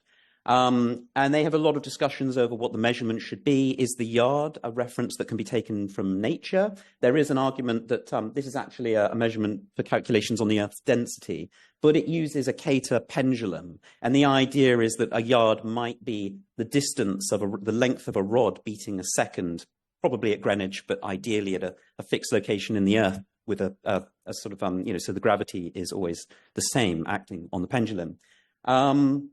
Herschel actually is quite pro the metric system at this time, and he's very pro decimalization early on. But as we shall see, this changes. The question, so the new imperial yard and the system of imperial weights and measures passes into law in 1855, about 10 years after the committee concludes. But the question of measures and weights arises again after the negotiations between Chevalier and Richard Cobden over in Paris over what will eventually in 1860 be the first free trade agreement between Britain and France, which actually really isn't much of a free trade agreement, because the French, they agree to lift the ban on certain British products, but they're still heavily taxed. In return, Britain gets an awful lot of tax reduction on wine and brandy. But the question of in the 1860 that follows up from this free trade agreement is, if you have free trade, you need to have the same measures, you need to have the same units. Otherwise, how do you exchange goods? It's quite interesting that this is a question in 1860, which, arguably is a question that is still going on in the 21st century. Apologies to any metric martyrs. During the 1860s, 1863, Ewart, who's a supporter of Richard Cobden, he's a radical, brings in legislation into Parliament, brings in a bill that Britain should go metric. And actually the House of Commons, even in the 1860s, keeps voting to bring the metric system in, to make it, sort of permissive. So, you could have imperial and metric at the same time. There were proposals originally that metric would replace imperial, but, there was just too much opposition to that. And John Herschel, in the middle of this, this is an image from France during the 1690s. Of course, the argument for the metric system is that it is the symbol of reason that was brought in after the Revolution of 1789. There was a huge French investigation to measure the distance from Dunkirk down to Spain, and from that calculate a fraction of the distance from the North Pole to the equator. So the meter is theoretically a 10 millionth part of that distance, of a quadrant. And that replaced France's very eclectic system of measurements. The only problem is that John Herschel absolutely hates the metric by the 1860s, because by the 1860s it's been proven that the French calculations were all completely wrong, and the Earth also is not a perfect sphere. So the meter is not true anywhere and at any time. Instead, he goes through a sort of a range of different options that he considers. He considers keeping imperial, but in the end he writes a series of lectures, a series of tracts, where he argues that the best possible standard would be a measure from the core, basically from the distance from the North Pole to the South Pole of the Earth, and that would be universally true forever. And helpfully, it just so turns out that the calculations at the time, this distance was believed to be 500,497,056 imperial inches, which was just 294. As you can see, it's very sly of 500.5 million. So what he does is, he says if you just sort of rounded that number up, the actual effect on your measures that are being used in society would only be about 1,000th part, but that would give you a 500th part of the Earth. Sorry, a 500 millionth. There's a 500 millionth part of the Earth's polar axis. 25 of these would be would make a yard, and basically, sorry, a cubit. And basically, he comes to this calculation that you can have a geometric inch based on this unit. But of course, no one listens to Herschel and no one adopts this standard, not the French, not the British, because it's just too abstract and everyone's pretty much set on the systems they have. But he had greater success in other forms of standardization, other forms of measure. His return from the Cape in 1838 also luckily coincided with an intense period of campaigning on behalf of the Royal Society and the British Association for the Advancement of Science, led by this character here, Edward Sabine. Basically, they want, the concern in the 1830s is that terrestrial magnetism is having a very erratic effect on ships, because ships are having increasing amounts of iron used in their construction. The effect of the Earth on the ship is then having an increasingly erratic effect on the compass on board the ship. And it's basically threatening the navigation on which the empire's commerce relies, and the navy as well. Most famously in 1846, Isambard Kingdom Brunel's Great Britain, which, is launched in 1845 and is, built mostly of iron, sails plumb dumb into the coast of Ireland. They think that they're somewhere out, out to sea on the Atlantic bound for New York. But there is a catastrophic navigational error, and it causes a huge panic through Victorian society. The Great Western Steamship Company, actually, they just sort of say that the captain was drunk, because it is much better to have a drunk captain than a completely unreliable navigation system for society. Right? One drunk captain can be struck off, an entire system of navigation is harder to replace. So Britain's scientific elites, they launched this campaign for a global survey to chart, measure the Earth's magnetic field at all places. It's given impetus in 1831 by James Clark Ross. He becomes, with his little magnetic instrument there called a dipping needle, he becomes the first person on the 1st of June 1831 to pinpoint the location of the North Magnetic Pole, which obviously, increases a lot of public appetite for such a survey.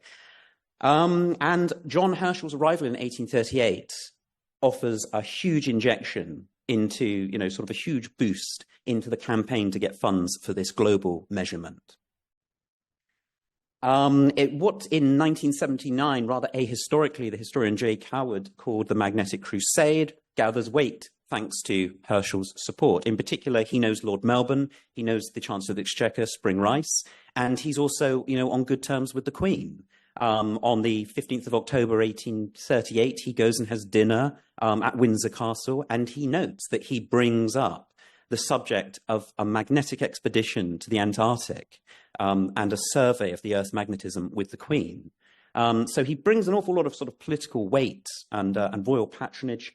By the end of the year, the government's pretty much on board, and by the start of 1839, Melbourne's government basically agrees to finance this global survey, and they will send expeditions over the next 15, 16 years to all parts of the world. If those of you have heard of the Franklin expedition of 1845, where they went to the Arctic and everyone got frozen in the ice on HMS Terra Erebus, and they ended up eating each other, that was in the pursuit, partly, as well as the Northwest Passage, but it was partly making magnetic measurements.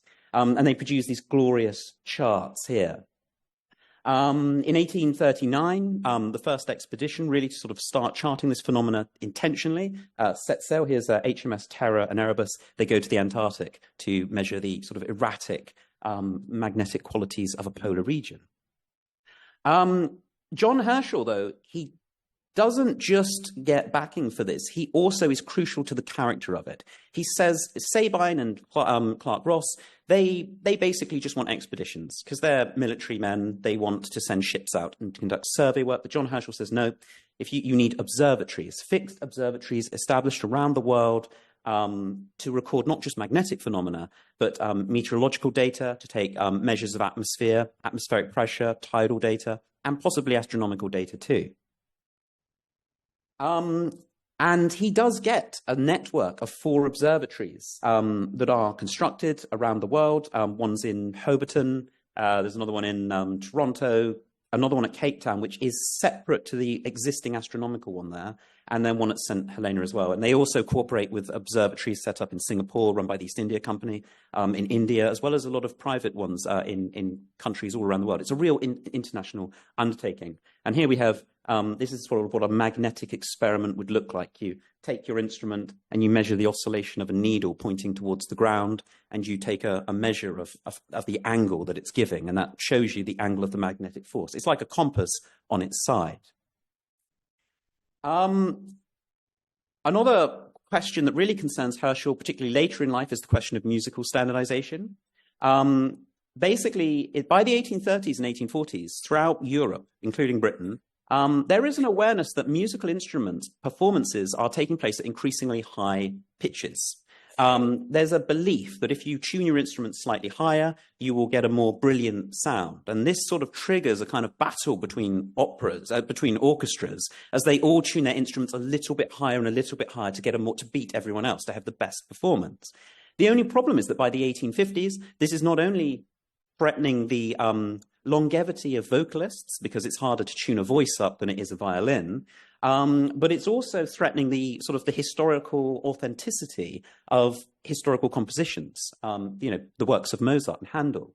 So in 1858, Napoleon III, the emperor, launches an investigation across France to determine a national standard. And they come up with this, which is the diapason normal, which passes into French law in 1859. And I have one here, which might not be very pleasant, but to put this into context, in the days of this is Handel, this is a Baroque A, and the diapason normal is quite close to this. So it's noticeably higher. In Britain, the Society of Arts looks at this problem and decides that Britain needs a standard too, but it's certainly not going to take the French standard. So it goes through all the existing frequencies in place, and as you can see, there's quite a wide array of A's or C's being used as standards. These are sort of like this, how they would relate to each other. So the diapason normal gives you a C of 522, which is, this is a C at 523, but it's hard to get a 522. So that is the diapason normal as a C. John Herschel is not on the committee that the Royal Society appoints, or the Royal Society of Arts appoints, but he does write a letter and basically says you need to have 512 because this is the 9th octave of a C, an inaudible C, vibrating once per second. This is John Herschel's 512 C.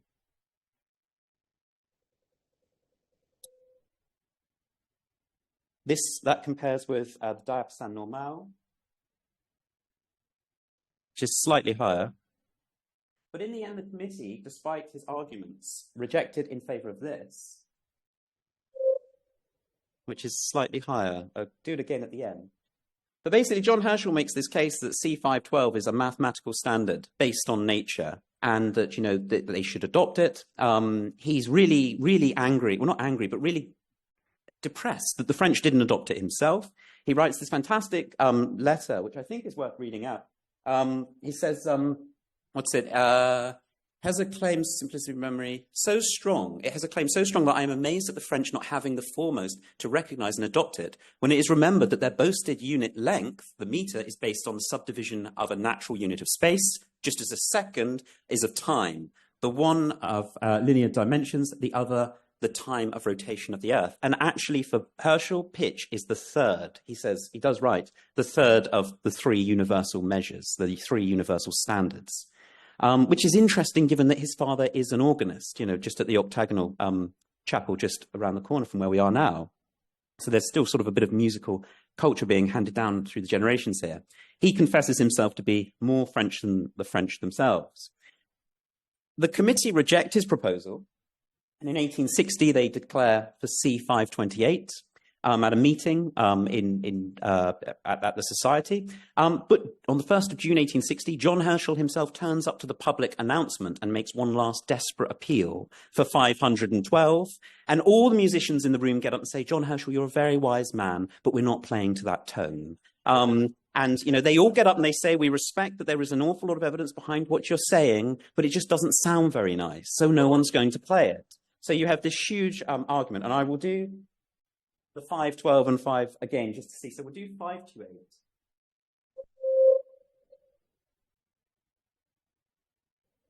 So it is slightly duller in tone, but it's worth also mentioning that most of the musicians at the time were actually playing 20 vibrations higher than the higher one. So he's actually suggesting about a semitone reduction. Anyway, 528 has absolutely no effect on the British musical community. Everyone just ignores it because it's not passed into law. And actually, the French standard is kind of ignored as well until the 20th century.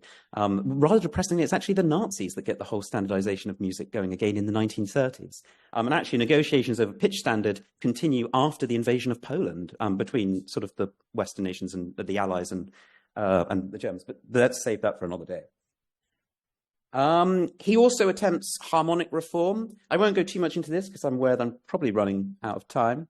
But basically, later, a few years after his attempt to reform pitch, he tries to reform the harmonic scale in relation to the number of vibrations per second that notes might produce. And, he sort of says, well, I don't really like an eighth. I don't really like the divisions that exist in music. It would be really nice if we had an octave that could be divided neatly into 1,000 parts. And each note in between could be a certain number of vibrations. And he comes up with all of these wild calculations to try and put this together. He publishes an article about this in the, I think it's in the Quarterly Journal of Science. And absolutely no one well, there's a couple of people that do take it vaguely seriously because he's John Herschel, but actually almost all of his contemporaries, the likes of George Beadle-Airy and Pole, sort of all the mathematicians who are also interested in music, they all say, well, we've all thought about this and we'd really like to do it, but John Herschel is, he's not going to win. So in sort of a way as a conclusion, or to sort of sum up, I suppose, there is Herschel is committed to the question of standardization. This is obviously important for economic life, for scientific life, but there is a philosophical value that Herschel outlines in 1830 in his, Preliminary Discourse. And it's quite nice that we can finish here, bearing in mind how far standardization runs through his life, right to the end, the late 1860s. For Herschel, there is a philosophical value to a standard because it's crucial to have a way of measuring, to record a change, minute changes. Humans can count, that's a sense, but it's very, very hard to count minute changes in natural phenomena. It's very, very hard to, gauge very, very small differences in weight. The solution is to have a standard unit that allows you to sort of, to differentiate, to measure. And it's from those measurements that you derive laws of nature. So in a sense, for Herschel, and he's very clear about this early on, if you don't have standards for time, for weight, for distance, if you don't have these standard units of measurement, you can't really count. And if you can't really count, it's very, very difficult to produce a natural law that has empirical evidence substantiating it. This is set out in 1830, and I think in a sense, I think it runs through all of the things that we've talked about today. I think the question of standardization is something that really connects up a lot of his scientific activity. Here's the British Yard, the one that's established in 1855. This is in the wall outside of Greenwich Observatory. The one final thought I would have in terms of this question of measurement and standards is that today we've all talked about, to be scientific was to be as much like John Herschel as possible. Today we've all talked about John Herschel, the great man of Victorian science. In many respects, standardization actually represented the limits of this scientific authority, because while he could command authority on a wide range of subjects, and he was a go-to authority on questions of nature, there were certain elements where there was pushback, particularly from the musical community, interestingly. His pitch is completely rejected. His harmonic system is completely rejected. His proposals for a geometrical inch are completely rejected. So if anything, the question of standardization and measurement not only represents the authority of 19th century science, but also the limits of it. Thanks very much.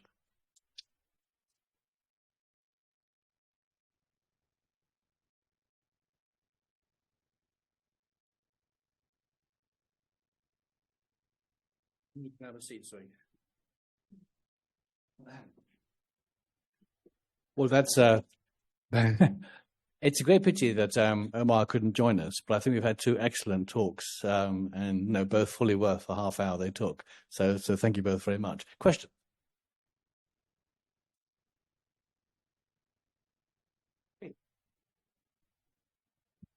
Thank you very much. It's more or less a repetition of a question I began last time. To what extent did William Herschel, did John Herschel and Fox Talbot know each other, and did they collaborate, or were they at daggers drawn, or what?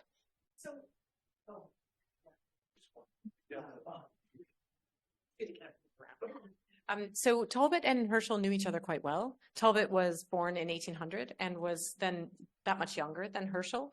And they first met when Talbot was sent to was going on his grand tour, and Herschel encouraged him to go meet Fraunhofer, because they were very interested in perhaps getting Talbot, who was well known enough but not sort of dangerously well known, into Fraunhofer's factory to see how all that fantastic flint glass and crown glass was being made. Of course, he never got anywhere near it. Fraunhofer knew exactly, they met somewhere around the corner in a pub or whatever. And all he did was bring home the requisite things that Herschel had asked him to buy from Fraunhofer and his own prisms. So they'd known each other since Talbot was a young man. And Herschel and Talbot were frequent correspondents. You can read the whole correspondences online at the Talbot Correspondence. And the letters are now, you can see the letters at the Royal Society, and someday we'll get the two of them together. And when they corresponded a lot about crystals, Talbot was also very, very into observing crystals. So he was in this correspondence between Brewster, Herschel, and Talbot, where they were all discussing their observations and sending crystals back and forth to each other. As you can see, they met many times and did demonstrations together. And Talbot confided all of his various problems and concerns to him about the potential of trying to claim his photographic invention. And he was, in fact, also instrumental in making Talbot slightly demoralized when he went to Paris and wrote from Paris that he had just seen a daguerreotype, and next to their own meager outputs on paper, they were just nothing, because a daguerreotype looks so much better than these things they were making on paper. So they were very close, and they were good friends, and seem to have carried on in that vein for the extent of their lifetimes. Thank you so much for both of your talks. Fascinating, especially the measurement that I didn't know that much about it, but I actually have a question to Kelley about the numbers of his chemical experiments and his chemical notebooks, that you say that they don't match up. But then listening to that talk about measurements and knowing how Herschel was, so kind of obsessed with the standard and all of that, like, don't you think that we just cannot figure out the key to the numbers? Because that's not, like, obviously it's not kind of a random thing. And so from what I understand, that there is a chemical notebook, which is in Bradford, right? And the experiment with photography starts January 29, which is numbered 1021. And then the actual experiments that we have, the earliest number is 400, I believe. Like, I don't know if we are missing the first 400, but it's like 423 or something. And then the stuff that I haven't seen myself is a memorandum, and photographic memoranda in Texas. So what are the numbers of that photographic memoranda, and isn't it a key to the notebook and the experiments? Sadly not, because the dates don't match. And what are the numbers of the memorandum? That's the question. I think that we are missing some pieces that we haven't yet put together, because I agree that there are, I mean, I was very excited because I was like, oh, I've got that number here, here, and here, but then the dates don't match. And this is a problem. Do you know the answer to this? I think I might. But it's going to take somebody writing to Texas to find out. There are boxes of these miscellaneous slips of paper that are sometimes numbered, and it doesn't say memorandum on it, but some of those numbers might well be made to correspond. Yeah, it was the same thing for the optics and crystal experiments in Texas. Yeah. And I think there are different series of experimental numbers is what I think we're dealing with. And Mike Ware first noticed this, that in fact, there are many dispersed small scraps of notes. And when you get that dispersal, you get some different keys. And what we haven't found is the one that helps us figure out what we're looking at, because I think we're comparing apples and oranges, even though they all have the same number on them. It's like having all apples and oranges have the number 6 on them, but they're not at all the same thing. And so there's something there. I'm absolutely sure that it made sense to Herschel. I just haven't figured it out yet. So when I say we can't figure it out, it's just that I can't figure it out so far. Another question.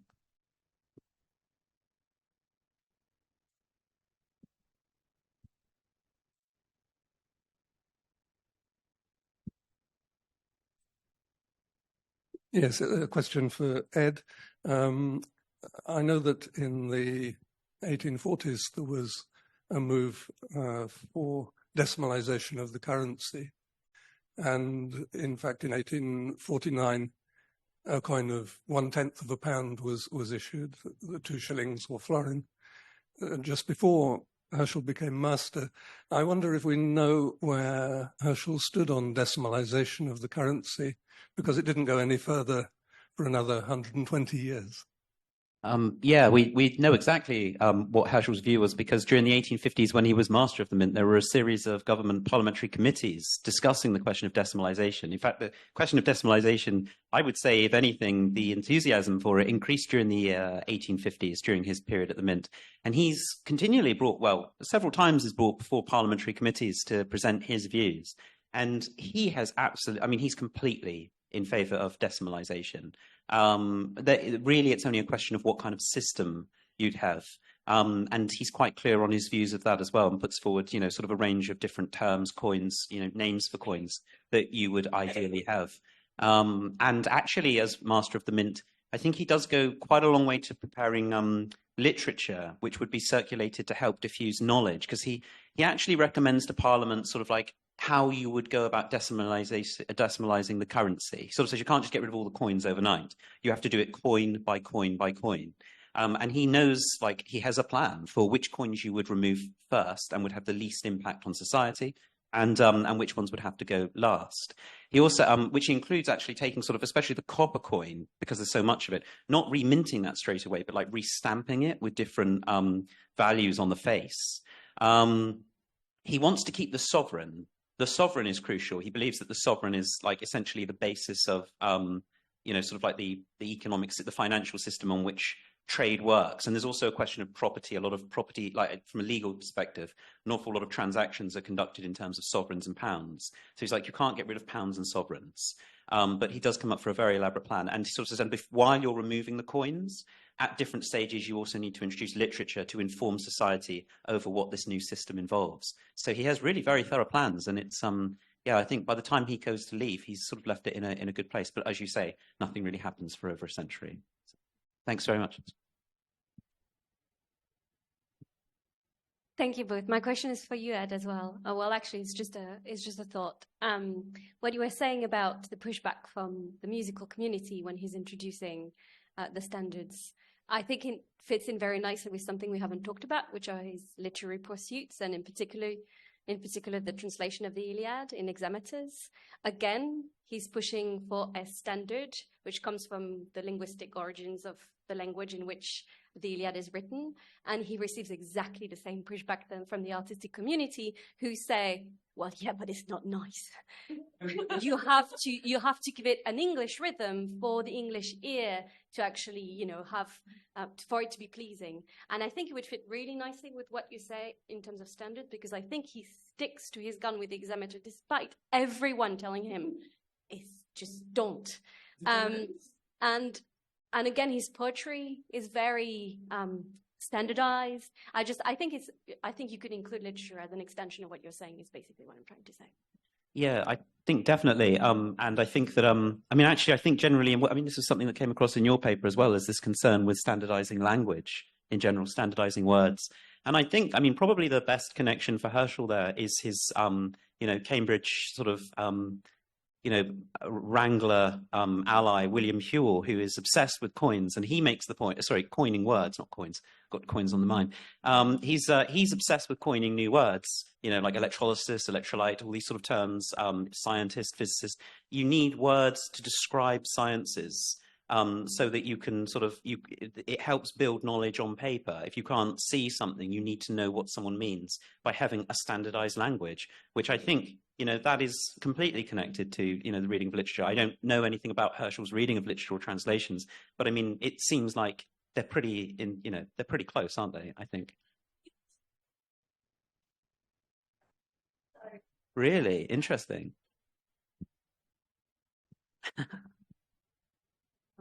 Thank you for two really fascinating talks. And I'm particularly interested in the 7 imaging processes that, Kelley, you mentioned. But actually, I'm not sure if this is a question or following up from the last comment on the standardization and a very creative sector such as music and the response of the musicians. I would be really interested in, at some point, hearing from Omar Nasim on the Herschel's art of drawing and how much that would have been using instruments and standardizing a process and recording, and how much it would have been doing more of the sort of creative interpretation of landscape, or not. Maybe there wasn't room for that. And then the artists thought on that. He encouraged Julia Margaret Cameron with the photography. She was very creative with her work. So really, it's a sort of follow-up comment rather than necessarily a question, unless there were any thoughts or knowledge on how we might perhaps at some point hear from Omar Nasim, or are there any books or reference that can be suggested? Well, you can buy the book. I don't know about drawing landscape, but and I don't mean to come back to Whewell again at a conference that's on Herschel. But one thing that was interesting yesterday at the Royal Society at the archival collections was that Herschel gave his daughters books, travel journals, for their trip down the Rhine in was it in the late 1830s or 1840s? 1840s. And one of them has like some graffiti on the front, but it's not graffiti. It's drawing of Gothic vaulting and church plans. And the interesting thing is it uses a sort of pin technique where you sort of note all the high and low points and the piers supporting the weight, which comes from a Whewell text published in 1830, Notes on German Churches, which recommends a standardized way of drawing churches. And the importance of that is it's a knowledge-making process, because if you can measure sort of like the angles, you can see the elevation in Gothic architecture of the pointed arch. If you can sort of dissect the various vaulting techniques, the complexity of the vaulting, using this drawing technique, you can then date the building, because a lot of these medieval constructions have no written records. So how do you date them? It's a kind of, so it's quite clear Herschel had that text, gave it to his daughters, and was getting them to draw buildings in a very particular way, I think. But did you want to say? Yeah, I just wanted to say that there was a large movement of innovation, especially in the British school, of innovation of the drawing of nature. And if you look for, and of course, Omar talks about the innovation of the pencil, which is very important. But there are also other instruments around, not just the camera lucidea, but there's the graphic telescope, and there are the Varley brothers using instruments to try to do observations. And there's Constable, of course, staring at clouds until they impress themselves on his mind so that he can reproduce them. There is a great interest in the quote-unquote English school of painting and painting at the time, in attempting to make more precise observations of the natural landscape. Charlotte Klunk has a wonderful book that was her PhD at and about science and the perception of nature. And it's particularly about this rise of precision in drawing and painting at the time. And you can find it in the drawing master's instruction books at the time, very often reproduced alongside this kind of picturesque, the notion of interpreting the picturesque beauty of a scene and getting harmonious composition and all that. I have another question that kind of marries the perception and standardization, and something that hasn't been mentioned, that Herschel was also trying to standardize the perception of color, that he at some point realized that there is a condition of color blindness, and it actually comes in very different, kind of very different sub-conditions. And he was trying to figure out if there is a system of how you describe this daltonism. I don't know if you haven't worked with that, because he's basically, like what I'm hearing here, like he's basically trying to standardize senses, like how we hear and how we see as well. But there isn't much scholarship on Herschel and color blindness. I don't know if you guys can comment on that. Yeah, there's not much at all. But many people were interested in this at the time. This is and all sorts of physiological experiments, after images also, very, very interested in after images. And it crops up a lot in the Talbot correspondence as well. Notations of after images and discussions about what those are, or visual sensation, for instance, and an attempt to kind of quantify that in words. It's really interesting. Yeah, you're absolutely right. It would be fascinating.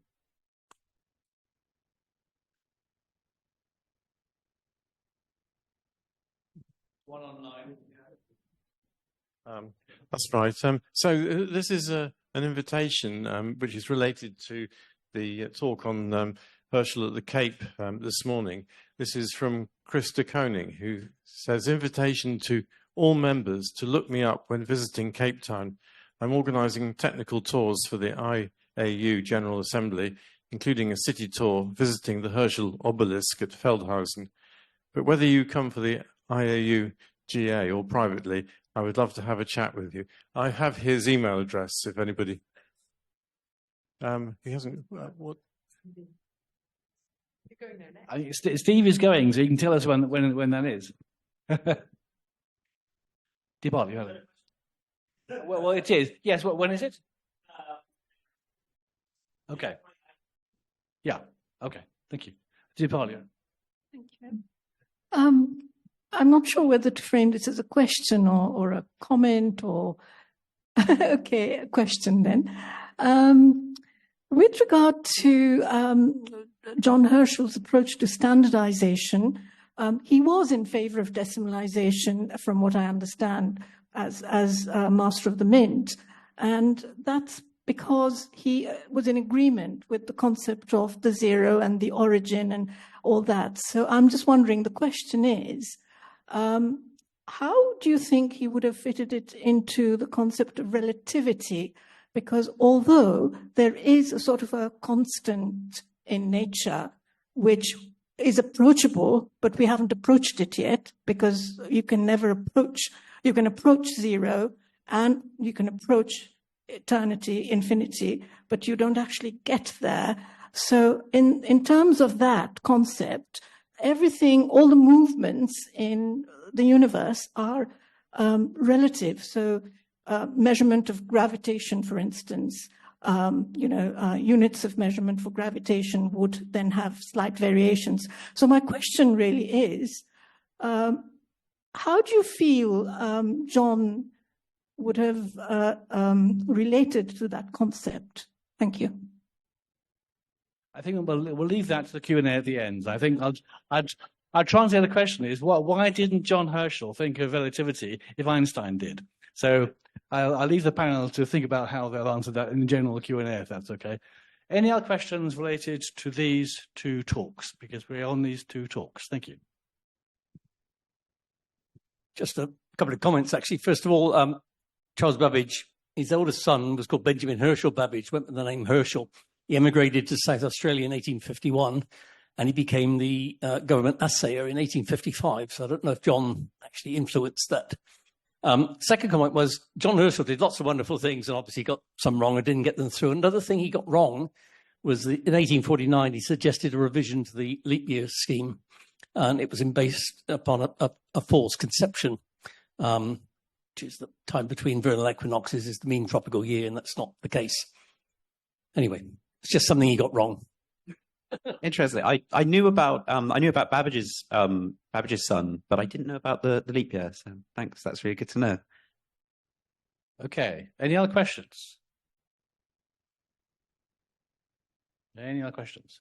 Maybe I have one, I guess, for me. Kelley, you made the point about the business about depositing nitrates on glass as a way of making an image, and that was just starting in the 1840s. I'm just conscious that it's also when people began to learn to deposit silver on glass to make glass reflecting mirrors rather than speculum ones. Was there some sort of general economic or technical insight or invention that made depositing things on glass suddenly possible in that part of the century? I think there were a few things going on when Herschel's mechanism for depositing silver salts on glass was so highly complicated. We know that Robert Hunt made a couple of those, but found it so tricky that even he couldn't handle it. So other people tried it as well. And it has to do with the knowledge of precipitation. And precipitation was happening in three ways. Chemically, sort of physically with the addition of sunlight, and also electrically. And the refining of metals through electricity was also something that Herschel benefited from. So he got the materials to make the cyanotype from Alfred Smee, who was refining these materials with his own battery, and therefore Herschel had access to special, the industrial chemists. And a lot more industrial chemistry was happening at the time, and they were using these three methods to do all sorts of things that hadn't been done before and were very tricky, like getting solids to stick to other solids without a nice sticky binder. I mean, and it wasn't very effective, though. They did tend, not as effective as with mirrors, because pretty much everyone gave it up until they started putting collodion on the glass plates to make everything really stick down. So it didn't work very well, although they're on there. I mean, they're in no danger of flaking off. Interestingly, it's amazing that they're held on with. I don't really know how they're held on, to tell you the truth, but they look very, very solid. And the only place they've been damaged is where they've been scratched physically, with what looks like pretty hard abrasion. So yeah. Any other questions? Okay, in that case, you've earned an early coffee break. Thank you both again to the speakers. Looking at the program, I see I am supposed to be making external perspectives, which I suppose means I should be doing this from the pub. So I've enormously enjoyed the proceedings today and the talks, which have been excellent. I've still got a couple of problems in my mind, so perhaps we'll discuss these later, or things I haven't quite worked out. There seems to be a little bit missing in Herschel's life that maybe I haven't read the right chapter, and maybe it's in the new book, so forgive me if I, whatever. What happened really between John Herschel leaving Cambridge and getting married? Emotionally, what happened to him? Now, he made, as I understand, a really good marriage. It sounds as, she was even rich. He made a really good marriage. It seemed to be that they seemed to be intellectually seemed to get on extremely well, and interest each other. And, as far as I can see, it was a wonderful marriage, which is great. But I've heard that he actually had 2 engagements between leaving college and marrying. Have I missed something in the gossip columns? Or is anything much known about those at all? Steve should to answer right now, or well, no, later, in private if necessary.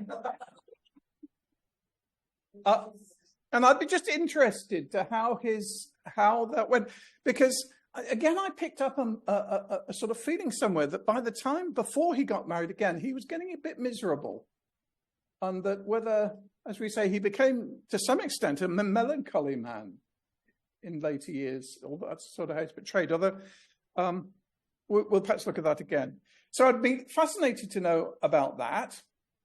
I think great coverage has been given to his fame. We've heard in all these ways in which his fame, and the fading of that fame is also an interesting thing. And I think presumably it has nothing to do with Herschel himself. I think that's what I'm thinking, because all people retire, all people die, alas. And once he died, and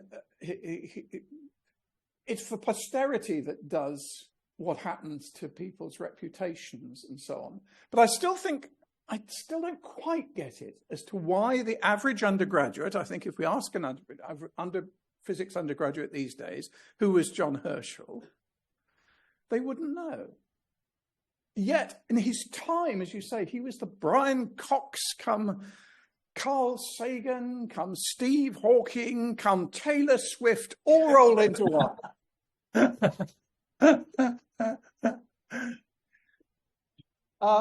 And I think that's maybe it's an interesting thing for further study.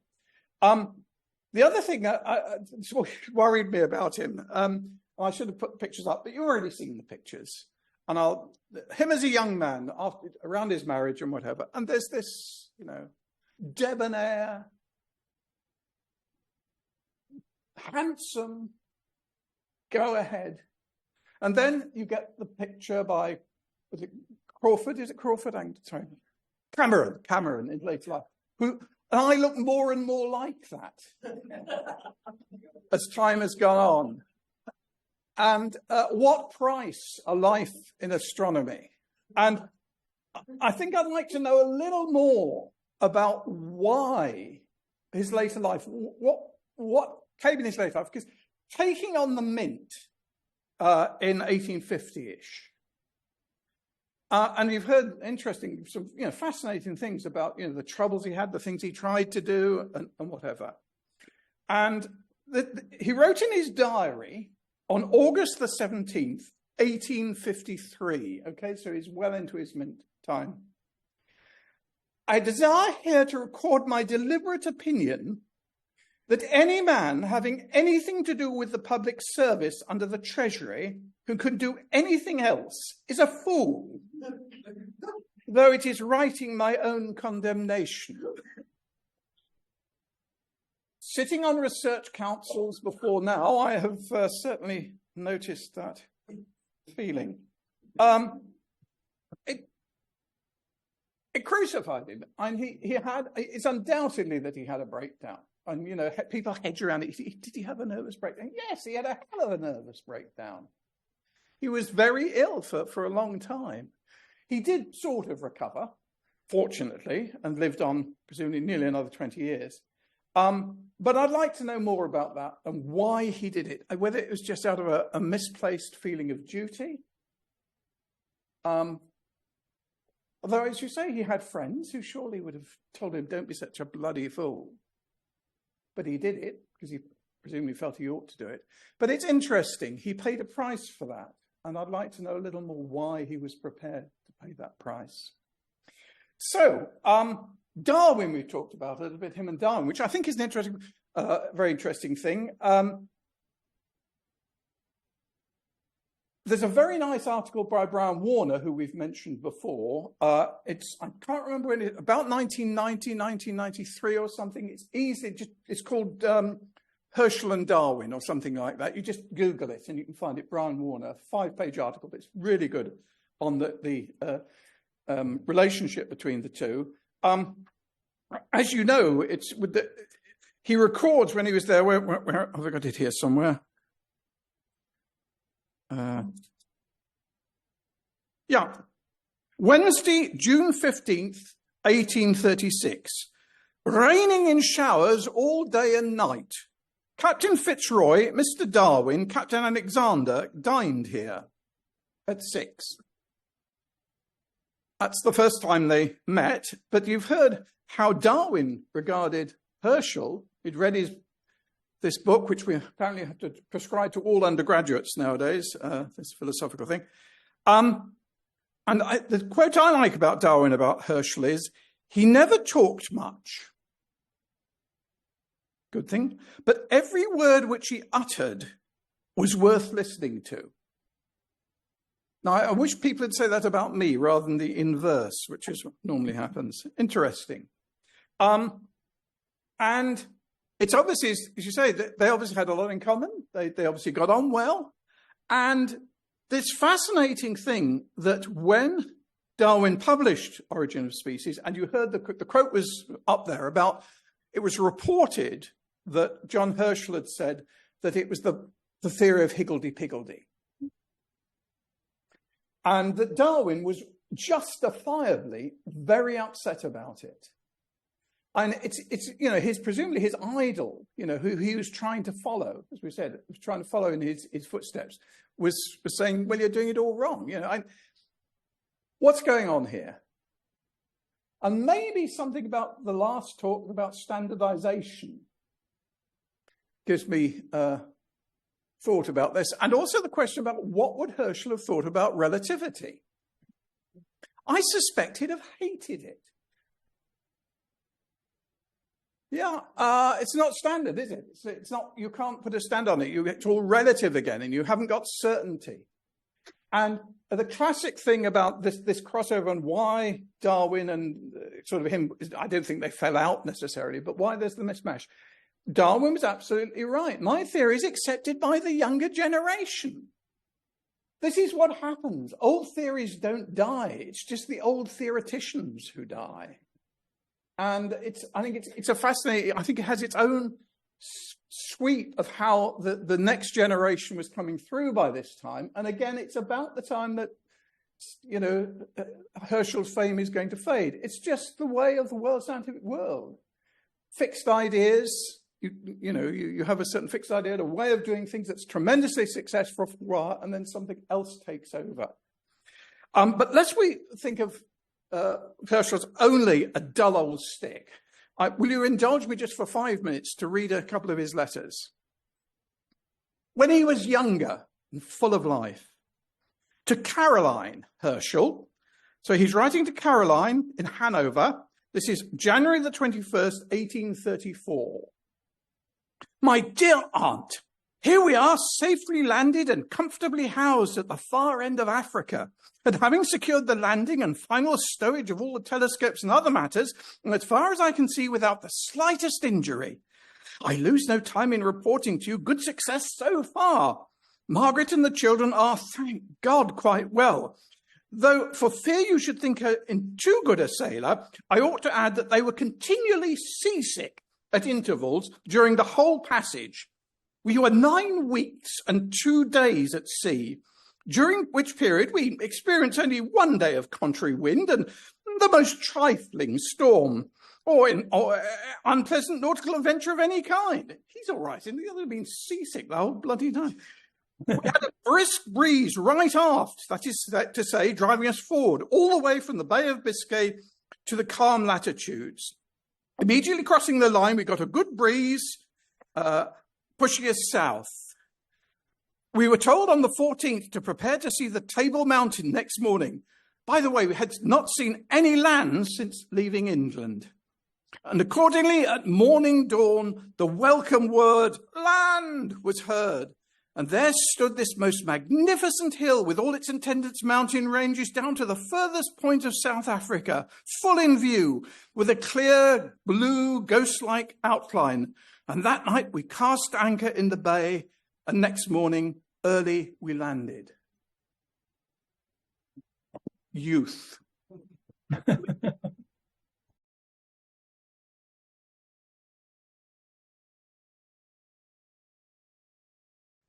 Now, the next section is the RNA. It is the question and answer session. The problem is that we've lost the microphones, or more precisely, I've lost the microphones. So we have a short division where we try and work out where I put them. If you can search around you for these sort of black things. That's good. Well done, Kelley. Okay. There isn't a prize. That's under my chair. Okay. Anybody else want a second prize after Kelley? Excellent. Well done. Okay. Thank you. Okay. Thank you. Right. Okay. Thank you both for that. So this is basically the final Q&A session. Thank you, Mike, for that. Where you can ask those questions, including to Parley's about why didn't John Herschel think about relativity. We'll work out how to put that one too. I hope the session goes fine. Just to warn my speakers that if the questions sort of die out fairly early, I'll invite them to give 5 minutes of their impressions of what they'd learned today. So just to make sure they have something to do while they're sort of thinking about a question. Okay, so questions?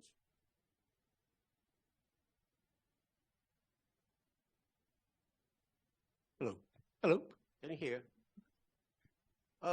Having come from a musical family, is there any evidence that John Herschel took an interest in or was taught music? And if so, what instrument did he perform?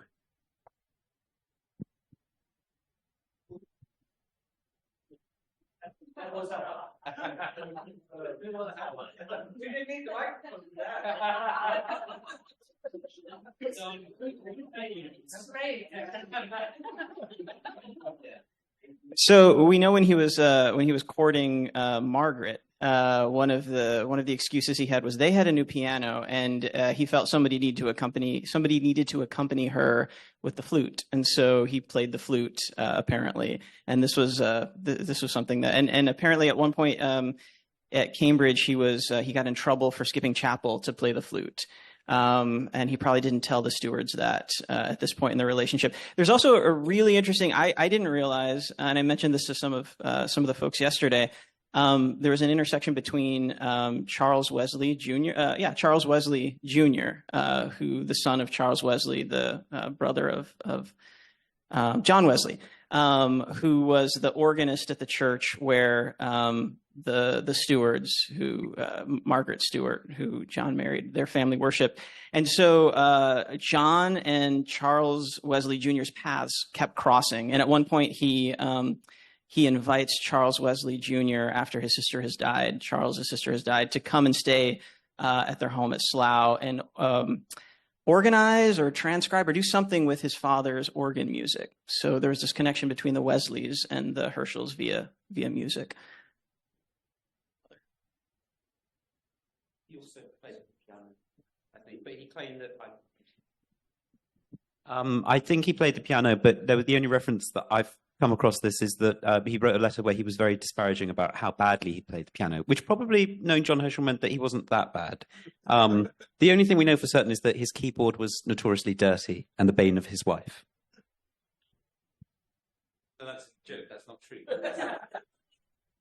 Don't get that into the list. Yeah, Just one more thing on that. I mean, he also composed. So he composed an anthem for his family to sing when they decommissioned the 40-foot telescope. Yeah, but it was definitely, for sort of children and the family and so on. And indeed, you can see the text of that in the Harry Ransom Center in Austin, Texas. Just for the anecdote, response to have John's the fact that the note says "Dear the past moved."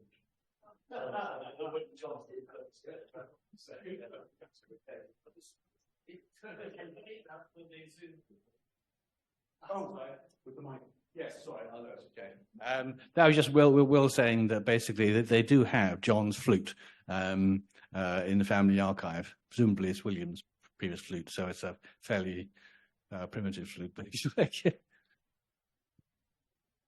yeah, just a question, if anyone knows, about John Herschel. I've not seen any or many references to his interest in spectroscopy. I see that he went to talk to Fraunhofer, and he worked with Fox Talbot. And Fox Talbot of course, measured the spectral lines emitted by metal vapors. I think he was the first to do that. Somebody may give me the wrong answer, say I'm wrong, but I know Fox Talbot certainly worked on emission spectroscopy. I just wonder if there is any literature concerning John Herschel's interest in spectroscopy and in geology or even in astronomy. It was a very active time for spectroscopy in that period. We're looking at a period earlier than the use of spectroscopy for identifying elements or stars or anything, but there is a beginning of that with Edward Clark and flame spectra, and John was a practitioner of that. He learned that in the 1814, 1815 time range, and during the 1820s, 1823, he published a paper on colored filters. And it's all about spectroscopy. It's all about trying to understand how the spectrum is distributed. And we have a long ways to go. There's nobody working on Herschel's light in the deepest way that we could. He was not convinced that color is a one-to-one relationship with, as he would have said, refrangibility or refraction. And that means that a ray with a degree of bending in refraction might have more than one color and might be a mixture of colors. Now, as I've been told, not everyone's right all the time, but I still think there's something really interesting to look at there. Come back on that. I think I know he was very interested, along with Rayleigh, in the reflection of light from the sky and the implications that carried for molecular scattering and so on. I mean, this was not understood at that time, but no. I know Herschel was pivotal in that discussion about why the sky was blue and what was Avogadro's number, because we have molecules and so on. So, and I think also the polarization of the sky he was very interested in, and he did play a very important role in that. And I kind of assume that he would be interested in the spectroscopy as well. Absolutely, yeah. And you find it in his photographic work with parathermal rays, and I forget the names of the other rays that he came up with, but he had all kinds of rays that he named, and he was trying to separate them from each other by different analytical means. The early work on crystals was all about colors. One thing that surprised me looking at Herschel's early work before he goes to the Cape, he sees stellar spectra. Fraunhofer shows him stellar spectra. And John never makes the connection between this is a way to investigate the physical nature of the stars. For John, it's about the quality of glass, that it illustrates the quality of Fraunhofer's glass, and that he can use spectra as a way of measuring the refractive index of glass. And so when Huygens finally does his work, Herschel has a really hard time believing that the light from nebulae could be bright enough. And he ultimately, he doesn't disregard Huygens and he believes him, but he has a hard time believing like the light could be strong enough to see what Huygens is saying he sees. So I do have a chapter where I talk a little bit about spectroscopy in the book on Herschel's astronomy. Another question. Yeah.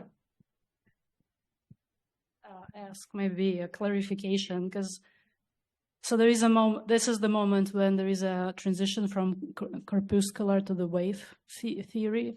So would you say that Herschel, his thinking about spectrum and all of that, is within this new paradigm of wave theory, or not really, or is it again this kind of a hybrid situation? Yeah. Okay.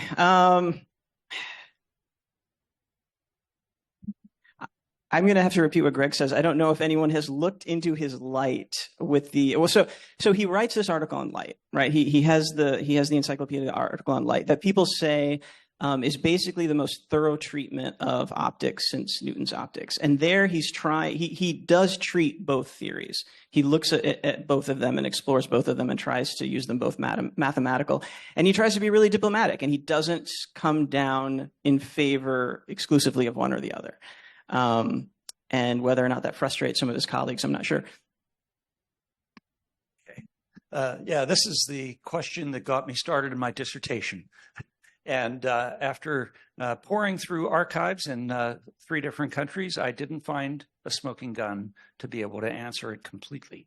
But the Herschel was probably the only British scientist who actually understood how Jean-Baptiste Biot's particle theory worked. And he knew the mathematics of that particle theory. And one of the things that he demonstrated in his big article on light was the particle theory and the wave theory gave the same result in lots of experiments. You just had to give it a different physical spin. He said, sometimes you have to take a few extra steps when they're particles, but you can make it work.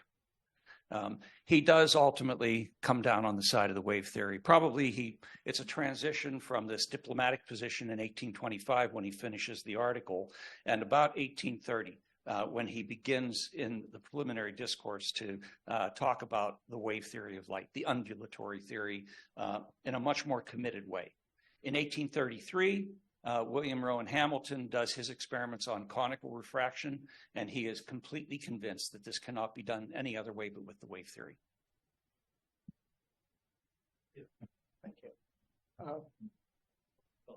I thought Lord Rayleigh was the person who explained why the light was coloured blue. I mean, it's this Rayleigh scattering, which is where the scattering is proportional to 1 over lambda, which is a wavelength to the power 4. And that was done, I should think, in probably about the 1870s, 1880s. And as far as spectroscopy was concerned, I thought the 2 people who were most innovative about spectroscopy were Kirchhoff and was it somebody else in Heidelberg. And they discovered Bunsen and Kirchhoff, I think in Heidelberg in about 1859, and they discovered the elements rubidium and cesium. So, no, rubidium, it might have been cesium as well. And that is regarded as the beginning of spectroscopy. And of course, they turned the spectroscope to the sun and discovered helium. You know, paradoxically, helium was discovered in the sun about 20 years before it was discovered on Earth. Another question back here.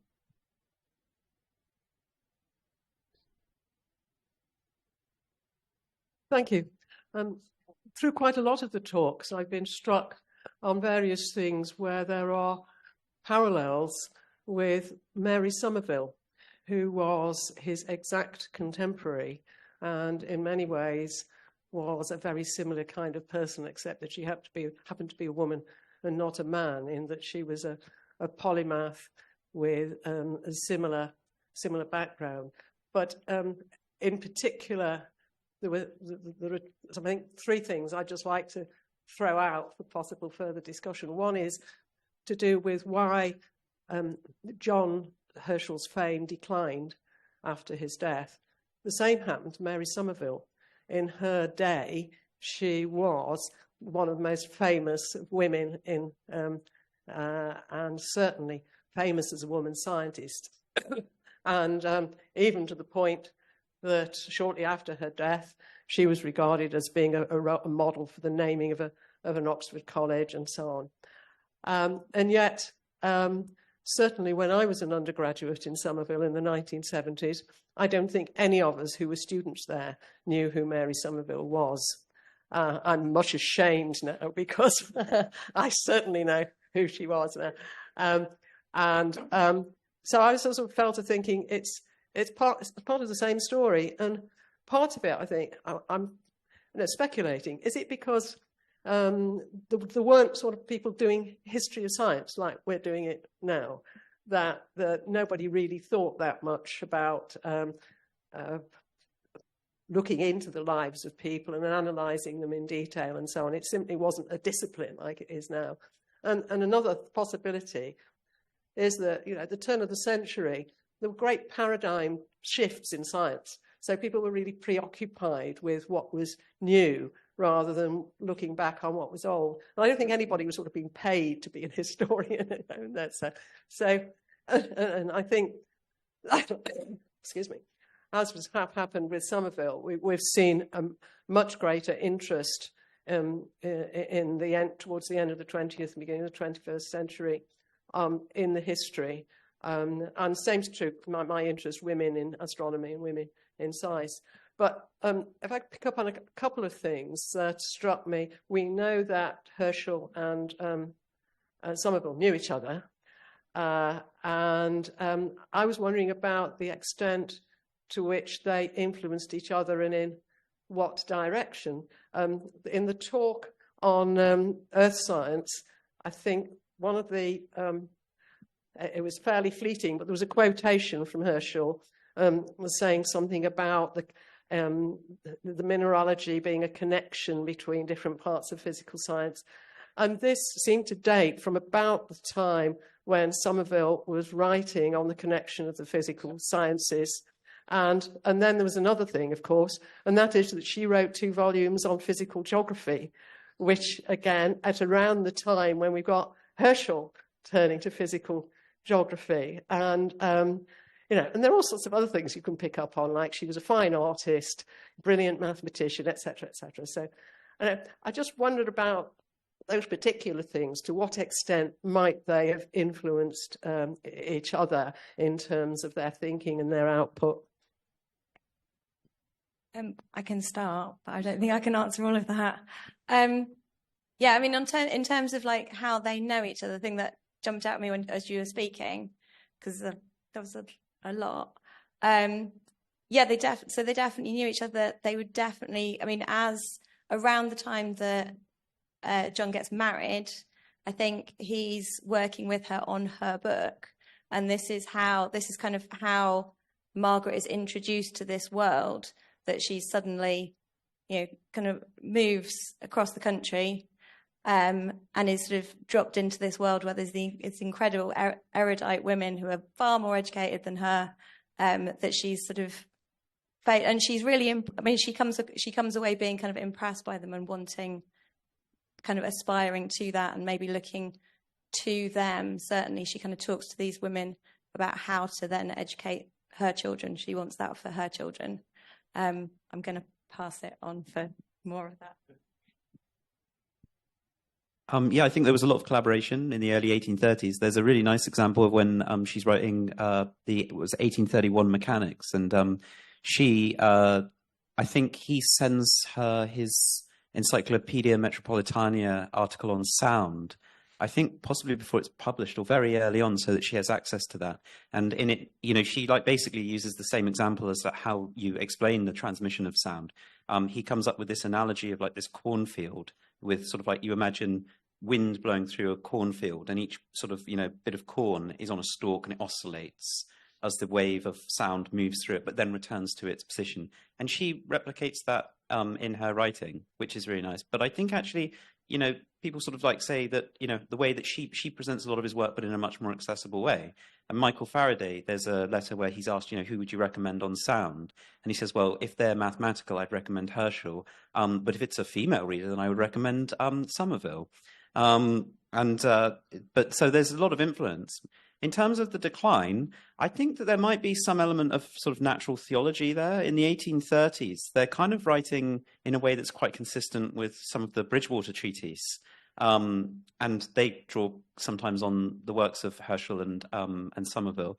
And I think it's interesting that by like the 1860s, with the rise of sort of new theories of evolution and, you know, sort of more materialist philosophies and sort of the work of John Tyndall, I've noticed in sermons by Anglican ministers, the only two sort of natural philosophers, I've only looked at questions of sound.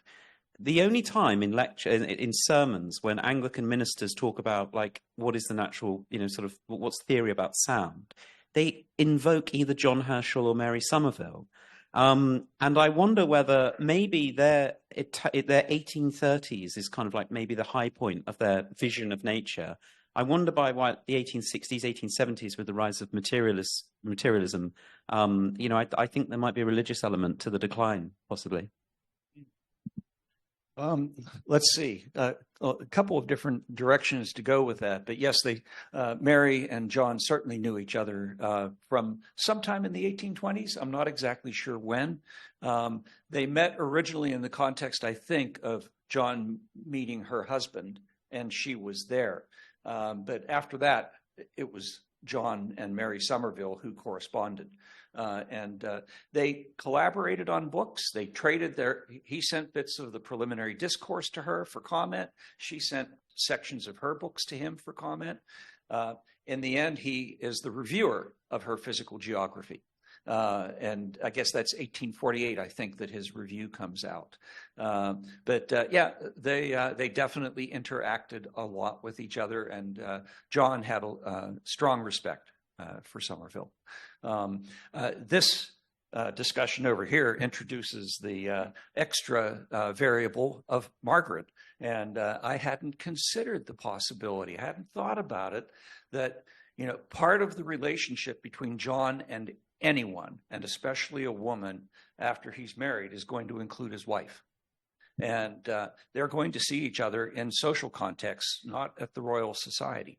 And so I think that the family connection really needs to be taken very seriously.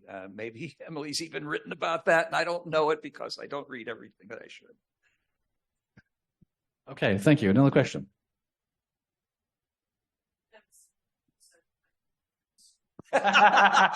That's where they came from. It's her collection. Not about shells. Two questions, if I may. One following up from the Anglican comment. Any views from the Catholic University in Louvain? And the second question is, previous polymaths, Robert Hooke and so on, dabbled in physiology or tortured dogs, depending on your point of view. Did John Herschel ever have anything to say about physiology, apart from any connection with sound?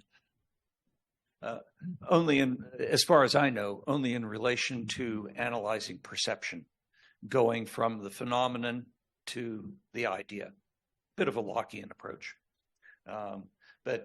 Yeah, that's the only way that I know of talking about it. It's said in the volume in one of the articles, I can't remember whose, that Herschel was abiotic in his interest, had no interest in living things. Is that yours, Charles? No, I don't remember. But I should have said that. Yeah, it struck me that although that's not entirely true, that's a perspective that needs to be applied. But he self-evidently was interested in botany. Because of the chemicals. Well, no, and this is a very interesting, right? We have a bit of a disciplinary trouble in 20th, 21st century English here, right? Because this is often a problem you get in interpreting, for example, the results of Mendel around the same time period, that at this point, the botanical tradition, I imagine that it is appropriate to refer Herschel to is the Germanic botanical tradition, as opposed to the theoretical kind of laws of life, about which, as far as I can tell, Herschel never really cares. My idle hypothesis, although I don't have the evidence that I need to confirm this, it might be in the correspondence, is that Herschel sort of thinks that on those more general biological questions, Lyell has said everything that we have a scientific right to say, that he's sort of exhausted the evidence, which is to say it's sort of vague speculations about how creation might be at work on the surface of the earth, and kind of done, right? Anything beyond that, as he indicts Darwin for, would be too much. Interesting and point noted on the Catholic natural theology context is a whole different can of worms. But let's just say that it does indeed unroll very differently. This is very much the 19th century in that regard in England is very peculiarly English. And I think it's very important to keep that in mind. The reception in Catholic countries is quite different, radically different. So for a whole host of reasons, but that would take us away from the subject of the day. So I'm going to stop talking. Another question.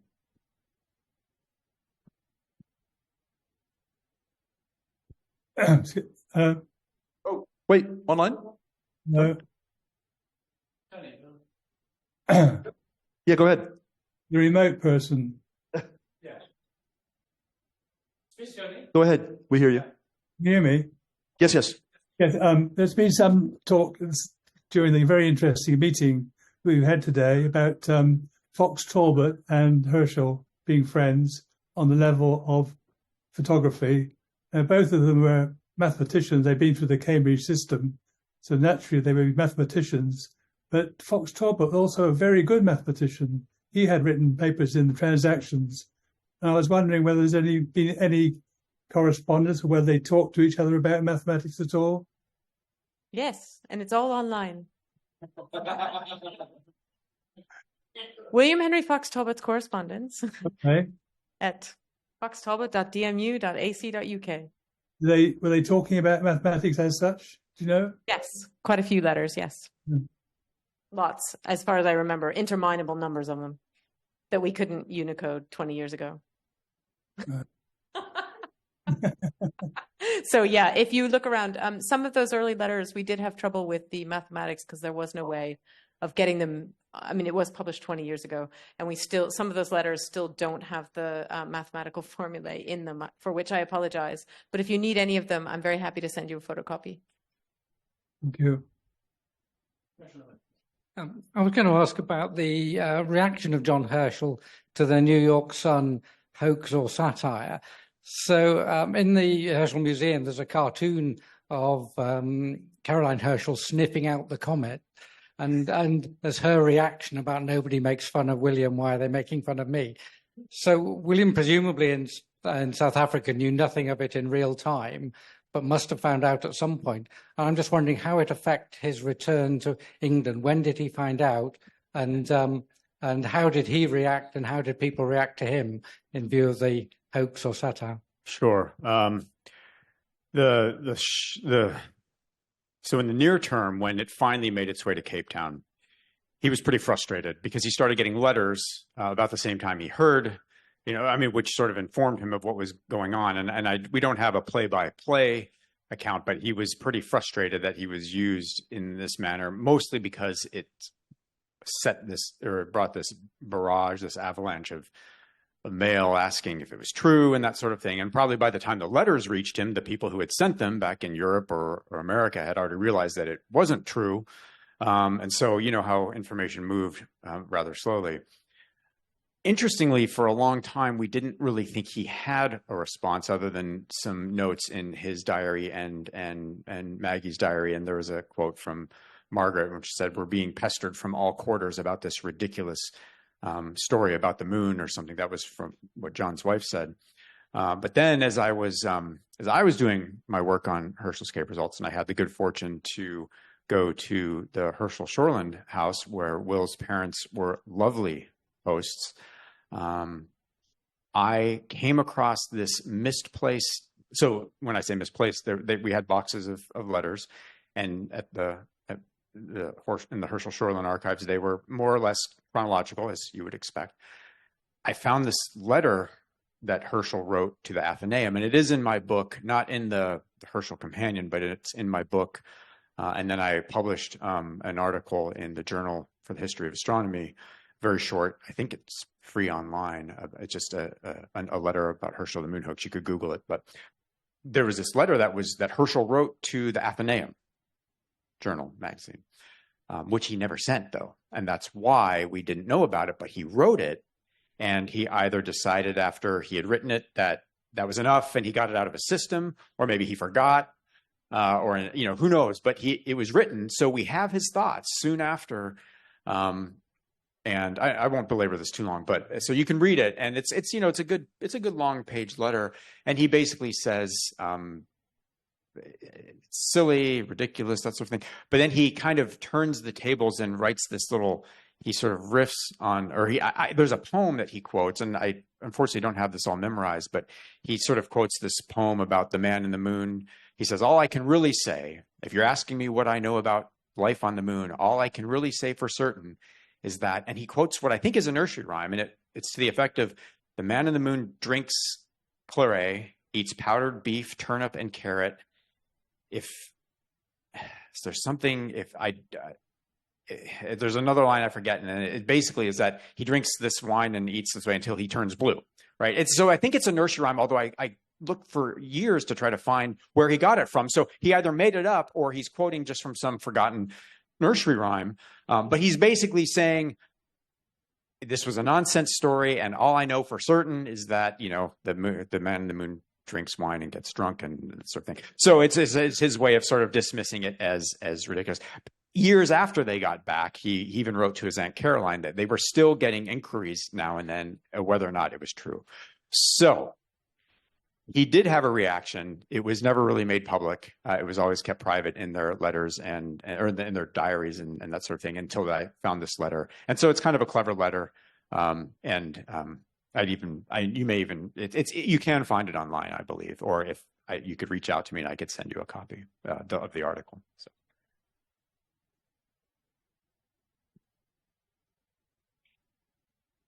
Peter. Could I make a sort of weird mathematical point? William Herschel was born in 1738, and his last grandchild, which was a Lubbock, I think, died in 1939, which is a period of 201 years. Now, if you look at your ancestry, I think it's very unlikely that any of you will have your grandparents and your grandchild born more than about 150, 160 years. It's quite remarkable that they made over 200 years. I know nobody else who gets anything like that. I mean, in my case, with luck, it's about 150, 160 now, and I'm certainly not going to live for another 40 years. I think Will, is that a question? Question? Yeah. I wasn't going to stand up.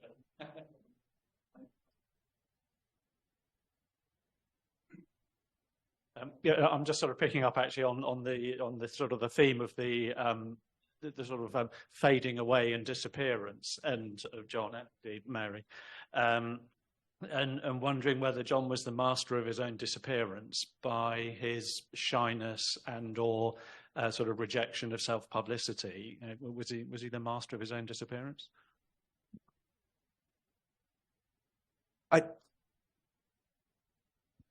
That I'm not sure about, but what I wanted to riff on this because I've been sitting ruminating on something from Emily's talk. She mentioned that there's something just overwhelming about looking back at his accomplishments, and one thing that I think makes sort of dealing with his legacy a challenge is you might notice it up here. Okay, there were synthetic biographical efforts, but largely what we've done is we've sort of fractured him into a bunch of pieces. And we fractured him into pieces because that's what it takes to figure out what the heck he was managing to do over the course of his life. And I think it's a really interesting challenge to figure out how, and I mean, this was I think Emily's talking about, how do you duct tape these pieces back together again? Because to take the measure of the legacy involves trying to see it all at once. And when I do that, I just sort of it's just my eyes frost over and I sort of want to curl up in a corner on the floor. And so I just, so maybe there's also just, we're just all blinded by the light. In a sense, the sort of 20th century notion of how you get scholarship done, that you have to do it on your own as an individual scholar, has contributed a lot to, it's riffing off of that. So in order to, quote unquote, succeed and then get a job in academia, you're not allowed to collaborate, and co-publication and co-creation of scholarship was frowned on. And we're now in a new era where co-creation and collaboration and working in groups is considered a good thing, that we can get more done, which is the reason in some ways why we can get together and collaborate and begin to work together on some of these more complex characters from history. And I think they were ignored in part by the structure of what we consider to be academia and education, in that you, as a historian, you're supposed to, were supposed to climb into your ivory tower and write your monograph or whatever on a particular person. But then you had to find a particular person that you could handle, quote unquote. You're right. Herschel can really only be, look at all of us. We can only just about cover some subjects and leave others out. And he could do all of that, and trying to delve into that mind is daunting. And Larry Schaff said to me, I meant to do Herschel's correspondence, but when I looked at it, I thought, maybe I'll do Talbot instead. And Talbot was no slouch, but he pales by comparison in terms of complexity. Yeah. Oh yeah, yeah. I think it is true that it's overwhelming. I do think that today and the book and all of this has seemed more coherent than anything that I've read before. That you can kind of over the course of it, like, although it does seem overwhelming, and I do kind of come away from today more aware of the things I don't know than like I kind of started the day thinking I've got a pretty good handle on like where it all links together, and now I'm like no, I don't. But I do think that like there is an element of kind of bringing it together. On your point about if it was years worse, you know, like is it just because he was shy? I do think there is an element of that. I think that when you think about the big names in the history of science, they are very often self-publicists as well as, you know, that it's one thing to make a discovery. It's quite another to make sure everyone knows that's your discovery. And obviously William was very good at that. Einstein is famous for being very good at that. John doesn't seem to have had any interest in being good at that. Yeah, yeah. I mean, can I just add something that might make you very sad? But if Herschel had patented hyposulfide, just imagine how much George Eastman would have had to pay him, pay you. And I know, don't go there. But it is possible he could have done that because it could have been proprietary at the time. And he chose very much not to. He never even contemplated it. And there was a flurry of patenting and copywriting and taking control over photography at the infancy of the patenting system. And Herschel wanted nothing to do with that. And he would never have contemplated doing it, although it was eminently patentable. At the time, it probably may not have lasted more than about 40 years, but by then Eastman would have had to buy it off of the family, and that would have been enough, really. Well, and I think that also speaks to how Herschel understood science. Like he would have said, that's not what science is about. That's not, and that sort of, I don't know if it's shyness or maybe humility, that for him, that was part of the scientific practice.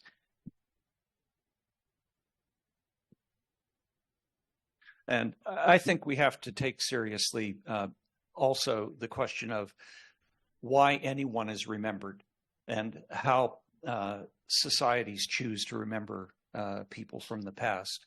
And I suspect that there was enough change between the early 19th and the early 20th century that the kind of model of science that Herschel talked about was not something that fit anymore in the encouraging words in an elementary textbook.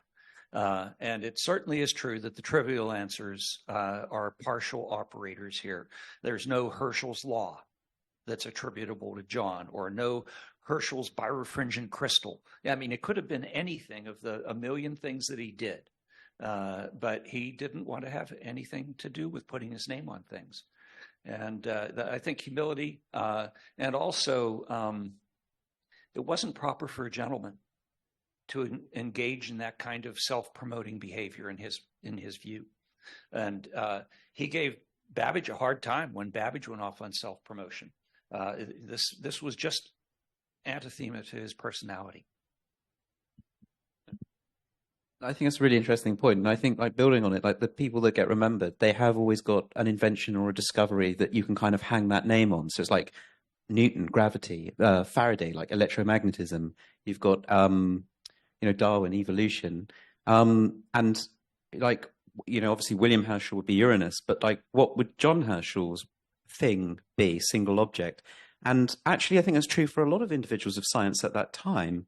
When, I mean, he's got so many things. I'm not saying that, there isn't, but it's like, you look at like George Beadle, William Whewell, Mary Somerville, John Herschel. They were all great describers of science. They were great analyzers. They did a lot, to write about science for more diverse audiences. And they also did a lot of like bureaucratic administrative science, like standard creation or, star cataloging. And those don't tend to be like single objects that society hangs sort of a name on, maybe.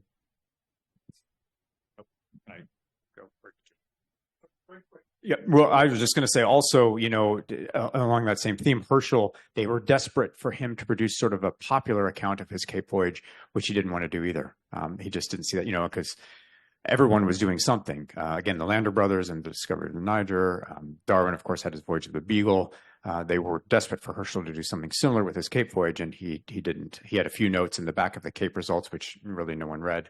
And that was it. So, but there would have been a market for it, absolutely, which is why his publisher was saying, please write something. Presumably most of you know Herschel at the Cape, Brian Warner's book. I mean, and why didn't he? I mean, it would have made a wonderful book. I mean, but he didn't. Well, I think about, for example, all the things that he got roped into the day. Stopped him, yeah. Well, what I was going to say, the question about whether you need something to be labeled, like a number or a law or an effect or whatever. And I think that's right. Interesting, you draw with Airy, again, who's an administrator, but his name is probably more known, I suspect, because there is an Airy disk in optics and there's an Airy function in optics. And it's a hook to hang things on. And if you haven't got that hook, and if Herschel had a function. There is a Herschel wedge used by astronomers observing the sun. Yeah, it's from John Herschel. Herschel wedge. So if you're observing the sun, you use a Herschel wedge to make sure you get the light in your eyes, not the heat. Okay. But it's not a big thing. But is it that a lot of these things like these these are kind of like, they're almost like the tools of administrative science in some respects, which maybe the public doesn't get so excited about. Like indeed, but Airy is known for the function, not for his scientific administrative ability, apart from for historians of science. So I think we're into sort of final reflective comments here, which you've been doing wonderfully for the past few minutes. So before I wind up, is there anything any of you of the speakers want to say that you feel moved to from what you've heard or thought of today? I mean, you may have said it already, but I'll just give you a final chance before I wind up. Kelley? I won't put you on the spot. That's okay. I'm looking for volunteers. So put your hand up. That was more like voluntold. Okay. No. That's what I said I would do, no questions. So put your hand up if you have something else you want to say before I wind up, and I'm standing between us and the wine. Put it that way. There you are, Steve. Well, I guess I should just plug the book one more time. You had mentioned I'm going to anyway. You are? Okay. Are you going to give them the discount code? Oh, right. Okay. So you're welcome to buy it on Amazon if you want. Our publisher would probably like it better if you bought it from Cambridge University Press, and they have provided a discount code. I believe the code is just the Cambridge TCCJH, the Cambridge Companion, John Herschel, TCCJH 2024. And I think you get, when you put that in at checkout, you get 30% off until July 1st. And I'm 90% sure that is the code. Maybe we'll double check and get it to you by email if it's not. But thank you for being here. That's what I'd like to say. I can't resist. July the 22nd, 1837. Dearest Aunt Caroline, I will try and entertain you with some celestial affairs in which it is delightful to find you are taking much interest. As you allude to Saturn's satellites in your letter of October 20th, I must tell you that I have had at last got decisive observations of the sixth satellite, the farthest of my father's new ones.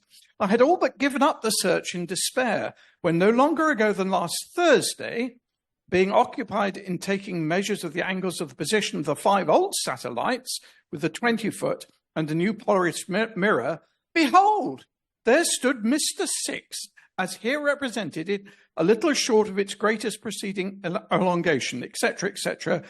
Next night, Saturn most gloriously seen, quite as sharp as any copperplate engraving with a power 240 and full aperture. All the old 5 satellites seen and measured, no others seen. I think with that, I'll draw things to a close. So thank you, Mike, for that. We should finish with John's words, I guess. I have one more thing to do. I said at the start that our president, Alan Chapman, couldn't be here. He has got a copy of the book, and we asked him to review it. And I let Steve do his plug before I gave you the review, in case the review turns you off. But here it is. And we're longer one in our journal. So if you're a member of our society, you'll see this in due course. And if you're not a member of our society, please join. You could have saved money by joining when you bought your ticket.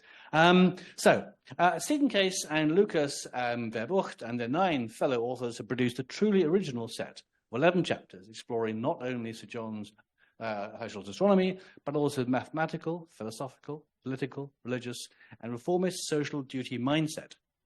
These are aspects of Herschel's life rarely covered, but Sir John was far more than a man who was a Cambridge genius who threw up the academic life to carry on his father's astronomical work. Herschel's radical reformist ideas drew primarily from what he saw as the need to overhaul and modernize the Cambridge mathematical tripos examination. For Herschel, by 1815, we're seeing the celebrated Cambridge tripos as stuck in the past, rooted in Newtonian geometry and algebra, and oblivious of the developments of modern French analysis, which is now spearheading international mathematics as a pure intellectual discipline. And to a mind like Herschel's, who was captivated by its pure intellectual beauty of analysis, it had direct implications for revealed religion, the conservative Church of England, Parliament, obedience, and all human relations that went far beyond the reformist aspirations of the Great Reform Bill of 1832.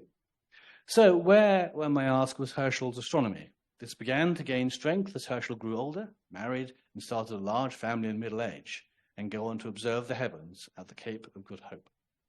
Other key work of Herschel, such as photochemistry, optics, and cosmology, are also treated in this fascinating volume, which is also beautifully and clearly written.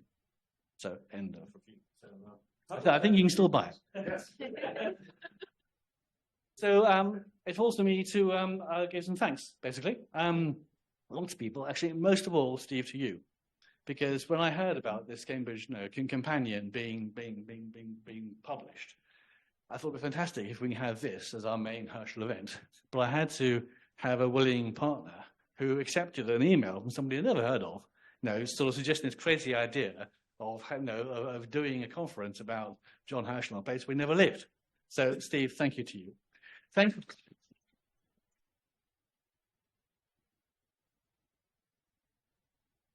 And for all the hard work in between. I mean, we've been we're Zooming and corresponding, and the nice thing about it was we sort of have similar ways of working, so it's fairly easy to sort of divide things and cooperate. So that's good. But thank you also to the fellow authors, the ones who are not here, the ones who have been here. So you've given us a fantastic day. You've given brilliant presentations, and the way you've reacted to questions and interacted, and this final session, actually, this final reflective session, was wonderful. It really was. And we've all learned things from it, and we've all had a terrific time. Thank you. Thank you for that. Good.